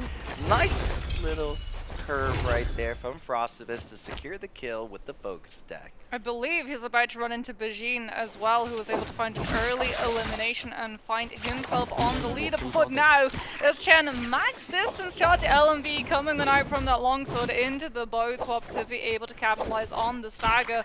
Tries to keep up the pressure onto JL's HM, coming even through with the V2 of the Shen Huan, looking to catch him out with the wind step. And now it's up to that armor reset that HM was able to pick on up. Blue armor rarity is going to give him a little bit of breathing room, and Chen is not actually going to commit into the full chase down. He's just going to be looking to loot on up instead. Gets the scale rush, gets on out of there, but Chen, you know, he's not going to really force it. He's set up very, very pretty. Wants to save his purple armor for the realm of Yang. Now going back to the south, we got Bajin onto Wufang. Wufang going for the ride here, gets the reset on the 1-2, doesn't get the follow-up, and Frostmas down to go for the low HP Wufang, but Wufang does get a kill off. He is going to get staggered coming out of this dagger. Looking for the crouching LB, doesn't get it. Frostmas does pop EF, has the threat of the swap. Wufang though double jumps over and over, not high enough. Bajin on the outside trying to steal this kill away from Frostmas. Wufang surrounded by 2 players trying to fight his way out, and again Frostmas with a great stagger after the dagger jump or the dagger focus, but still Frostmas is gonna hard commit to this. He's gonna pop the ultimate. Bajin doesn't mind, switches target and grabs the soul room. Bajin's gonna get a BOGO deal right here, maybe 2 for 1. Now Wufang is going to find 1-2. He is going to pop the Enor, or unfortunately he's not going to get a kill. He does need a kite here, and Enor does a lot of damage, Moxie. Yeah, Bajin's still holding on, however, to that V1, which does mean that Wufang is likely not going to want to fully commit to chasing down the Syra, as he knows he's going to be at the old disadvantage. And that could mean that Bajin actually turns into that fight as we move away and have a look at Zelda going head-to-head against Lexin. Kylan and Lani ultimate facing off against each other. Trick ball already coming on through from Zel, allowing him to teleport. Keep up this pressure on the Kylan, does have to worry about those dashes starting to be set on through. As he's down, all of that armor goes into the goalie stance, throws out the trick ball, teleports over to it, just making sure that he's as mobile as possible to not get fully locked down by the Kylan until the ultimate is over, because the Lani ultimate is going to last longer. Combo breaker comes on through from the Kylan. Zal looks for the parry, doesn't manage to find it, and it means as well that Lexin's able to come in through with that uppercut from that dagger, as now we get the chip damage threatening to stop all of a heal reset from Zell with that musket shot coming on out. We cancel out the charge L&B, we commit to the second commitment of it, and now Zell goes back into playing in that pocket to make sure that Lexin isn't the one that manages to find the health reset. Ooh, a lot of posturing by these two, sitting at max range. Zeldich with that weapon swap, so deadly at range, just closing it before Lexin can react to it. Oh, he does get across. Jumping LMBs, trying to chip him down. It's coming down to the wire. Last hit. This is very critical for these two guys' games. Really, really late into the early game. Whoever gets reset here is going to have a tough time resetting, and Zelsic is going to fly in at that mid-range and close out Lexin. Tough break for Lexin as he is on the cusp. He is at 12, at 17 points, and it is his final day. The good news is that it is Pedoria, which means that when those floating piles spawn up, there is an opportunity for the players who lose the hot drop fight to very quickly scale back into the game. However, it comes at the cost of being a pretty predictable loot path, given the fact that everybody knows when those floating piles are going to spawn in first. We have a look at one of our replays, and it's going to be the ACOS coming out with the V1 Lipo, able to find the pounce connection onto GG's Chen, but probably going to go down to the corruption tick damage here. Even though it's such an early zone, Chen brought the ACOS so low that one of the 9 lives is stripped away. Poor kitty cat's 9 lives, down to 8. Now going in first Yang though, Shen Yuan known for his pre-Yang shenanigans. And checking out the vibes of Mr. Chen here. Shen Yuan, a little bit of a legend of a Temi Reaver. His TODs cause so much pain to the other NBPL pros as Shen sees the Temi and he knows what time it is. It's TOD time. He's getting out of here. He doesn't want anything to do with this.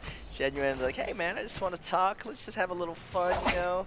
Just come over here next to this wall so we can just get a little sandy, if you know what I mean. Do you think if a Temi takes a fight inside Imperium, we can call it a sandcastle? I did not expect that. Yes, yes, Moxie. This is NARAKA Beach where sandcastles will be built. Brought to you by ASC's Shenyuan. Now going to the outside though, we are going to get Frostvis versus Zeldich. Zeldich, no armor to his name. Frostvis checking out the vibes for the hold. Catches Zeldich lacking against the wall. Zeldich though, threatening scale rush, opts to back off, but Frostvis looks for the max range swap, doesn't get it.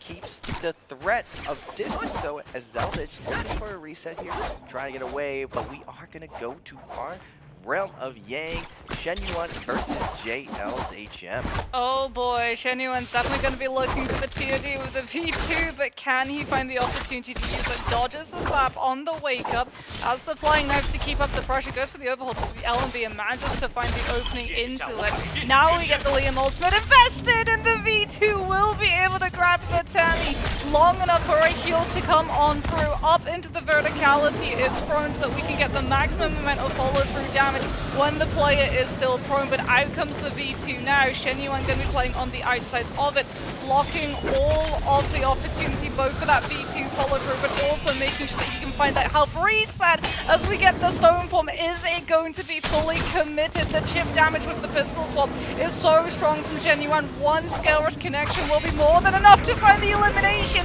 but instead he uses the R&B to sub the stagger into the pistol hot swap, and Shenyuan, no TOD needed to find the win. We're gonna get 2-2-5 versus Bijin. This is do or die for this Bijin. He wants to turn this around, get the snowball going. He doesn't get the stack coming out. Looks for the roll. Combo breaks to be used. Valda still with his combo break. 2-5. Gonna find the 1-2. Crouching LB is gonna reset again and get the parry onto Bijin against the wall now. Delays his wake up. Looks for the hold. Fades away. Looks for a good way right about wants to Clank's not going to be able to get it, but 2-5 very, very tricky against this wall. Is going to be able to pop the Valda bubbles. Oh my god, Bijin just between the bubble, not able to get it. 2-2-5 doesn't fall for it, sets up a trap, doesn't. Bijin doesn't fall for it. It's so tense right now. Both these guys opting to get a reset in just 33 seconds. close to a timeout right here. Bajine's gonna threaten the scale rush here, but 225 here's on the other side. Bajine fakes it, gets an uppercut combo, but combo break is there. Looks for a parry, not gonna get it. Can Bajine close this out? Uppercut combo, sliver of health here. Fades out, gets light attack, but the combo break still on deck. 225 gonna threaten the scale rush. He gets 1, 2, 3. Crouching LMB is gonna do it. The 1 HP clutch is gonna go 225's way. 97 heart rate as well the entire way. This is what we were talking about, right? That experience just allows for these players to stay cool, calm, collected, and set up all of those opportunities as JL finds an opportunity for themselves. Thanks to that Liam V2 managing to find the ball catch into elimination. Spider now coming on through with that Yoto V1, finding the uppercut into follow-up damage, but he does have to be careful that he doesn't get third-partied by a player on the third side. As we can see, it isn't going to be the Yoda that gets turned on to, as Spider still has his ultimate. Little bit of a cheeky LMB connection coming on through from the knives, just keeping Spider at an arm's length, forcing now the Shion's taking the fight against the Yoto. That trap clip could be finding the connection onto Spider, but he still has the uppercut to be able to come on through with the second hit of the F1. Now he doesn't have a combo breaker. Now he can't commit the stone form. Instead, it looks like he's just going to try and space out of the fight with a jump LMB from the fist blades coming on through from Tryhard. Will be able to find the elimination, and Spider is denied any kind of opportunity of picking up an armor reset. What a scale fight that was. Tryhard able to close it out, now going over to Bajine. 3 minutes left, 225 finds the salty run back. 225 sitting on the rock, laying down cover fire with those double charge flying knives. Oh, reveals the palm lightning from the top ropes, poking Bajine's head. Now Bajine's stuck in a weird position. Forced to pop ultimate, doesn't have kiting left here, but 225 is going to get staggered. Bajine's going to opt to slowly inch his way towards some kiting. He does know that 225 has his ult up. Bajine looks for the stun fading out, but wisely 225 gets the grapple stagger, looks for it. The spear catches Bajine against the corner, just barely, but Bajine wraps back into 225. Unlucky. 225 able to secure back-to-back kills onto Bajine. And Frostless comes over, checks the vibe, is like, what happened here? Looks like a slaughtered Bajine as 225 flawlessly took him down, getting the heals up. Now Frostless versus 225. After's gonna be coming out. He does get the swap, trapping 225 stamina. 225 does have combo break. He looks for it, but Frostless able to find the ultimate out of it, and now in a weird position. Frost is going to stop the flank. Wukong goes up to the party, and things are going to slow down a little bit. Yeah, Frostivus does invest the ult, but that just means that Wufong finds the opportunity to take TD5 out. However, TD5 will remain in the lobby, given that he had the million at Bird's Might, and now gets to keep his gear and also fully reposition. It does mean, however, that unfortunately for him, he loses the opportunity of position to be able to pick up one of those Yang passes, as someone's griefing on Ballista right now. Genuine at least will be able to block the damage coming on through with those Temi Wisps around him. Spider, the same cannot be said for him, as he's going to have to hug the cliffside and play the blind side of Ballista, which means that he's going to be incredibly vulnerable. Out comes the F1, changing his position entirely, looking to set the scale rushes, chained together with the purple fan into the blue armor swap coming on out off of the ground, but Spider is still not out of the woods just yet. In fact, he might be out of the woods and out of the lobby if he's not careful, as there's so many players around him. But another armor swap comes on through thanks to the floating pile, and Spider is still somehow alive. Spider is going to pop the over and get a lot of these players off of them. They don't want to take a ton of damage with the threat of just so many in this multi-way. Spider somehow able to reset with the double blue armor. We are going to go over to the realm of Dang. Shenyuan versus Frostivus. Shenyuan didn't have a lot going the first day with his Temi. Now looking in form, proving why he is the most feared Temi in the world. As Frostivus is going to fade out, look for the trap on the Scaros, not able to get it. Does throw the LMB, forcing out the combo break. And now Shenyuan, no hesitation here. He is going to pop the Temi on. Does get the first step. This is what he's known for, his signature reset, loading, unloading clips into Frostivus. Now with a sliver of health, it's not gonna matter. And there you have it, ladies and gentlemen, the Shenyuan special. Dread it, fear it. Unfortunately, inside Realm of Yang, you can't run from it. As we get now a second Realm of Yang match coming on through GG Chen, Zhen Yuan versus Yino Wan coming on out. Nunchucks just waiting for the end of the Eno transformation to be done because he's still got the V2 up and running, and that means that we're going to be able to continue applying that pressure, not allowing the Eno to escape for a split moment. Gets the musket hot swap as well to capitalize on the prone state of the flop, and that is going to be GG's Chen walking away with the win and the buff, as we can have a look and see Tryhard and Zhen Yuan on the outsides of this map, and someone, it looks like TSU5, hiding inside that purple bush, very much not wanting to reveal themselves against the players who carry both the buffs and the legendary weapons. Zhen Yuan, just a man possessed, wants to leverage every little bit of this momentum. Tryhard desperately trying to kite away from him.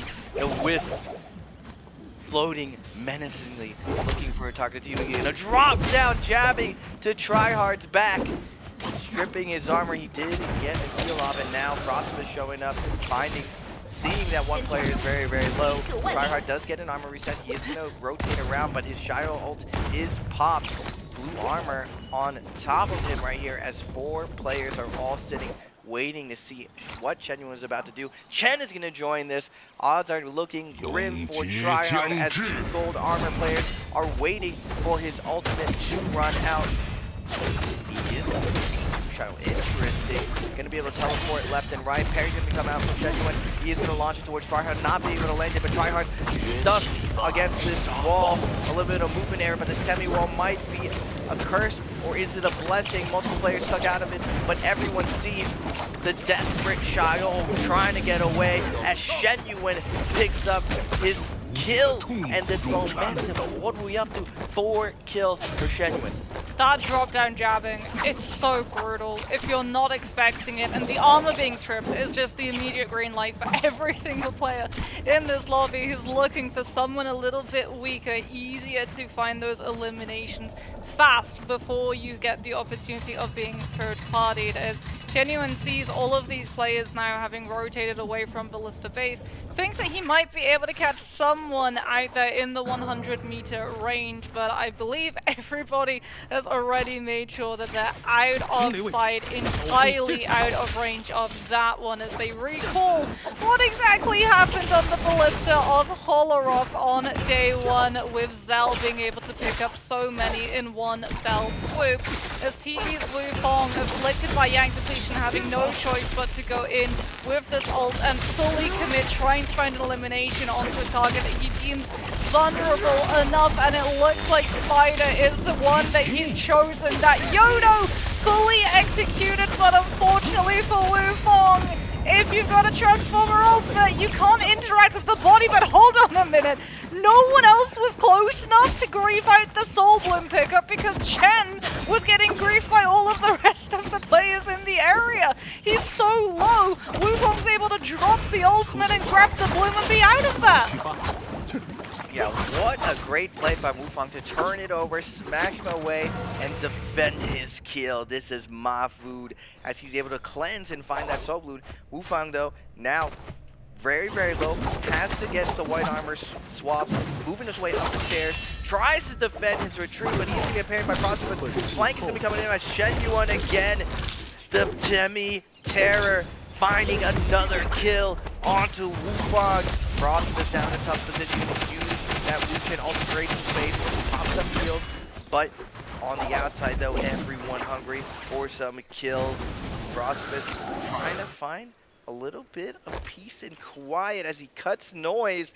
Everyone doesn't realize this Wu Chen is very, very low. Now that Frostbus isn't moving around panicking, he doesn't even pop a heal until way later. He is going to get a full heal up.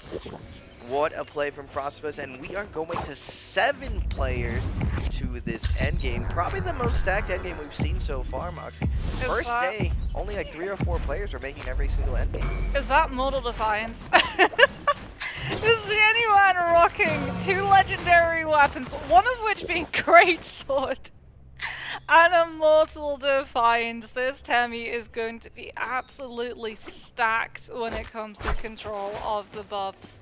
And Chen, he's also stacked. Legendary Fist Blades, Legendary Fan, 2 Legendary Soul Jades alongside that as well. We'll have to see whether or not some of those animations of weapons are going to change, whether or not he has Dragon Draw attached to those nunchucks. As 1 Legendary Soul Jade from Shenyuan is going to be revealed. He's also just showcasing the fact that he has a Legendary Staff and then showcasing that it's stacked with jabbing, as you don't know the rarity of the weapon until you eat a hit from said weapon, unless the player literally drops their loot in front of everybody to say, hey guys, if you get hit by jabbing, all of your armor is going to be gone in one go. This is very much Shenyuan, just puffing up and showing the most amount of aggression and punishment to be able to hold this space, and I don't think anybody is going to be trying to challenge him.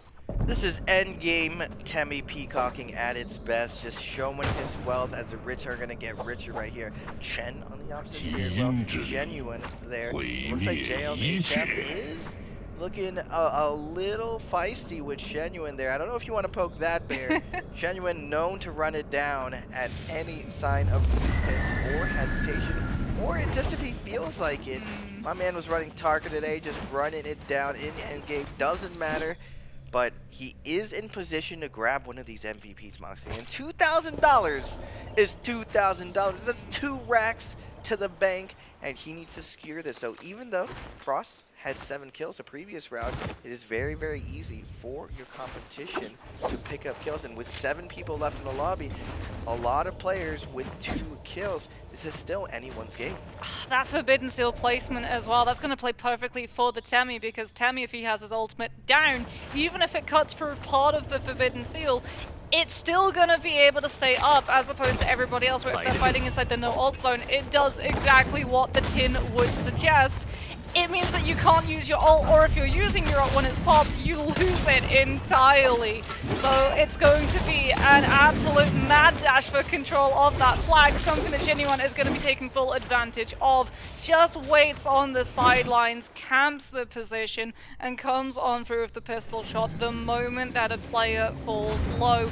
And no one is going to have the confidence to try and take the flag, because they know what a target it will paint on their back if they do.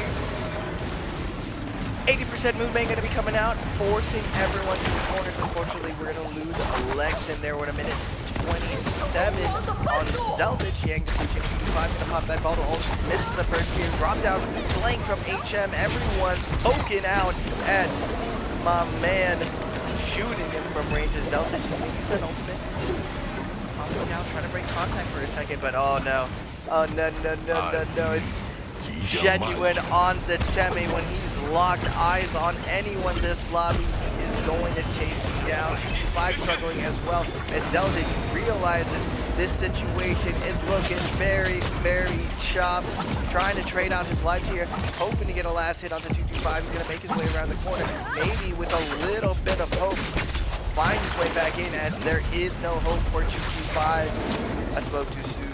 Genuine spots the play. And, oh wait, no, it's Chen. Yeah. Chen spots a play and is going to find that kill, but JL's HM is going to fall, denying the kill. I mean, HM falls to zone damage, which is wild. We know that jabbing's in the hand, as is the tome coming on through against his opponent. And that means that Genuine is just going to grapple and disengage out of it, looking for the Wisp connection. Still has the V2 to be able to use, but he doesn't have the combo breaker. So eats the full hit of damage coming on out from the charged RMB of those nunchucks. Looks for the jump into the parry, doesn't manage to find the opportunity, and now takes so much damage. Looks for the jabbing connection, doesn't manage to find it. The clank coming on through from the nunchucks is good, and we get the full execution now potentially of Genuine, who's out of legendary armor, but still has the armor reset from the loot that he'd been able to secure earlier, picking up that buff. But yet again, the terrain griefs the Tammy! He doesn't have the combo break up, he takes the full hit of extension, being dropped off of the high ground of that verticality, but the V2 comes on through, the TOD could potentially be found. Shen Huan versus Zhuan Yuan, who is going to be able to come out on top, Raven? That's my casting words for us pronouncing both their names at the same time as Shen Yuan desperately trying to find a reset here. He has to survive the pressure of Shuhan.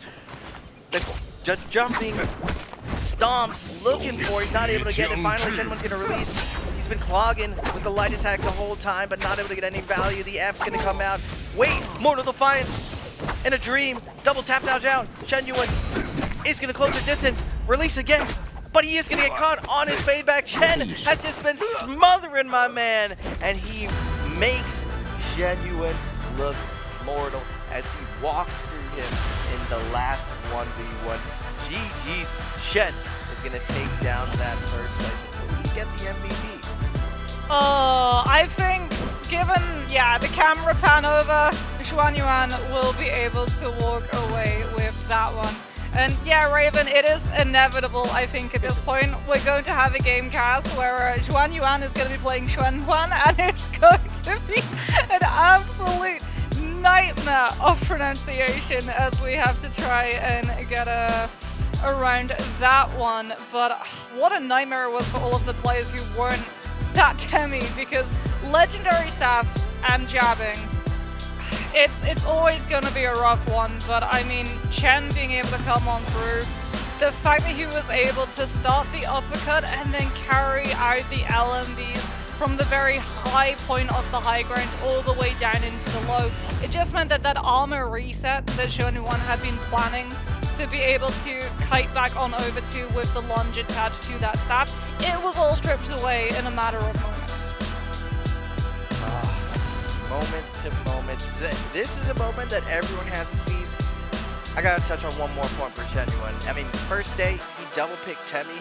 They didn't go that well, and my man, no confidence shaken, just comes back today and just shows everyone, nah, that was a fluke. You know, sometimes you have your off days. Everyone has their off days, Moxie, but Shen Yuan shows as long as you keep on trucking, keep believing in yourself, he shows that even with these strong meta heroes, he's able to make that Temi work. Ooh, a little bit of a fun question to see whether or not you were paying attention to the overall standings as the game closed out.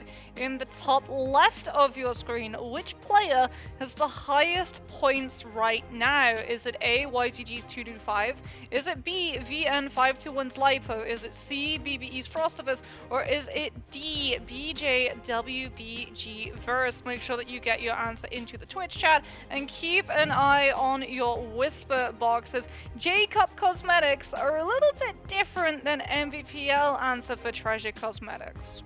That's true, because J-Cup, I mean, happens twice a year, or MVPL happens twice a year, but J-Cup only once. This is the finale, ladies and gentlemen. You want to be able to scoop up these exclusives, but every year it's a little bit different.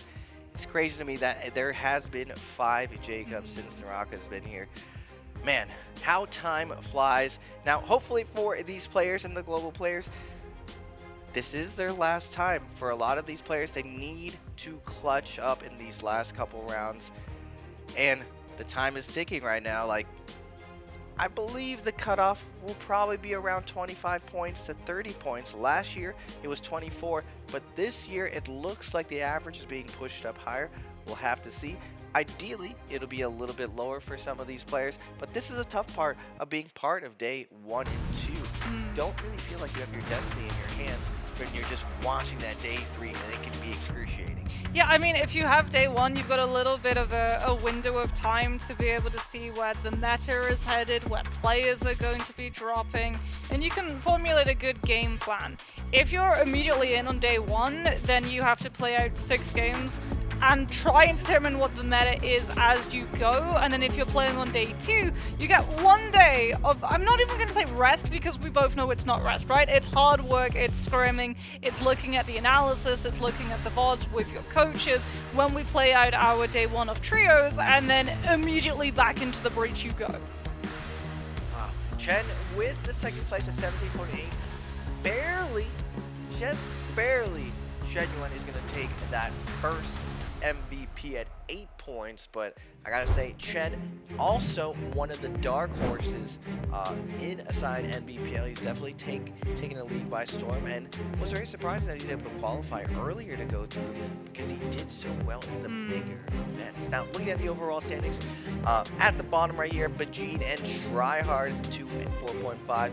Cloud at 6. He's not playing today with Miss You, but HM and GG's Chen speeding up the leaderboards, getting past that threshold of 12. Now, Zen Lexin at 17.5 needs to keep going right here. This is his last day. Spider at 18.5, Lightboat at 19.1, Mines at 19.3, not playing right now, but Zeldich at 10, having a decent pacing so far today as well. Arano not playing today.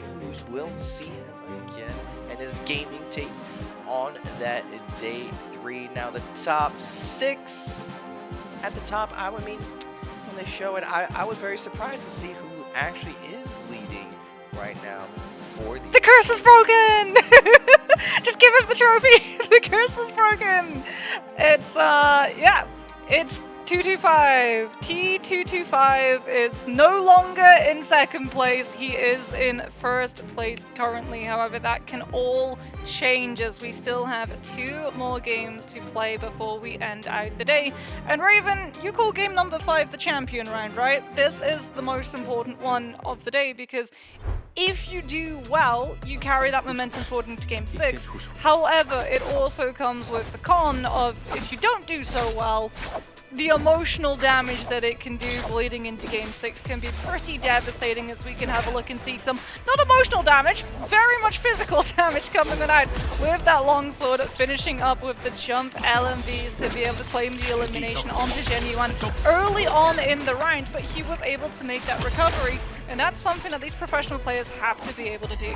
Yeah, very, very resourceful for Genuine to turn this round. 225 versus Bajin. Unlucky for Bajin, getting clipped by that spear as he turned the corner. Then he doubles back, right back into the arms of 225 as we go over to the Rumble Gang, where Mr. Genuine just looked unbeatable here. This is what he's known for. This disgusting wisp. He can set this up in so many different ways, so many nuanced traps. Even Frostivus, the man right here, being whispered, that's mentioned to me that this Temmie has such a high skill ceiling with what you can possibly do, and Genuine plays that character all day. Going over to Wukong though, Storm. He finds Spider here. Spider's been doing super well in these end games, but finally getting squished like a bug by Wukong in that inner ult. Now this final fight was a masterclass in nunchucks. Chen holds his ground the entire time, has the armor reset, keeps the pressure onto Genuine, and the entire time he tricked up Genuine a little bit, releasing blues a little bit early. Genuine min-maxed it, but finally he calls out Genuine with a full dodge LMB to close it out with that nice clean uppercut combo. I mean, nunchucks is just such a strong weapon of being able to apply pressure, but also making sure that you have a defensive option if you have enough stacks of Fighting Fury. Or, you know, if you have velocity, which means that you don't have to worry about spending stacks of Fighting Fury to be able to pull off those horizontal blocks. As it is going to be ASC's Zhen Yuan walking away with the MVP, his second of the J-Cup stage. We already know some of the soldiers that he had as he was showing them off. Jabbing and Moonshard Storm going to be utilized. However, look at the amount of damage done with that pistol, 4,138. He was making it work, and that was a purple rarity pistol as well, going to show just how accurate he can be, both with the V2 re-wisp connections, but also making sure to understand his scenario, understand his situations, and look for a potential snipe with a pistol to be able to walk away with a kill, a little bit away from the crime scene so as not to be punished. Yeah, Genuine 20k damage. He was taking fights with everyone with that staff, and normally it was interesting. He had Vajra's grip with jabbing, and in his fights he actually didn't throw the jabbing a lot. It was surprising that he kind of sat in that mid-range, looked to trap any type of chase down Chen was Chen would do, but Chen never bit. He just held his ground, held that L1B, used the meter block to secure any situation that he didn't really move, and then finally, when Chen Yuan started throwing his jabbings out, it's a little bit too late. He's been chipped really far. Chen had a ton of momentum, and he just kept up the pressure and really choked out Chen Yuan, who looked unstoppable. Everyone who ran into him pretty much folded under his pressure. I know he's notorious from all the NBPL players. Frostibus had some interesting words to say about his playstyle and his target selection. Chen Yuan, when he sees you, you never know what you're going to get. He's like a box of chocolates. Yeah, sometimes, you know, it's a full commitment, and sometimes it's a drop-down jabbing when you least expect it. And I think having that level of unpredictability is actually such a huge boon to these professional players, because every single professional player is so heavily analyzed to the point that sometimes when they're heading towards Jacob, they purposely pull all of the VODs of their own personal streams of NARAKA down entirely because they understand the level of scrutiny that is going to be coming out. Like Mike Spider actually even went on record saying that one of the reasons why he lost out on some of the later J-Cups after being able to win the 2022 one was that his VODs were up a little bit too long, and it allowed people to fully understand how to properly play like Spider, who up till that point was absolutely dominating everybody, including Mike. It's true. Spider learned from Mike to gatekeep during the last J-Cup. We actually did message him and ask him, like, where are the VODs at? And he said, smile, Mike's better than me. You should watch his VODs instead. You got to do what you got to do in order to win here. The competition is absolutely fierce, and we are going into this Game 5, Moxie, what I like to call the championship round. And truly, one of the last big rounds for some of these players. The day 2, all of the pressure is on this round right now, and it really sets up for the last round, as it'll be some of these players Hail Mary. They're going to put everything on the table to try to get a very big game, to get past that threshold. They're going to throw caution to the wind and take as many fights as possible. But it may be a little bit too late on Game 6. That's why I say Game 5 is when you need to do it. You need to set up. If you want that pop-off round, you need to get it here so you can watch everyone crash and burn in that Game 6 and hopefully pick up a ton of easy kills. We saw Lipo do it and execute the strategy perfectly. That's what HM is known for. And even Spider has so many different gimmicks where he understands where he needs to put on pressure and when he needs to dial it back. And that is the name of the game at this point in this 2025 NARAKA. Yeah, I mean, it's pretty much just an entire game-wide Yang depletion situation. If you have a rough Game 5 and you, like you said, have to put everything on the line for Game 6, your hand is forced. You have to commit to fights, you have to use your ultimates, you're under so much pressure as well that you might start making mistakes or misinputs coming on through, and that's where these players, they're going to be taking advantage because they read the phases to try and understand which hero, which player is going to be on which hero, so that they understand, like, okay, this is someone who is under those levels of pressure, which means that we might be able to easily capitalize on the situation, as opposed to if you're going up against a player who's already qualified and can sort of do whatever they so choose, potentially even using some of these later rounds as a testing and experiments to be able to work out what exactly you can get away with, which I feel like we're still kind of seeing, especially when it comes to some of these ability loadouts. The Yoto F1, we've seen it a couple of times now to varying levels of success. It's by far not the easiest thing to pull off, considering the F2 is the combo break, is the true combo break, is the you can use at any point if you're under attack, as opposed to the F1 where it's a window, you activate it, it's not a blue focus or a gold focus, and then when you use it the second time, when you double hit your F, then you use it as a combo break, unlike something like these other heroes who just get to hit the F once and immediately home scot-free. Yeah, the Yoto F1, we saw it in trios. I feel like, just like in trios, F1 is a really good opener multi-way. It gets reset on a kill, and especially in how dicey going multi-way, trying to steal these soul bloom situations, F1 makes a lot of sense in that early and mid game. But you see it in the martial arts and solos very early.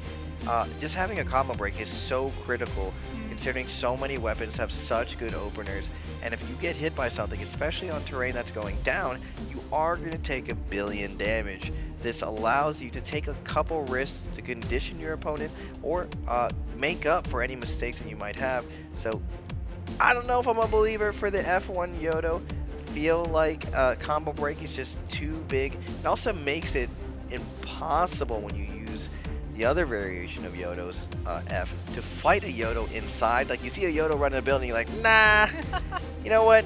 I'm good. You're just going to go in there and just get juggled by the combo break and just possibly take 1 billion damage. While F1 situationally is superior, I still feel like F2 is just way more durable and better for solos, at least. In trios, I think it has maybe some more applications. Yeah, I mean, even if it was nerfed, it used to be 5 seconds back in the heyday of Yodo. You used to be able to sit in the middle of it and get a whole 2 armor powders of Vitalia's off. Now you get 1, and you have to be happy with it, as it only lasts a measly 3.5 seconds. As we get ready to head into game number 5, we'll be getting to see which of these players are going to be locking in which hero. As phase order has been a hot debate. We've had some very much wild cards thrown into the mix, a la Yak coming on through from 2024, as we got to see, you know, Chen Yuan pick Kylan in second phase, and there we go, Lexin yet again going for a wild card and picking Kylan in second phase as well.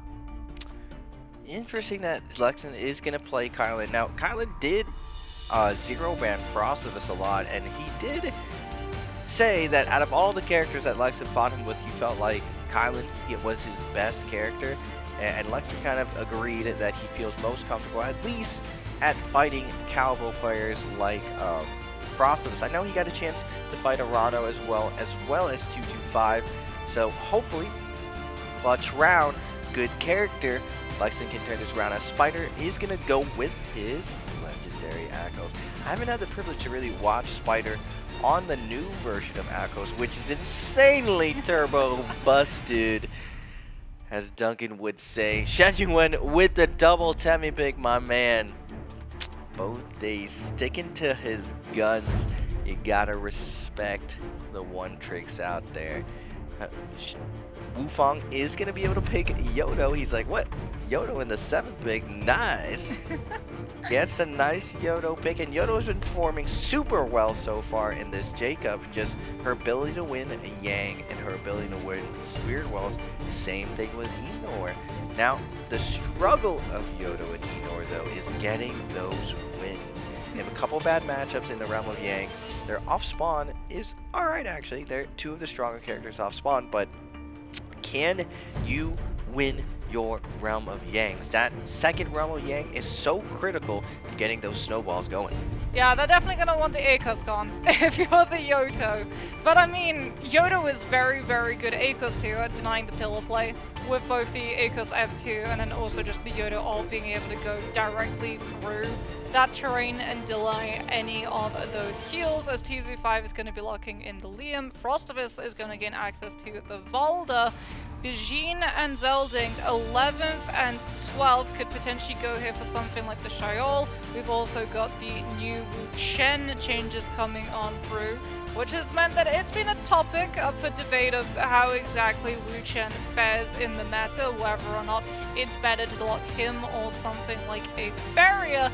And Zell is going to not be going for the Zai, which could potentially have come out. Chen Yuan likes to go for Autography's 12th plays. Zelding sometimes goes for the Zai. We got to see it on day 1, but he will be locking the Wu Chen instead, as we get ready to have a look and see what these loadouts are going to be. As before, we would be like, oh yeah, it's 100%, you know, Yodo F2, V1, there's not going to be a lot of discrepancy, but now, lately, this Yodo F1 has been starting to come up more and more. I definitely feel like there's a lot of tech attached to that specific ability loadout, but like you said, Raven, it does not come without risk. No combo break is definitely very risky, but the new character, actually no, the character has ult. Yuan does have ultimate. Enor does not have combo break either, so... Yeah, it's just Wu Chen greeting it, you know? Wu Chen was like, oh, you released a hero who doesn't have combo break? I'll just grab 3 combo breaks in the latest patch. That's true. Wu Chen does have so many combo breaks now. He was already played as the 12th pick, and I feel like because a lot of players don't really want to play Wu Chen, he's definitely unoptimized for most of the players in the league. Verse has shown, and so has Spider. Well, Spider initially, and now Verse has shown what's possible in Wu Chen, able to grab MVPs. Looking at the actual abilities on Wu Chen. Liam V1. Shen Yuan F1V2 has the so I got word of what happened when Shen Yuan, why he picked V1 the first day. It was definitely by accident. Misclick. Re-looking at the VOD, Shen Yuan put down his ultimate off spawn, went through the wall, realized he didn't get a misback, and just grappled away. He's just like, I can't believe I misclicked. To be honest, Miss You also misclicked. So it's not just the global players who can make a mistake and grab the wrong ultimate. You know, some people might say that's a Raven Classic, but I see Shen Yuan. Could be the Shen Yuan Classic. My man on the J-Cup stage didn't pick V1, you know, like he needed that. And now we're seeing when he picks the right ultimate, just how much pressure he creates on the lobby. Can he do it again? Hollowrath, a really, really good Tami map. And actually, the map is very balanced and symmetrical. Moxie, we got 4 at the top, 4 at the left, and Plume, and 4 just outside of Tang. Ooh, it's going to be a very balanced off spawn. Very spicy. Something that I'm pretty sure isn't a misclick because we started to see it pop up more and more is the return of the Liam V1, which TV5 is going to be running, so that is going to be better in that multi-way fight, though it comes at the cost of being able to set up those aerial extensions, especially into a Realm of Yang, where if you throw a player into that invisible wall, it can set up for a very brutal combo extension with something like the Flying Knives or a Whip Sword / Long Sword as we get ready to head into game number 5. Raven talked about the drop locations. There are multiple teams stacked on top of each other, which means that we're going to be seeing fighting right off the rip and potentially 3rd, 4th, and 5th parties coming on through. For all of these players who played out day 1, this is where the pressure gets that little bit higher, as Shen Yuan is already aiming high with the Flying Knives, forced into using his combo breaker, manages to find the Wisp into the 1-2 uppercut into the full RMB follow down, and that is Tryhard being sent to the Soul Altar early. However, Bajin comes on through, does have to deal with the V2, given that Shen Yuan was able to find the elimination and the Soul Bloom, and now has the ultimate ready to set up, and unfortunately for Bajin, out comes the 3rd party from Lex and the charger RMB on those fist blades, just taking the Sheol out, and that means that Shen Yuan now is in full disengagement mode as he's out of ultimate and out of Hellfire if Lexan catches up to him. Nice job from Lexan. He has an opportunity here to take down Shen Yuan. 1 HP, Goldeath is out. Flying in the air, Shen Yuan drops down, creates a little bit of space. Do we have any grapples left? It's off spawn. Lexan, no.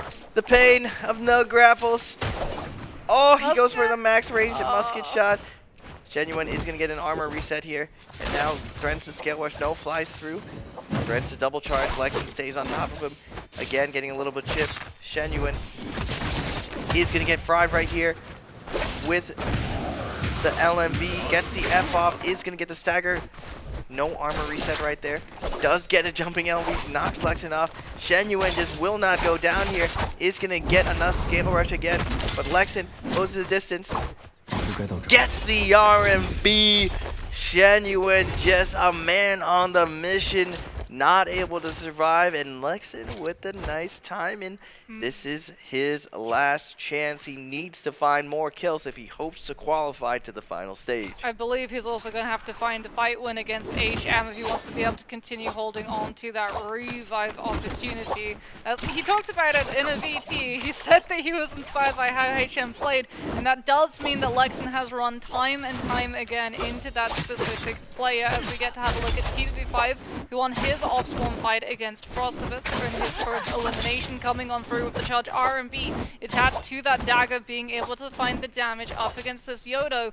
Wufong still keeping up that pressure, but that does mean that he gets hit by the double back of the LMV coming on out from that dagger. Both of these players going to try and take a moment to heal, though TWV5 doesn't manage to get his off because he has to worry about that skill rush setting up into a stagger, commits the charge LMV, finds the connection yet again, and Wufong is going to just back away, as both of these players this time around will be able to find the opportunity to go for a full heal before they go back into the fight, likely with the ultimates coming on through to aid the confidence in taking it. Both of the guys back to full health. We go to phase 2. Man, the threatening of this scale rush camping just very, very dangerous. You can't just recklessly approach. Wufong, ooh, sneaky light attack at max range, getting a fast one in, forcing the combo breakout from 225. 225 with no combo break wants to ice this off, force this to a scale rush situation again. We're gonna get back off here, goes up and around Wufong, and Wufong does drop down, look for the double charge, not able to get it, and now inside the building with Yodo. This is exactly what you don't want to do. He's bouncing left and right as Wufong heals in his face. Scale rush threat again. This is the new meta, just waiting without combo break. Both these guys not wanting to give an inch, just waiting, biding their time, trying to get a trap through as Wufong moves through the scale rush through, looking for chip damage. Catches 225 with a poopy cross right there. 225 at max range, tries to get behind Wufong, but he is going to pop the ultimate as Wufong's again is going to go with the combo break as Frostivus shows up. Frostivus looking for the elimination. TWV5 so incredibly low. Wufong going to commit his own Yodo V1 as we get the full end of the Liams. Wufong finds the elimination with the Demon Blade. Frostivus spaces out of some of the hits, but does end up getting hit by others. Comes on out with the commitment of the charge R&B from those nunchucks into the sphere. Doesn't manage to find the CC as Wufong goes for the stance and will be able to find a commitment, shredding out half of that Volder's V2. But now he doesn't have the gold focus or the combo breaker to be able to dodge out of it. Does have the stamina bar to literally dodge to the side of the third though, and Wufong is able to survive and find the elimination. Unlucky. I saw what Frost was trying to do. He had the full stamp trap, but we are going to go over to Spider and HM. Spider looking for that big roar or big meow for the reset. Not able to get it. JL's HM is going to move and groove through this building as wait, a third player is going to be joining. It looks like Trier is going to jump in with the Enor, immediately looking for a kill right here as Spider is just like, wait a second, how many people are in here? I thought I was just fighting one. There's 4 in here now. Chen is going to get pounced on by Spider. Trier has to be careful. Doesn't get much value off the Enor as Spider is going to move on over. Looks for the F, gets the stagger, and now multiple players onto Tryhard. Chen on the Syra. Wants to find a kill right here, but Tryhard does grapple away, not able to get far. Stuck in this corner though. HM trying to secure his exit, but Spider does find the bow shot onto Tryhard as Chen now setting up for the Realm of Yang. Ooh, everyone just slows down. Kills the Enor, you know, can't be ulting next to everyone as 4 players just immediately turn and kill him. Genuine is going to invest that B2. He's looking for the realism onto Lexan. Lexin. Hasn't been able to find it thus far. The charge R&B coming on out from that Whip Sword, able to keep Lexin out of that Wisp state potential. As who's got the Yang Pass ticket at the moment? Looks like it might be Lexin. As Genuine is going to just immediately dive straight on through. Blue armor, blue weapons, don't care, did not ask. We're going to be taking a fight inside a Realm of Yang, looking for a TOD with the pistol swap up, but we're going to be seeing him have to take a fight against our resident EWC champion. Spider is on the other side of that wall. Out comes the damage from both of these players, looking for the grapple, starting to chunk down some of that armor. Genuine finds the drop turn parry, forcing out the Akos ultimate, the only way that Spider has an opportunity to be able to use the combo break. But the Temmie's also lost the opportunity of using a combo break unless he commits his V2. Out comes the ultimate, looking for the re-wisp. Tiger Punch is going to be able to come on through with the F2 to connect onto the Temmie and prevent Genuine from picking up the CC state. Both of these players backing away behind a pillar. Genuine thinking about charging up the R&B of the halberds and catching Spider if he tries to cross around it. Looks for the LMB instead to close up the distance onto Spider on top of the pillar play. But we've still got the commitment of the Akos F2 to keep the Temmie in check. And yet again, these players are still looking for the opportunity. Out comes the horizontal into the uppercut, grapple extension into the invisible wall, which means we can get the 1-2-3 full send with that whip sword. And we've still got that pressure. Genuine with the double jump onto the pillar, dodges the Akos F2 commitment. Spider is so incredibly low. Genuine's looking to close it out with the scale rush and manages to find it. Good googly moogly. Genuine just giving a master class with his dance partner. Spider, the pillar play, absolutely insane coming out from the two as Wuchen's ult is going to be coming out as Zeldich takes to the sky versus Lexin. Looks for the drop down, not able to get it, but again, weapon swap has been Lexin's bane today. Zeldich, cheeky weapon swaps, and now fading out. Nice grapple stagger from Zeldich, calling out Lexin's double charge cancel. Lexin does look for the stagger, not able to get it as Zeldich is going to get an uppercut. Is that white armor, Moxie? White armor. Yeah. Zeldich goes in with white armor and just turns his game around. I did not think we would be seeing any rarity lower than blue for our players to go into Realm of Yang. But no, Grey is going to be coming on for TVP5. Also will be coming out with the latest Realm of Yang win. So he will have the longest lasting buff coming on through with that Vermilion Burst. Genuine might be about to lose his at the moment. We haven't been able to come on through with the Wisp Pro, which means that we don't have the combo break. So we take the full hit of damage with the horizontal uppercut into jump LMB from the tracking of that longsword. Does have the V2 to pull in on though, and that means that we've created a nice bubble of safety for us to be able to pull off all of the Vitalia and armor powders to be able to heal back up to that purple. But now he doesn't have the ultimate. Every player in the area knows this Temmie is going to be vulnerable. And Genuine, he's going to have to try and fight the multi-wave without any of the resources up. Genuine with this pistol rod as HM down to 1 health. Multiple players though. Genuine has to be careful with no ultimate. Does not care though. He needs to find the kill. He isn't going to jump in here knowing that those two players are most likely going to join that Soul Blue. Spider now fighting his way onto Genuine. Nice 1-2 hold 3. Genuine now in a tough position. No armor to his name. Chen comes in. Hits Spider in the back with a double charge. And now Lipo's jumping in. HM shows around the corner. Genuine is going to fall, but that Vermilion buff is going to allow him to res one more time. As Chen onto the Syra looking in to Lipo. Doesn't want to get flanked as 4 players are going to surround Lipo's low HP. Lipo down to 1 minute and 20 seconds. Desperately needs a Soul Bloom right now as Chen is going to get most of his aggro. No more ultimate for Lipo. This is all he can do. He looks for the F, not able to get it because Chen is getting out of here. Doesn't want to get lobbied, but Lipo able to hold on, finds the stagger, can't hold him down. Nice scale rush though. Chen now in the tough position. 1, 2, 3 against the ground. Not going to be able to pop alt as 2-2. Who is it? Spider is able to find the kill.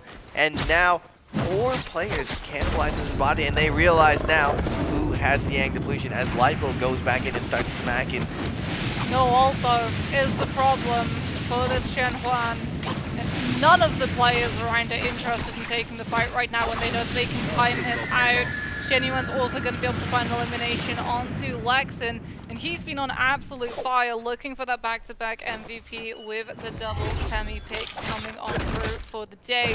Lipo also been doing incredibly well, however, he does have that F1 is going to be coming on through and utilizing it, but Cell just immediately teleport swaps out of that before the Shenhuan can keep up that pressure with these legendary fist blades. Out comes the LMB off of the grapple momentum, starting to chunk down some of the purple armor blocks coming up through from the Wu-Chan, but unfortunately Lipo is going to be out of time and out of this lobby. Zell will be able to claim the final hit onto him, which means he will be able to walk away with the elimination of that Yang depletion timing on out. Shenhuan, he's looking to go into a realm of Yang yet again. Temi V2 fully locking down the realm of Yang entrance and allowing him to pick up the Yang ticket with a little bit of pressure coming on through from Wukong. Genuine with that Temi aura just walking around the map. He's just an absolute menace onside that realm of Yang. I heard stories of him just clicking around the map, seeing who has a ticket, and just going to the one Yang that doesn't have a ticket yet and just waiting there for someone roaming in, waiting in the bush, and when you grab that ticket or attempt to, the Temi ult is coming out. He's looking for that TOD 225, posturing up. No one really wants to go in immediately. A lot of these players trying to opt out to go in second. Whoever goes in first is usually the person having the best day, and we are going to get a heavyweight matchup. New school versus old school. Genuine challenging the old guard. Spider and Mike have been dominating the league forever with their fighting ability, but now can Genuine show this new generation is going to take him down. Great Akos F2 interrupting the Dragon Slayer's attempt. Unfortunately means that he doesn't have the F2 now. Out comes the Pants into that V2 coming up through from the Temi, and the Pants is now invested so that Genuine doesn't manage to find the V2 Wisp connection onto Spider, which would have led into the TOD with the pistol chip game coming on out. Temi ultimate is over. Akos ultimate is going to be ending in a matter of moments, and out comes that actually looking for an opportunity to set up the stagger for Spider to be able to start regaining control of the tempo, but Genuine immediately shuts it down with the hard stoppers coming on through. The Dragon Slayers, the silence with the Nezes. Even if he was fighting a hero that had a combo breaker available, there would have been nothing that they got to do. Oh my goodness, Genuine makes quick work of it as 225. We catch the last little bit of HM's life as 225 in good measure. Gonna secure the kill with the focus attack, and now going into endgame. I mean, we were saying that Liam had fallen out of the meta, and it looks like 225 is that guy now in NBPL, playing a lot of off-meta stuff. Maybe after seeing some of the success of Liam with that V1 on the outside, he's like, wait a minute, if you guys can do it, can I do it better? And Moxie brought it up earlier. A lot of these guys who are very, very far ahead, they can pick and experiment a little bit on this stage to prepare for the final stage. Now, it's not a throwaway round because you still are playing for 2 grand, but it's a calculated risk that could set up for a possible big play for Jacob. But you can see why 225 can sandbag a little. My man is a mile ahead of everyone in the lobby. He's already up to 57.2, everyone at 44.2.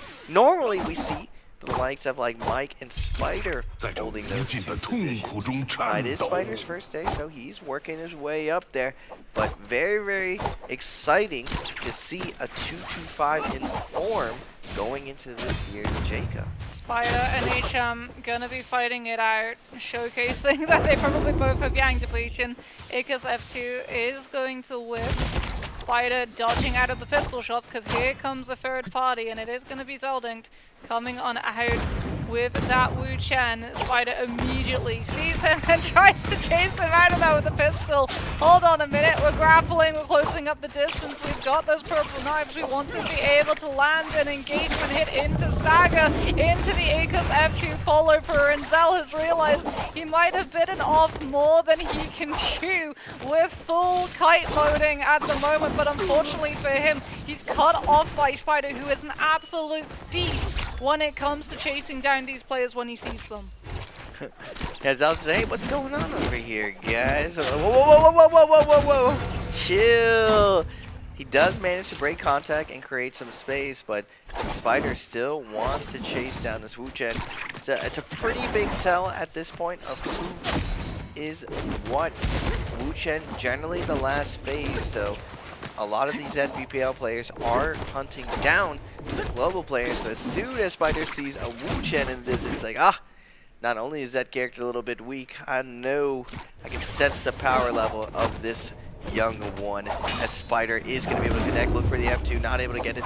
No big meow connection, as Zeldich is going to find his way around the fence. Nice scale rushing, but multiple players are going to be joining in the fray, as Wu Fang is going to jump in.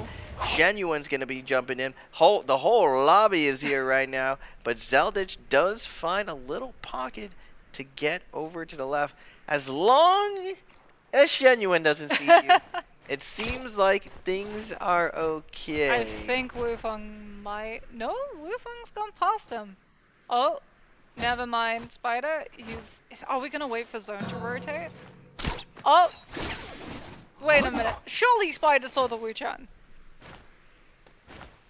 Did not. No? Whoa! Okay, Zell rolls a nat 20 on the stealth check. Or the acrobatics check. That or Spider failed his perception check. So they're going to be getting ready to now have to take a fight against Shen Yuan, who's going to be coming on through, immediately dropping that V2 into the Re-Wisp connection with the cannon pressure coming on out. Flame Breath and Rupture Gale, however, Genuine now doesn't have his ultimate. Dodges one Tiger Pounce, utilizing the Razor Swift to just keep himself fully away from this Akos as much as he possibly can with those Dragon Slayer hits. Is that Hot Stopper and Razor Swift that Genuine has? Oh my goodness, that Legendary Spear is legendarily stacked. I respect it. Spider says, like, where did this Wu Chen go? You know what? Let me just grief this man Genuine right here. Just all in Genuine.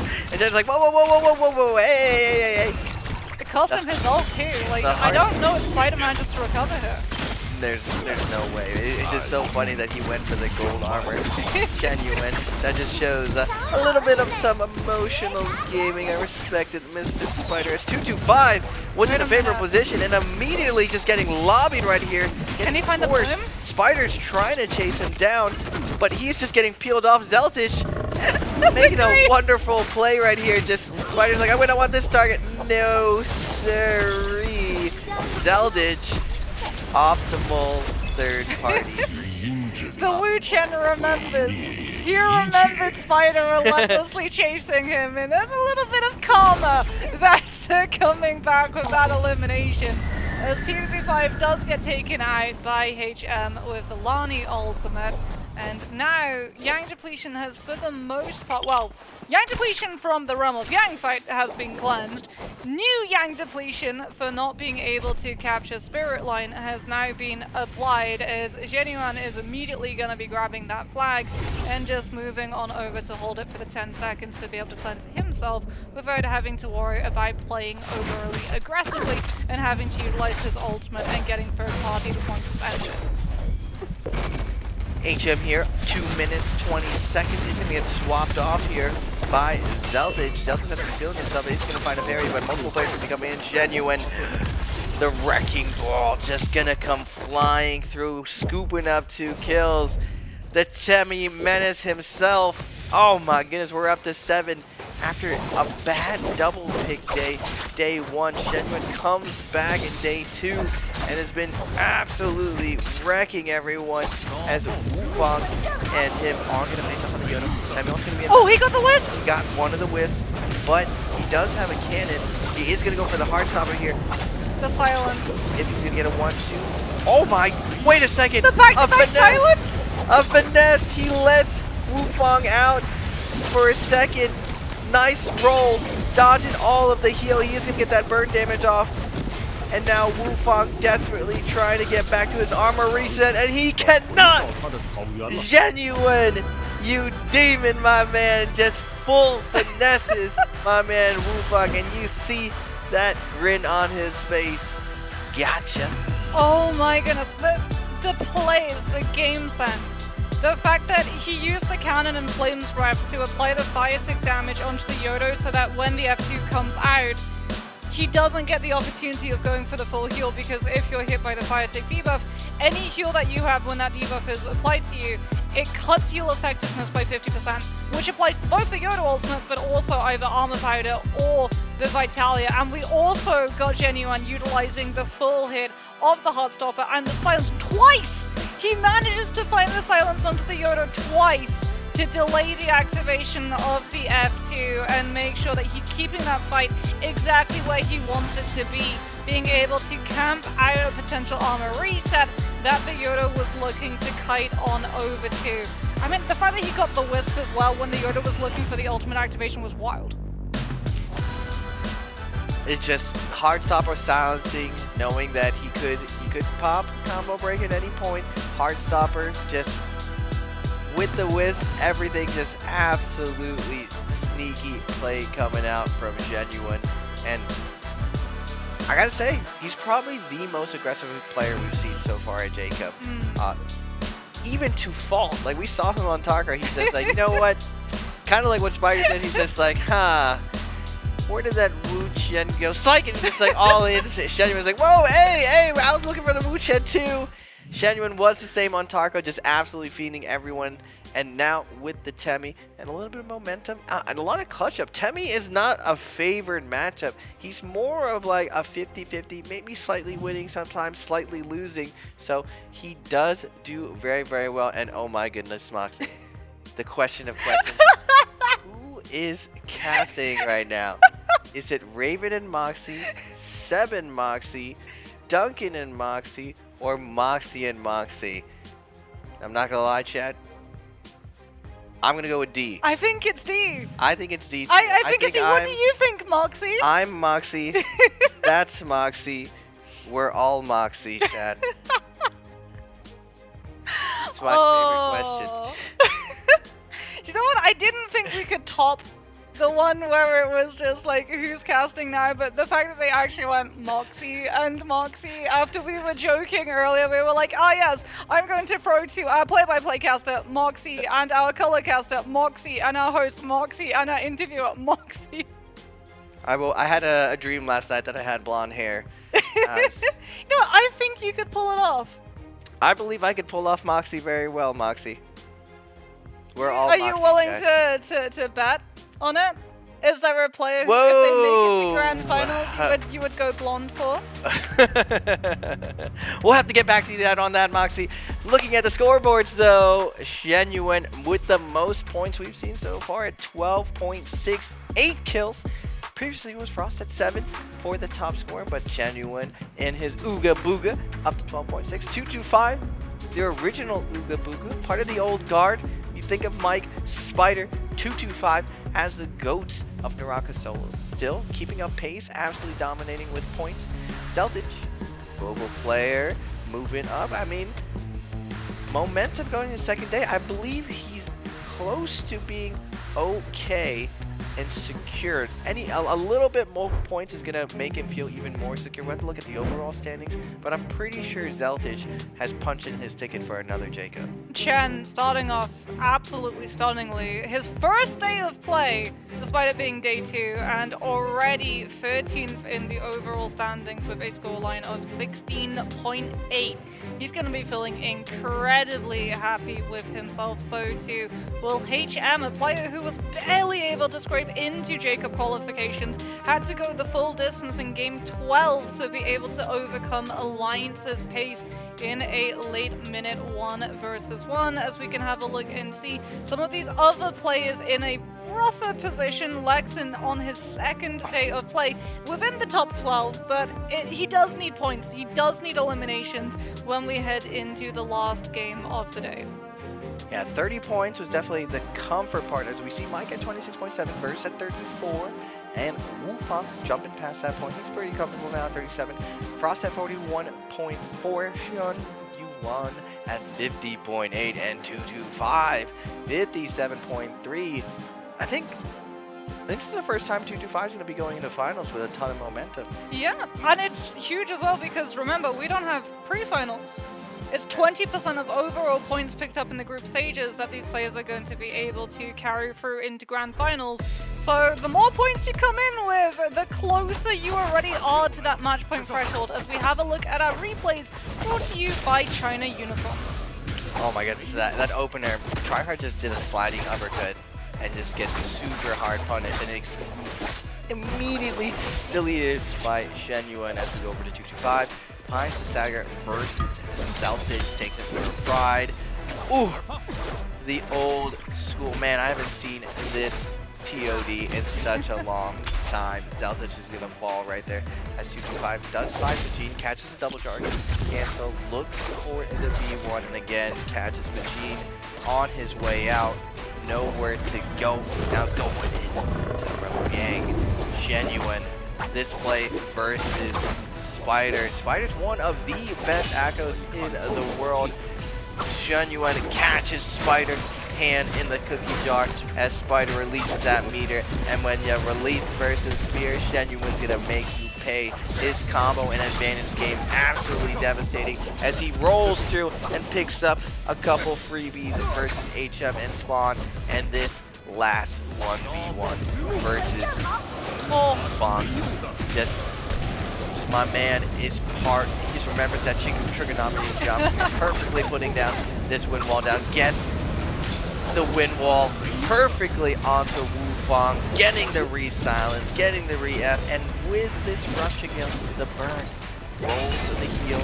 Comes back up. Wufang desperately tries to make his way towards his gold armor reset, but he waited too long. My man Genuine cut him at the legs. Where you going, Buster? The spear stats. The amount of damage that this Temi is going to have done with that weapon. Surely it has to be in the 10,000. Surely legendary spear that he held on to for so incredibly long. I believe he actually had it since the first round of Yang, and yet there it is! Double digits easily surpassed 12,200 damage coming on out with that spear, and we do get to see Hot Stopper Kick as well as a Sap Soul Jade. Oh my goodness, not only does he get access to the highest amount of damage in a parry move with a spear parry, he also gets to heal from it as well, Raven. No wonder Shen Yuan's health bar was always almost entirely full. Yeah, he makes it look easy, Moxie. And Temi is definitely not an easy character versus all of the meta heroes. You have to know so many nuanced scenarios using that wind wall and getting as much value off your wisp, as well as using spear and staff. He is used a lot of the times in the martial arts just because spear and staff augment his ability to use his F. Staff is really good on pillars. It's one of the few weapons that really wraps and lands scale rushes, and the follow-up from uppercut combos with the Temi F is just so much advantage state. Now, ladies and gentlemen, that was our championship round. We are going to take a short break as we go into our last round of the day. Don't go anywhere.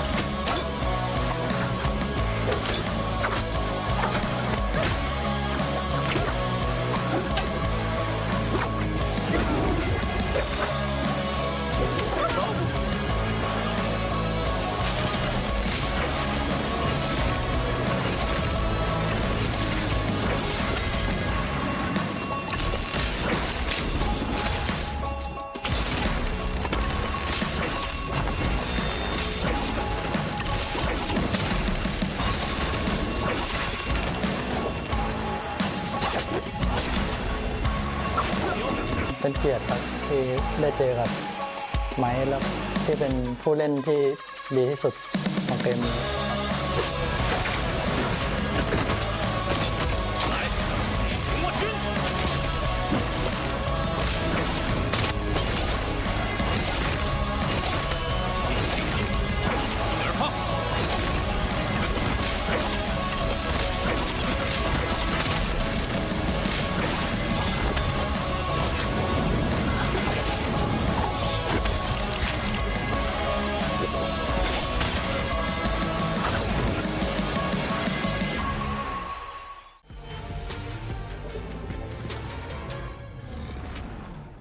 谁是更强的选手 ？Try hard 还是 lesson？ Try 的 Try hard 还是北极星？北极星，北极星还是笑容？小龙，笑容还是深渊？深渊，深渊还是 T25？跳舞， T25还是 Spider？ Spider， Spider 还是麦克？两个都去，那麦克还是麦？麦。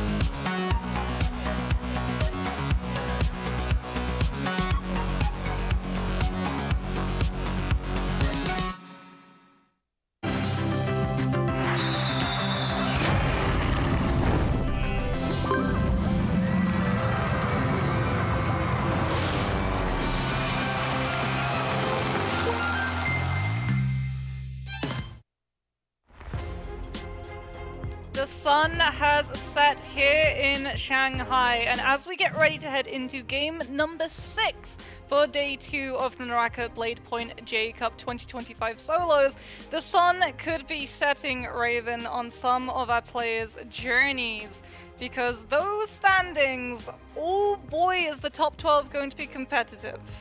The sun is setting. That's so sad, Moxie. Some of these competitors, they're clutch round. But Moxie's right.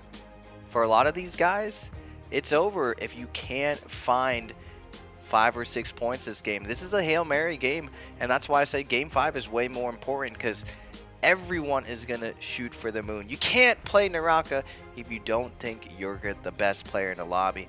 And right now, if any of these global players or anyone on the cusp hope to qualify the J Cup, they're going to have to be the best player in the world in this lobby just one more time. You know, anyone could get lucky, Moxie. I'd rather be lucky than skilled, and as long as you're out there and you're releasing blues, there is always a chance that the blue will go through, and you can, dreams are made at this point. We saw HM, it didn't look like he was going to qualify to go to the mainland, and his last game he popped off one more time to punch his ticket. For the global players, anyone can do the same. It's pretty crazy though that they have to deal, as long as you don't run into Shenyuan. Because my man is well, unhinged. he's not on Temmie. He's not on Temmie anymore. He's already double picked Temmie. That's true, but he is known to be a little bit of a troller when he has a big lead, and this is his last game. He might go out with a bang. I mean, he's already done Taka, so he true. can't double pick Taka. We're not going to see the bang of Fireball. These players, they are safe. They don't have to carry around the emergency fire extinguisher whenever Genuine is in the lobby. But like you said, we could still see a little bit of a curveball coming on through from some of those players who are a little bit more confident in their positions of the standings, especially because, as we said, there's no pre-finals stage, which means that pre-finals was normally the point where a lot of these players would practice and try and experiment with some things to carry through into the grand finals day, where MVPing with those strategies was the most important, which means if you want to experiment, you either do it in scrims and have it risk being discovered and counter-stratted, or you do it in moments like this, where it's game number 6, maybe you already feel confident that you've qualified, and you want to test the water. Oh, the water is rising right now as the lobby is drowning because of this man, Genuine. His Ooga Booga across the map, inside Yang. You just know he doesn't care. He's not even waiting for second Yang. He says, I'm going in first. I'll take anyone on. I do not care. My man has already been punched his ticket in. Chen, now another newcomer to the old guard. All of us who've been around forever are used to seeing 225 Mike and Spider. But this beautiful face right here, Frostivus, and that chiseled chin of Chen challenging the old guard. You know, Moxie, I mean, this year is very, very interesting. I got to give my props to HM as well. He's one of the few players that doesn't go Yang, that showed the old school strategy of just rotating around the map and playing third party still can win. Likes of Wang Liang, shout out to him who's not here today, but Arano keeps that on. Although I would say Arano's a bit of a demon now. He used to not really be the biggest 1v1 fighter, but now I would say he is one of the Yang demons. He has a very high win rate, and I feel like he's not given his due credit, and he's overlooked for how many times on the biggest stages he's been in the top 4. Yeah, I still remember when he was a rookie and he just like came into the lobby and won a 1v1 against Mike. It was absolutely insane, with a pole sword as well to boot. In that final zone fight, he was able to come through on top, but this is one of the players that everyone is going to be watching because this is Lexen's last game in group stages. Raven, what exactly does Lexen have to do to be in with a good chance of qualifying to the Grand Finals in Shenzhen? I feel like he just needs one of his comfort picks, something that he's very, very used to playing. And off spawn, that's where it starts. You want to snowball off spawn in this multi-way, and it's all about the timing of when you commit to going in and stealing the kills.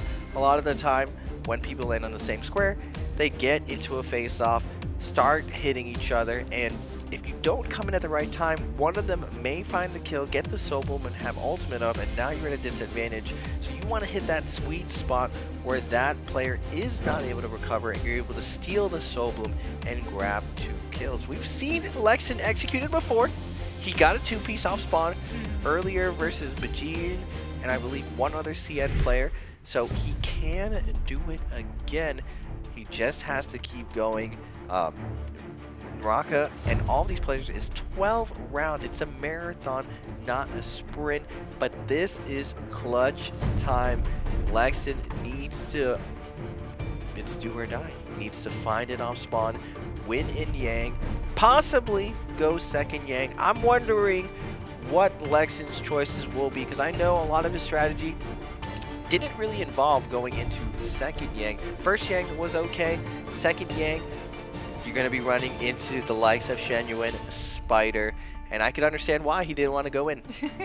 Unfortunately for Lexen, though, he is going to be 12 in terms of the picks, so he's going to be left with what's left. Syra immediately going to be snapped on up for Lipo, and Shen Huan going to be snapped on up for the side of HM. So no Kylan second phase pick coming on through, meaning that if Spider wants to go for him, he absolutely can. This was, I think, one of the biggest, most interesting changes. The fact that Kylan's pick phase was pushed so far up in comparison to what we saw coming on through from the later stages of the NARAKA BLADEPOINT Pro League. Yeah, this is closer to what I believe the strongest 4 characters are right now. And it's really Jacob so far has proven these are the highest performing characters, with Akos and Yodo probably being the next performing characters thus far. It's just you need to have that spirit wall threat. You need to have the ability to play Yang. And all these characters have shown just how deadly, with Enor being on the weaker side just because he doesn't have a combo break. So it does require a ton of finesse. And I feel like even in NBPL, 225 was mainly the player who made it work. Everyone else chose Enor when he was first released as that 12th pick. They couldn't really make it work like 225, but look, the proof is in the pudding. 225 is at the top. He dominated with the character, and now the rest of the lobby is scrambling to get a better handle on Enor, and Yuan for this J-Cup Finals. I mean, 225 was able to MVP of its Cater in 2024. I trust that he's going to be able to play any hero that he chooses to such a high level off of that accolade alone. As Beijing is going to be picking up the Volda, we still have the Justina up for grabs, we've still got the Wu Chen, the Xiaol. The Xiaol is now going to be gone. Zell is not going to be going for something like a Tessa or a Zai. He is going to be going for something a little bit more meta, less personality pick favored, which means that Chen is going to be grabbing that Justina. And what's Lexin's choice here? If he's already played the Wu Chen, then it's going to have to be something a little bit different if he doesn't have his double pickup. This is tough. I was hoping that he could get the Justina, but we've seen the Liam do all right, and it falls into Lexin's strategy. Liam on the outside, running around with V1, and Lexin actually did play a ton of Liam meta, so he's very accustomed to the combos, he's very accustomed to the extensions with Longsword. So I'm wondering if he did really practice this outcome. It's very, very hard to map out every single outcome because of the 12 characters. That's what makes solo so complicated as a competitor. But as viewers and casters, it's awesome because we just see a lobby, a buffet of characters, just abilities flying everywhere. What's gonna happen today? Surprise picks, and it's just a lot more fun to see. But as a competitor, very, very tough for these clutch moments. That's where luck is a little bit involved. Do you get phase 1 in your clutch moment? Does players ahead of you choose something kind of funky to give you a character that you like a lot more? This is also a big part of the skill and talent of some of these players, is like, how deep is your pool of characters?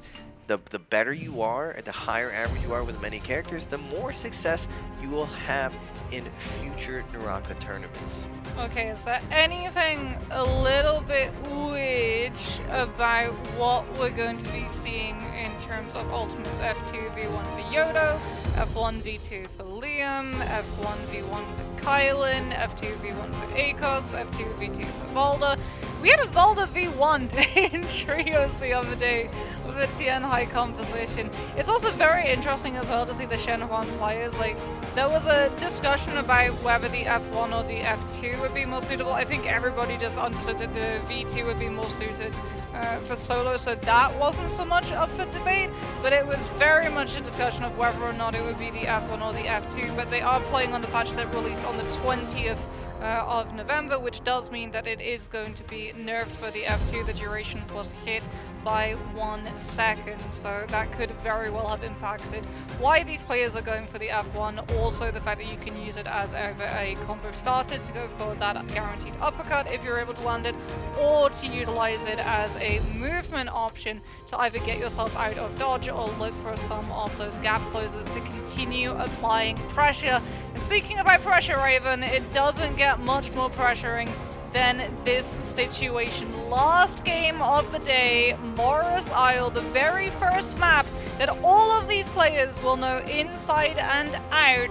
And it's a nighttime map, which means that we're going to be seeing increased firefly spawns. So all of the action is going to be kicking off in just a matter of moments. I gotta respect 225 just landing with Spider in that solo cave. Tough fight in the ISO fight to the north. Baji with JL. HM is going to be grabbing the Fireflies as well. I'm wondering how that Firefly fight is going to go.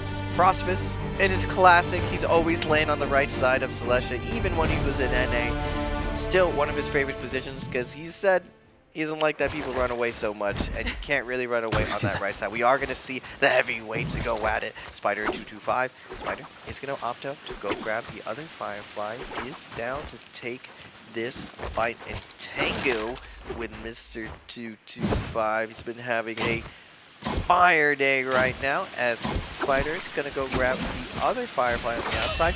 And 225 with a opening with a parry. Very, very rare from my man. F's going to be used from both, and he's going to stay on top of Spider. And Spider going to get 1 scale rush off, 2 scale rushes off, 3 scale rushes off. Does get an armor swap here, but 225 popping the ultimate, looks for the first ball, not able to get it. And again, wait a second. Where the blues at, 225? We just a parrier now? I mean, he did say he was mixing up his playstyle. No mix-up here through that semi V2, though. However, Shen Yuan on the Enor is just going to go for the transformation state and go directly through that wind wall, looking to apply the Thunder Mark into execution state, and does manage to find the connection, meaning that one little hit of damage will be able to take Frostivus down after we get the follow-through drop RMB coming on out from that Enor. And we move over to Artisan's Grove, also known as Money Spot, which is going to be incredibly contested, as every single one of these players want control of these positions to be able to run through those warehouses and break all of the destructible barrels, crates, and weapon racks to pick their hands up on every of the resources that drops, but also all of the coins that they contain. And it means that HM is going to be coming on out with that F1 from the Shen Yuan. Doesn't have a combo break because the ultimate's not going to be up, and eats all of the damage, but Machine from out of nowhere with the flying knives is able to sweep the kill. Well-timed double trap coming out from Vegeta's Lipo. Getting caught out right here. No armor for him now. Nice parry coming out from Delta. Turns it and takes Lipo's head off as Vegeta's going to come flying in. Check out the vibes right now. What we're working with here, Zeltich. What health we have? Gonna see that my man does have full health in white armor. Opts to go aggress. He does want the smoke right here. Finds the parry bait. Is gonna get both of these combo breaks out. Zeltich now falling off the roof, noticing, wait a second, that's not the player I've been fighting. There's a third player. It's a purple armored Shen popping the ambush as Zeltich is going to try to make his way and find an armor reset. Oh, looks for the parry, doesn't manage to find it. Does have the F1, invest the combo breaker now, as there are so many players. Goes for the overhold off the charge RMB. Tryhard actually even invest the Yodo F2. Valda V2 now comes on out. Zel's gonna have to be very careful that he doesn't get caught in the spear, but he does get broken out of it by a ranged shot coming on through, griefing the Valda's V2 connection. Second spear goes too wide. Zel now has to worry about the third, which catches him on the parry animation. And it does catch the player who parried him, which does mean that he's able to get out for a little bit of time. Doesn't get the opportunity to open the trove, though. That could have been an armor reset, but unfortunately for him, there's just too many players after him. His health is too low. He doesn't have the confidence of actually picking the trove open, and it means that he has to just try and cut through the terrain to avoid the range pressure and shots. But Chen, without the grapples, not able to stay within line of sight. Something he's going to rectify, kiting over to the Rift Dealers, I'm sure, to pick up some of those resources. That's a pain that everyone in NARAKA can feel. No grapples as you're chasing the 1 HP guy away. 2-5 gonna be running in to Shen Yuan. Both of these Ooglers just been having a massive monster day. Absolutely good stuff coming up from both of them. 2-5, scare rushing away, and he turns it around, trying to catch Shen Yuan slipping, but Shen Yuan doesn't get sacked from it. Wait, there's another person dropping down as Shen Yuan is going to keep on to 2-5, but nice kiting as 2-5 is going to bust out that fan and get those instant scale rushes going. Ooh, ew! The nunchuck scale rush is so duty chasing people. It's just so it's ugly. Like Jello. It's like you're moving through Jello. It's it's such a pain too, because you just like see someone with a fan and they're like 10 kilometers ahead of you. It's like, eat my dust. Well, Spider not gonna give up chase. Both those guys just not with the NARAKA cardio, exhausted chasing them. Frost's gonna get caught out right here. Unfortunately, no armor for him. Nice dodge, gonna dodge Wufang's F2. Ult's gonna be forced out. The Tiger's gonna be coming down now. Frost's in the top position. Did get an armor reset though.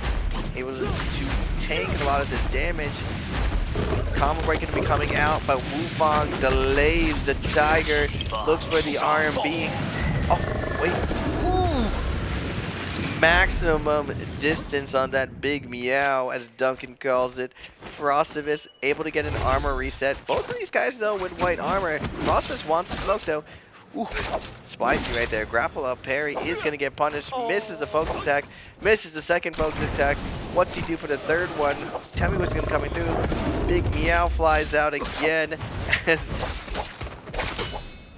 Akos is going to be able to take this down. Wufang, denying all the options, is going to take down Mr. Frostivus. No more chances for that extra MVP to Grant, as BG is in the zone with Lexon. Is the dream alive? What's Lexon at?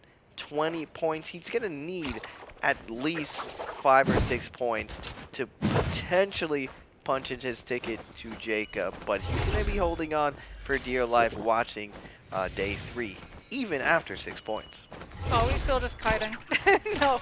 Okay, we're not kiting anymore as we head into our first round of Yang coming on through. And no surprises, Shenyuan immediately on the scene of the crime, going to be going head-to-head against Tryhard. Yoto versus Ino, who's going to be able to win, already getting some of the strong damage coming on through with those nunchucks. Sets up the F as well, has the window to be able to throw the second stage of it, trying to keep up the pressure to deny the pillar play from Tryhard coming on out, as the ultimate is going to go into the ultimate stage. Does Tryhard manage to dodge the first connection? He does the roll perfectly, being able to disconnect from the drop. RMB doesn't manage to dodge the second though, so comes out with the F2 to be able to clear away the spacing of the connection of the execution stance. But the moment that the Yodo invests the combo breaker, he will be vulnerable once he's outside of it, and that Eno ultimate on the ground is just so hard to be able to run away from unless you have the means of just utilizing something like Kyle ultimate to play entirely above it. Ooh. Shadow ults can be popping out. Hoping that HM pops the Shujuan ult, not able to get it though. HM holding on to it, getting some scare rush value, dodge it, weave it, get it out of range of this Shadow ult. He is going to use that first gold frame to deal with the first choke. Now, Zeltish in a tough position. Nice whiff punish on the stomp, not able to get it.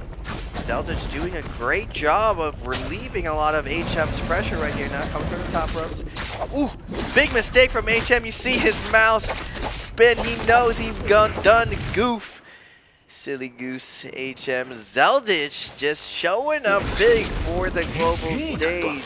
Getting another big win in the realm of Yang. I think that's probably the fastest heart rate that we've seen so far of the tournament, Raven. We surpassed 160 beats per minute coming on through from HM side, as Genuine is going to be trying to surpass the previous games that he had, although I believe he's going to be losing that Vermilion Birdsmite real soon. He will be able to claim an elimination with the trusty pistol, yet again able to find a kill off of that ranged weapon before he gets taken out. Losing the Vermilion Birdsmite could potentially go for a revive here, but given that we're not seeing any of the fighting continue, it's likely that he's just going to go for a full reposition instead, as we do have 2 players currently in soul form. These players with Yang Depletion already having spawned on up, fighting inside a Jade Pond so they can try and cleanse the Yang Depletion as quickly as they possibly can. But Lipo, with that buff, has kited over to that exact situation, looking to punish some of these players with a legendary scaled Sire ultimate that he's still holding on to in case of an absolute emergency. Now that the Yodo F2 has ended, Lipo knows that it is his opportunity to come and prove the damage, but the buildings will interrupt the Beam's line of sight. The movement coming on through from Tryhard will be able to dodge out of one, but does come on through with a huge hit of that heal siphon. The stun dazzle manages to find the connection onto the Yoto, however, but Lipo, without the armor, now out of his ultimate, is a little bit too vulnerable. Space is out of the fight to get an armor fighter off first, and we go again. Tryhard does find a focus attack off, but Lipo finds the parry onto him. Fortune got the combo break. Still gold elf for Lipo. Is going to opt to trade heals as Tryhard not able to get a heal out himself. Gets an armor reset. Nice whip punish. Finds the stagger, but Lipo is going to find a parry again. Doesn't get the punish though. Whip sword. Trash. Parry punish. Again, goes for the release as Tryhard looks for the crossfire. Not able to get it. Goes for another back-to-back crossfire. This time Lipo doesn't bite. Gets the uppercut combo. Last hit left. Tryhard is going to fall. Not able to cleanse. Now, looking at the overall leaderboard, Zelt's set 2. Wait, who's this? Chen is going to be showing up. Combo break immediately used. Lipo at 50 seconds for this Vermilion's buff. Both these guys got to be careful right here. Lipo might opt to give up his life if things get a little bit lower, but that gold whip sword, very, very threatening for how much damage. Oh my goodness, all of Chen's armor already gone. Explosive armor is going to save him on the next scatter. Combo break is going to be coming out, but Lipo with a ton of momentum can keep up the pressure. Chen pops the Justina ult, and he's out of there. Bye-bye. Yeah, he has to go out of that. He could potentially utilize the spawning of the second realm of Yang to entice Lipo into giving up the chase and instead going for it. But Lipo knows that the Justina ultimate is over. He's been able to stay on top of it entirely and still have the Syra ultimate ready to go. So he has a huge advantage in this fight and doesn't have to worry about getting hit with Yang depletion if he loses it the way that he would if he went into the second realm of Yang. Especially because these players, they would see the hero name pop up that Syra was under Yang depletion, and oh boy, would it be an absolute buffet for everybody to turn their attention to. As we can have a look at a replay, this is the moment that Spider was able to take out Shen Huan coming on through. Out comes that combo breaker from the Kylan's end, goes for the overhaul, does not commit the focus strike, doesn't even commit the scale rush onto the player, instead just uses it to fully reposition up into these hallways to have more opportunity to scale rush into the stagger, and uppercut follow through coming on out with that Hong Sword.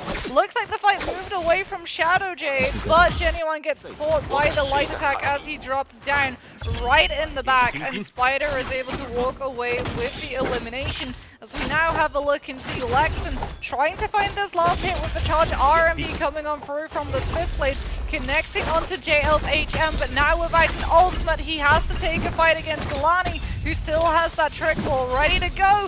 TV5 though, he's so little time for the Yang depletion to burn on through. He knows that he's not going to be able to survive the fight long enough. If he took a fight against Lexan, he would simply be allowing the last hit to come on out for him to be able to find the elimination tally.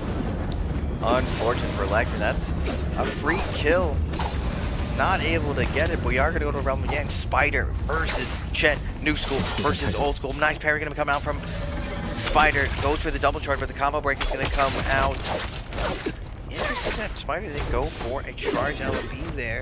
A little bit of a misclick, but then we move on. Scout Rush going to be coming out, forcing out the combo break from Spider, and now, oh, it's because of Rampage.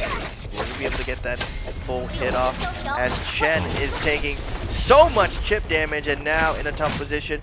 Looks for the stagger, does get it, but Spider easily gets that slash through as Chen was trying to bait out the combo break, but not able to get it. Spider easily closes that one out, and this is why Kylan is just so dominant now in the current meta this Jacob.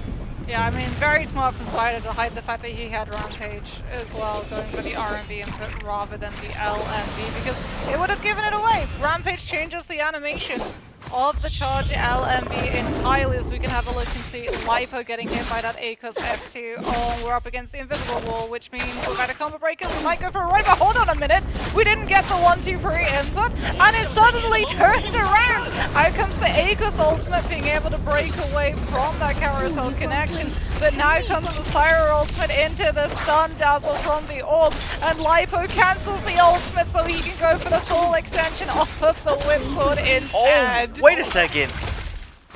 Lipo? He went through a full transformation during the off-season coming into Jacob. My man looking clean with it. The confidence to cancel that ult earlier and go for the full extension on that longsword combo. And the reversal, Moxie. Lipo's looking like a completely different player since last Jacob. Before, he was almost like a walking frag. Now, he is fragging out, absolutely dominating this lobby as Wufang is going to be fighting off Chen here. Chen, nice job using this kiting. Wufang looking for the big meow through the wall, not able to get it, but Chen does find his way to the opposite side, finding a nice two-piece heal as Wufang looks for the drop down. Not going to be able to get it, and both of them are going to get that full reset. Lipo playing on the outsides of this fight. Once the last hit with the Scale Rush, will be able to find the connection and elimination tally onto Lexan, who is going to be sent out of this lobby. I believe Lexan picked up 2 eliminations though, so no goose egg coming on through from him. We'll have to see whether or not it is going to be enough to carry his position forward into the top 12 when we head into those grand final standings.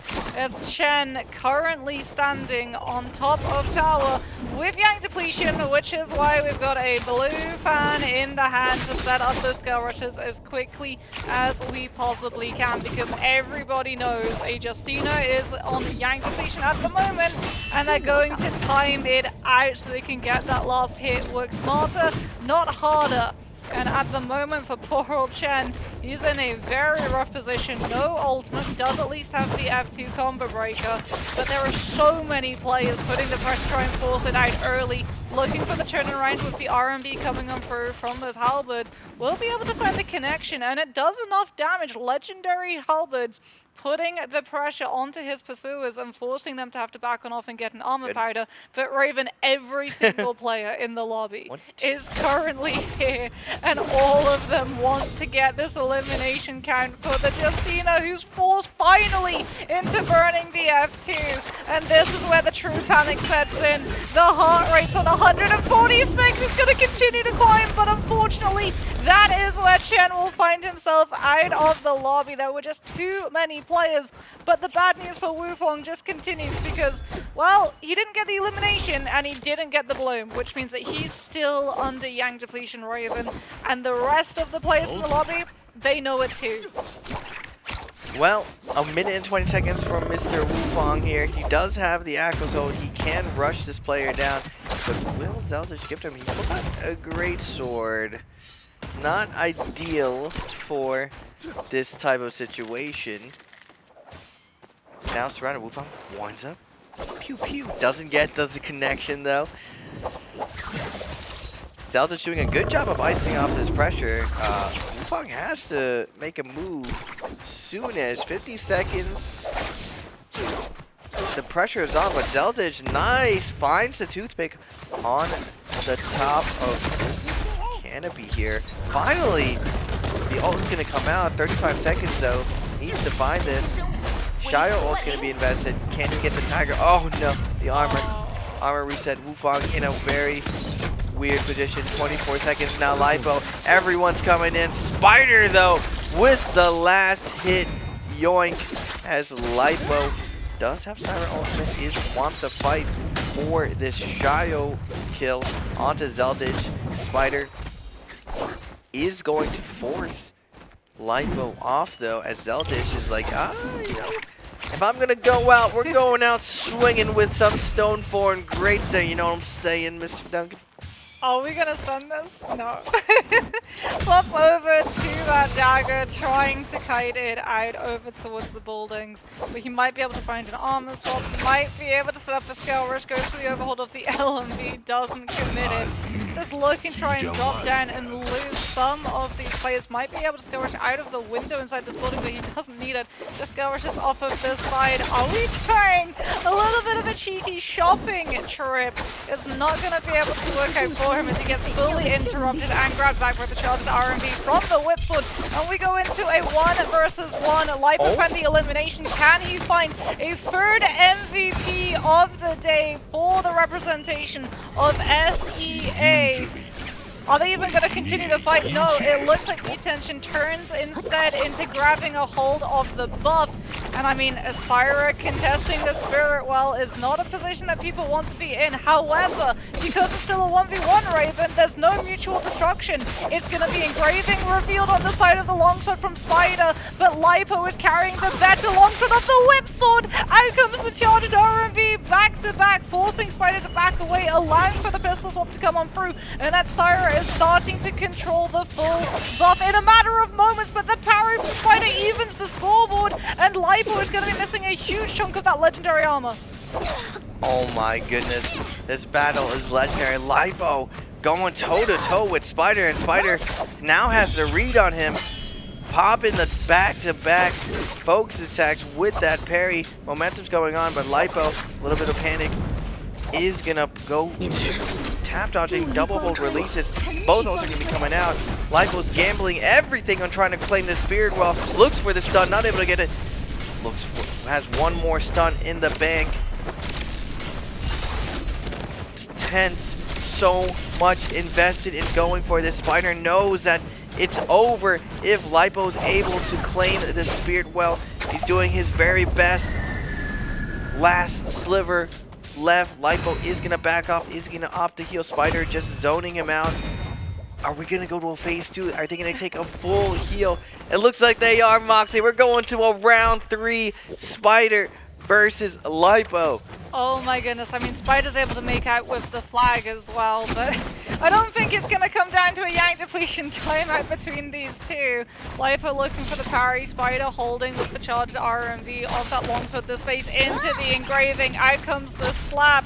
Lipo looking for the drop down in the air with the RMV into the 1-2. The combo breaker comes on through from the Kylan. The Syra invests theirs to avoid the toothpick follow on through, which means the Lipo finds the full advantage, but the terrain, the misinput, the drop down RMV instead of the drop the LMV to continue the damage going, and Lipo loses the advantage of the situation, and Raven, we get another set of armor powders coming on through. We might even see another cycle of ultimates coming in out. Out comes the charged RMV from Spider, finds the connection, threatens the overhold. Lipo mistimes the power, but does find the 1-2 into the full combo breaker from the Kylan punishment, and Lipo is now at the advantage. Scaurus is up into the sky, goes for the LMV focus, will be able to find the commitment, now utilizes that Syra of the Areoli to be able to put himself up into the sky, but he unfortunately goes too high, doesn't have the combo breaker. The terrain means the Spider gets a full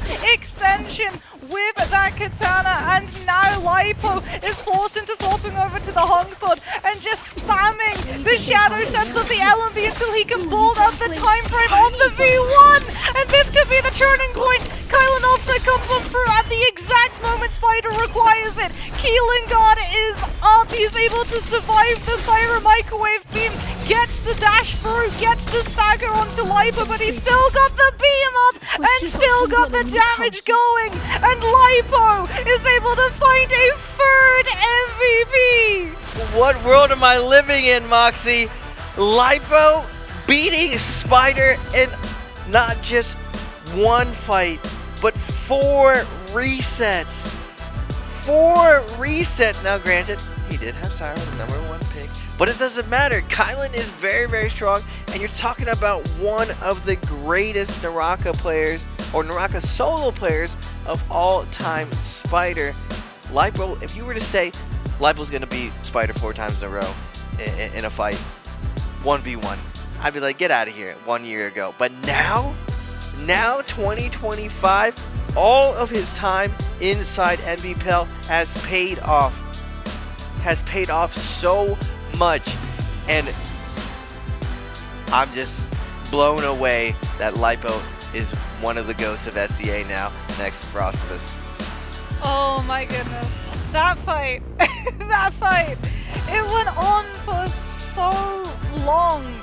And I mean, Spider, like you said, he contested the Syra on the Spirit Well, even though usually Syra is so much stronger in being able to control those buffs, because everybody knows if you contest the Syra, she's going to pop her ultimate and it will lead to mutual destruction because you're just going to get third party. But the thing is, in that situation, it's a 1v1. There's no one left to be able to third party, so you can put all of your cards on the table, all in the fight, and do everything in your power possible to stop that Syra from being able to pick up the second cycle of the ultimates.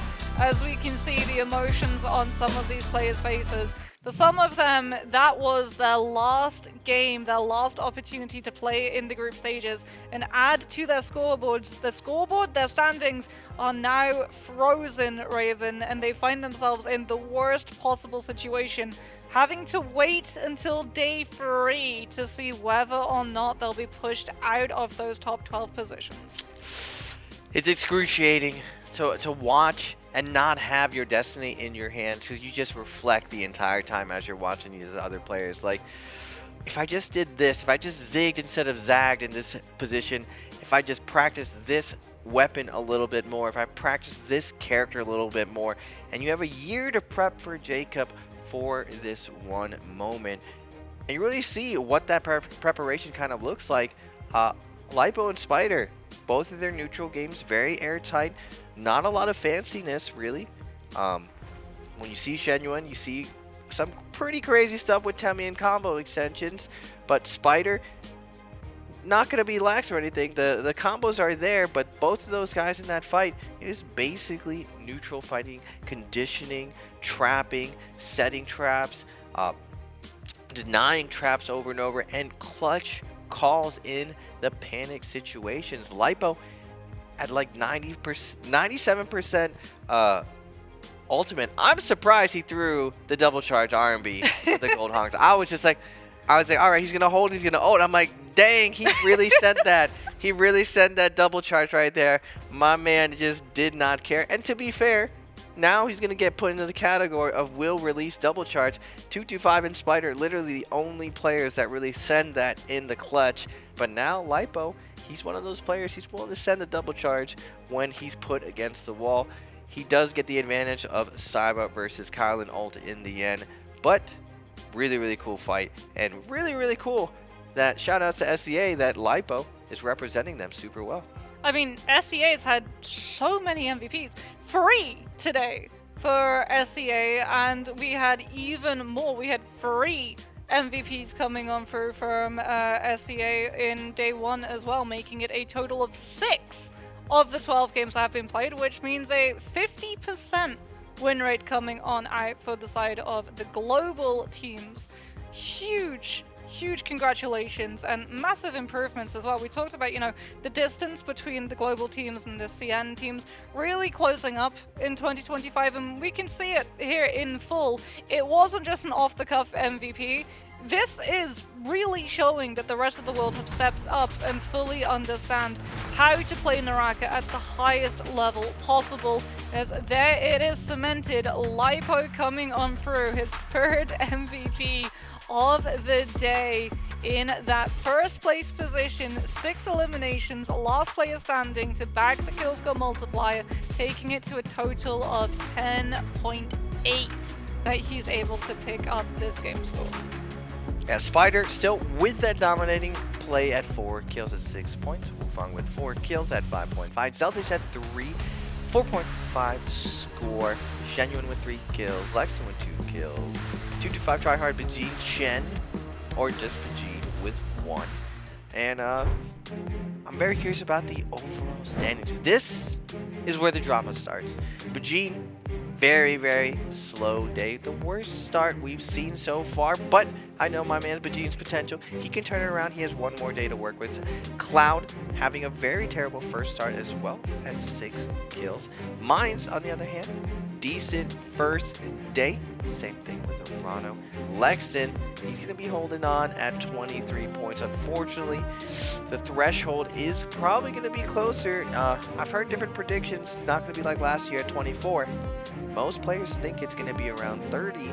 Mike going to be rolling into that 3rd day for the at 26.7. Spider, 1 day, 27.5. Lots of horsepower there. Lipo, though, 30.8. Absolutely insane. That's what happens when the stars align. You get momentum on your side. First, also above 30, but not playing today. Frostivus started off the day very, very hot. Cooled off a little bit in the end, but still very, very comfortable at 41.4. Decent chunk of points going into Jacob finals. Wufang at 19. Very, very good day from Mr. Wufang at 42.5. Shenyuan terrible first day at his standard at 14.5, but massive monster day coming out for him, jumping up the leaderboards at almost 40 points. Yeah, Genuine really managing to find the turnaround as we have a look at our replays of Game 6 brought to you by China Unicom. Starting things off with the man that we were talking about coming on through here with the Enor ultimate catching on to Frostivus. That Enor ultimate doing so much damage. This was the fight where Spider and Genuine went head to head for a good minute. Starting off in Shadow Jade before heading on over for Spider to be able to find the elimination here. Just being able to come on through with that Hong Sword, and yeah, Genuine. He's not happy about being caught on the drop down with that one as Lipo began his rampage of terror on the Syro, going for the cancel on the ultimate, having secured the stun dazzle into the full extension with that longsword before we moved into one of the longest fights in J-Cup history. Slap on the wake up looking for the grapple bump extension, doesn't manage to find the commitment, still rushes to fully change on up, waits at the engraving, comes on through with the LMV and the stun dazzle to settle out that space, but now doesn't have the combo breaker available, so does get hit off of the terrain into a full 2 extensions, but does come on through with the RMV and the Phantom Step to go into the LMV spam downs, putting himself behind terrain to avoid some of that pistol pressure from coming on through. Turns around, commits the double charge RMV that Raven was saying is such a rarity for these players to go for, before coming on through with the ultimate, able to burn through the Keeling Guard of that V1 and still have the health bar and shields to dodge the damage of the dash coming on through as he celebrates the moment that he knows that he won the 1v1. Yeah, he knows he got away with murder right there. Double charge RB and an LMB focus at 10 ping. Oh my goodness. Spider he could easily have reacted to all that. He just never in a million years does almost anyone ever throw that follow-up. So, I mean, the tensions are super high. They've already been fighting. That's the 4th reset, and Spider has against the ropes. He does play a little cheeky right there. He gets just around the rock, and he's able to find that focus attack out of nowhere, and Spider's just not ready, or spaces out the distance a little bit weird. R&B on Hong Sword reaches a lot more further than you expect, so well played by Lipo, and like, congratulations to him. That's definitely punching the ticket. I know my man has to be on Cloud 9 right now. He's feeling it, knowing that as long as he plays his game, he even has a chance at this J-Cup, you know. We could very well see the first international winner for a J-Cup title. SEA, they came close in Trios last year, Raven, but not so much in solos. So this is a huge boost to the reputation of SEA in terms of those solo scenes. And it's also now going to mean as well that a lot of those players, they're going to be looking at what Lipo has been doing, especially with the double charge release, and thinking, maybe it's worth taking that gamble in those crucial moments if a player is just not ready and anticipating it, because an opponent that you're prepared for is an opponent that is predictable and punishable. But we're not going to be looking at an opponent, we're going to be looking at a friend as we head over to see who exactly is going to be interviewed today.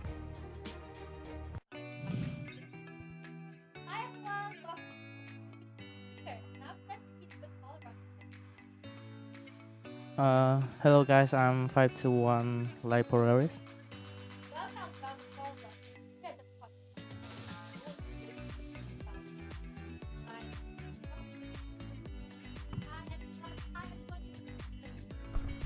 Hi, welcome to Post-Game Interview. This is Jaeger, and I'm standing here with Polaris, and we just talked about it's really different day because, like, for this year, when I remember every time I invite you to the post-game interview, and you're like, "Oh, I'm not did great job. I'm not good enough. I still need to working hard." And every time I say, "Oh, really pity." And I would like to know, so Polaris, for you, how's your feeling today? I'm feeling great. Like, I've been doing pretty much okay today, and there's like three games I did not play well, but I still got 3 MVP, so it's okay. But I think you really dominate half of the game today, right? You got I think 3 MVP. Really want to say congratulations again. At first, I think we should move on to next part. Answer for treasure, okay? Let's see. Today's question is, okay, now the question is, how many times has VN521 Polaris participate in the J Cup? So, before the answer, I would like to talk with you. So maybe you can memorize the first time came to the J Cup for us. How's that feeling at the time? It feels like everything is new to me, and while fighting, I just got pretty much very nervous. I am while fighting, I'm not myself. Yeah, I'm just playing like a bot, and they just kill me pretty easy. So compare with today, today is how's your feeling? I've improved a lot, so here I am. That's great. Just really like a dream, like what you say, yes? Okay, I think it's time for us to count in the number first and give the present to our lucky guy. Okay, please, count in the number.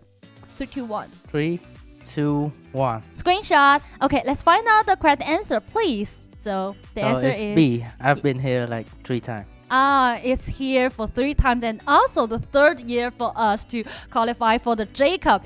And because it's the 3rd year and it's like a long journey, I would like to know, so you really have great performance today. You think the success is belong to like which part for you? I think it's been like I've been trying hard every day, practicing again and again, and every experience I got in the MPPL is very precious. Yeah, it's really a long journey, I would like to say. And you know, our player Shen Yuan just talked about comment on you, said you really have excellent performance and really amazing today, you know? He told you yet? No, he just talked about I got like $4K and he get like 6 and now I got 6, he's 6. Yes. Actually, he admire you, and I would like to know, so how you comment on him, because today half of the MVP is belong to you and half of the MVP just belong to Shen Yuan. So how you think about this opponent? I think he's still better than me. Sometimes, because when fighting him, he got like very large, like 他的压力很大。 Really a big pressure for you, right? Because we know it's the group matches now, and I think you will qualify for the J Cup Grand Final. And I would like to know, so for you, what's your ambition and like anything you still want to grow up for the few days until the Grand Final? So, I'll just like other players. My ambition is just being the champion of the J Cup. So that's my. Anything more you want to work, like working hard these days, like one-on-one fighting or the strategy or something else? I think everything is important, but part of it is like, I think the most important thing is your mindset. Yeah, you have to be like calm, but not always calm. Like when you're fighting, you're like playing like you're at home. Playing, what do I say? I don't know. Just be relaxed and like at home. So that's why you have great status today in the venue, right? It's okay. I would like to say cheer up. You really have great performance today. I would like to say cheer up and congratulations. Really did great job. Cheer up. And I'm very happy because I still remember the first year you came here and we are the partner and we do the TV show together and also interview you a lot and wish you like this year will make your dream come true. Okay, thank you Polaris for this interview and wish you have a long journey and wish you can make your dream come true again. And thank you for today's interview and we will get back to our casters. Thank you, Jaeger and Lipo. What a class act right there. Even though he split today with Genuine, 6K. Big bag, 6 racks for both of them in the bag. He still humbly says that Genuine is a lot better and very, his pressure absolutely insane. And we got to see it firsthand today. Lipo, we were saying how important it is to be relaxed on the stage and how important NBPL is to get you to that point. For a lot of these players, it's their first journey to J-Cup. Still, a lot of NARAKA to be played. And Lipo, what a great example of a player not expected to really succeed, showing and proving everyone else wrong. Yeah, we do have our answer for the ultimate caster as well, now that the day is over. This is my first time that I actually get to see the answer because I've always been on shift 1. It was B-Sun's Tryhard who was able to walk away with the highest scoring points, which unfortunately does mean that Dunk for the first time is going to be taking a hit when it comes to being able to keep pace with the rest of us on the scoreboard.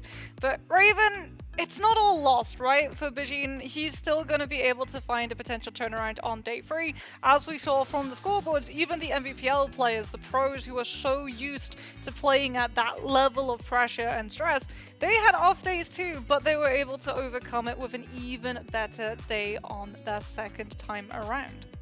Yeah, I mean, Bijin for Morris, he had a terrible first day. It was 12 rounds for his Morris qualifying round, and he turned around his day 2 and got and qualified in first place. He took first the second day. He did exponentially better the second day, and on this stage, I know Bijin, he struggled with the nerves before in the past, but he's overcome it. Now, we cannot understate the nerves that happens at J-Cup. I know my man has it in him. Hopefully it comes out and he shows the rest of the world just how great he is. I mean, yeah, we hit 160 plus heart rate beats per minute. Yeah, I'm pretty sure we can see the evidence immediately there of how much pressure these players are under and how they have to be able to keep playing at the highest level under that pressure, especially when you have to take into account as well, if you're fighting on like the open maps, you have to worry about third parties coming on through, so you have to be ever vigilant of what's going on around you, whether it's icons on the map in terms of things like ballista moving around, or even if it's just the sound cues of someone coming on through from your side and trying to throw in some of those focus attacks now that the parry window is a little bit easier to deal with those shots coming on through from behind. Well, today, Moxie, was definitely a roller coaster of emotions. The global stage has been set, and the expectations are going to be different. I believe a lot of the NBPL players, it's one thing to climb to the mountain and do as well as Lipo. Now, all the players are going to turn around and be like, all right, we see that you got something.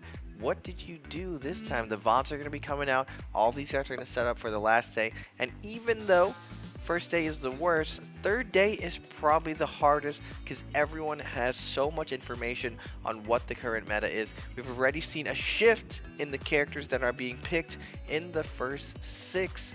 It's being a lot more solidified of what's working, what isn't, and what other new things will players figure out and pull off for their last clutch day. Yeah, do you know what? The boss music is also going to be playing because playing on day 3, we've got the big 3. We've got Spider, we've got Mike, and we've got Verse. So there was a reason when we did our player introductions on day 1, those 3 walked out all together. They are the title holders at the moment for both MVPL, for EWC, and for J-Cup. They are the heavy hitters in the NARAKA esports scene.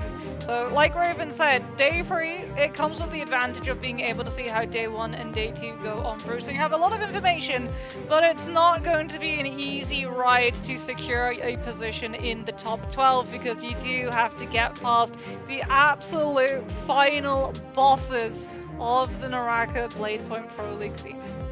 Yeah, Frost has said all of these players have incredibly great fighting, so it really comes down to your overall strategy, where you can min-max, playing to your strengths, making up for your weaknesses in other places.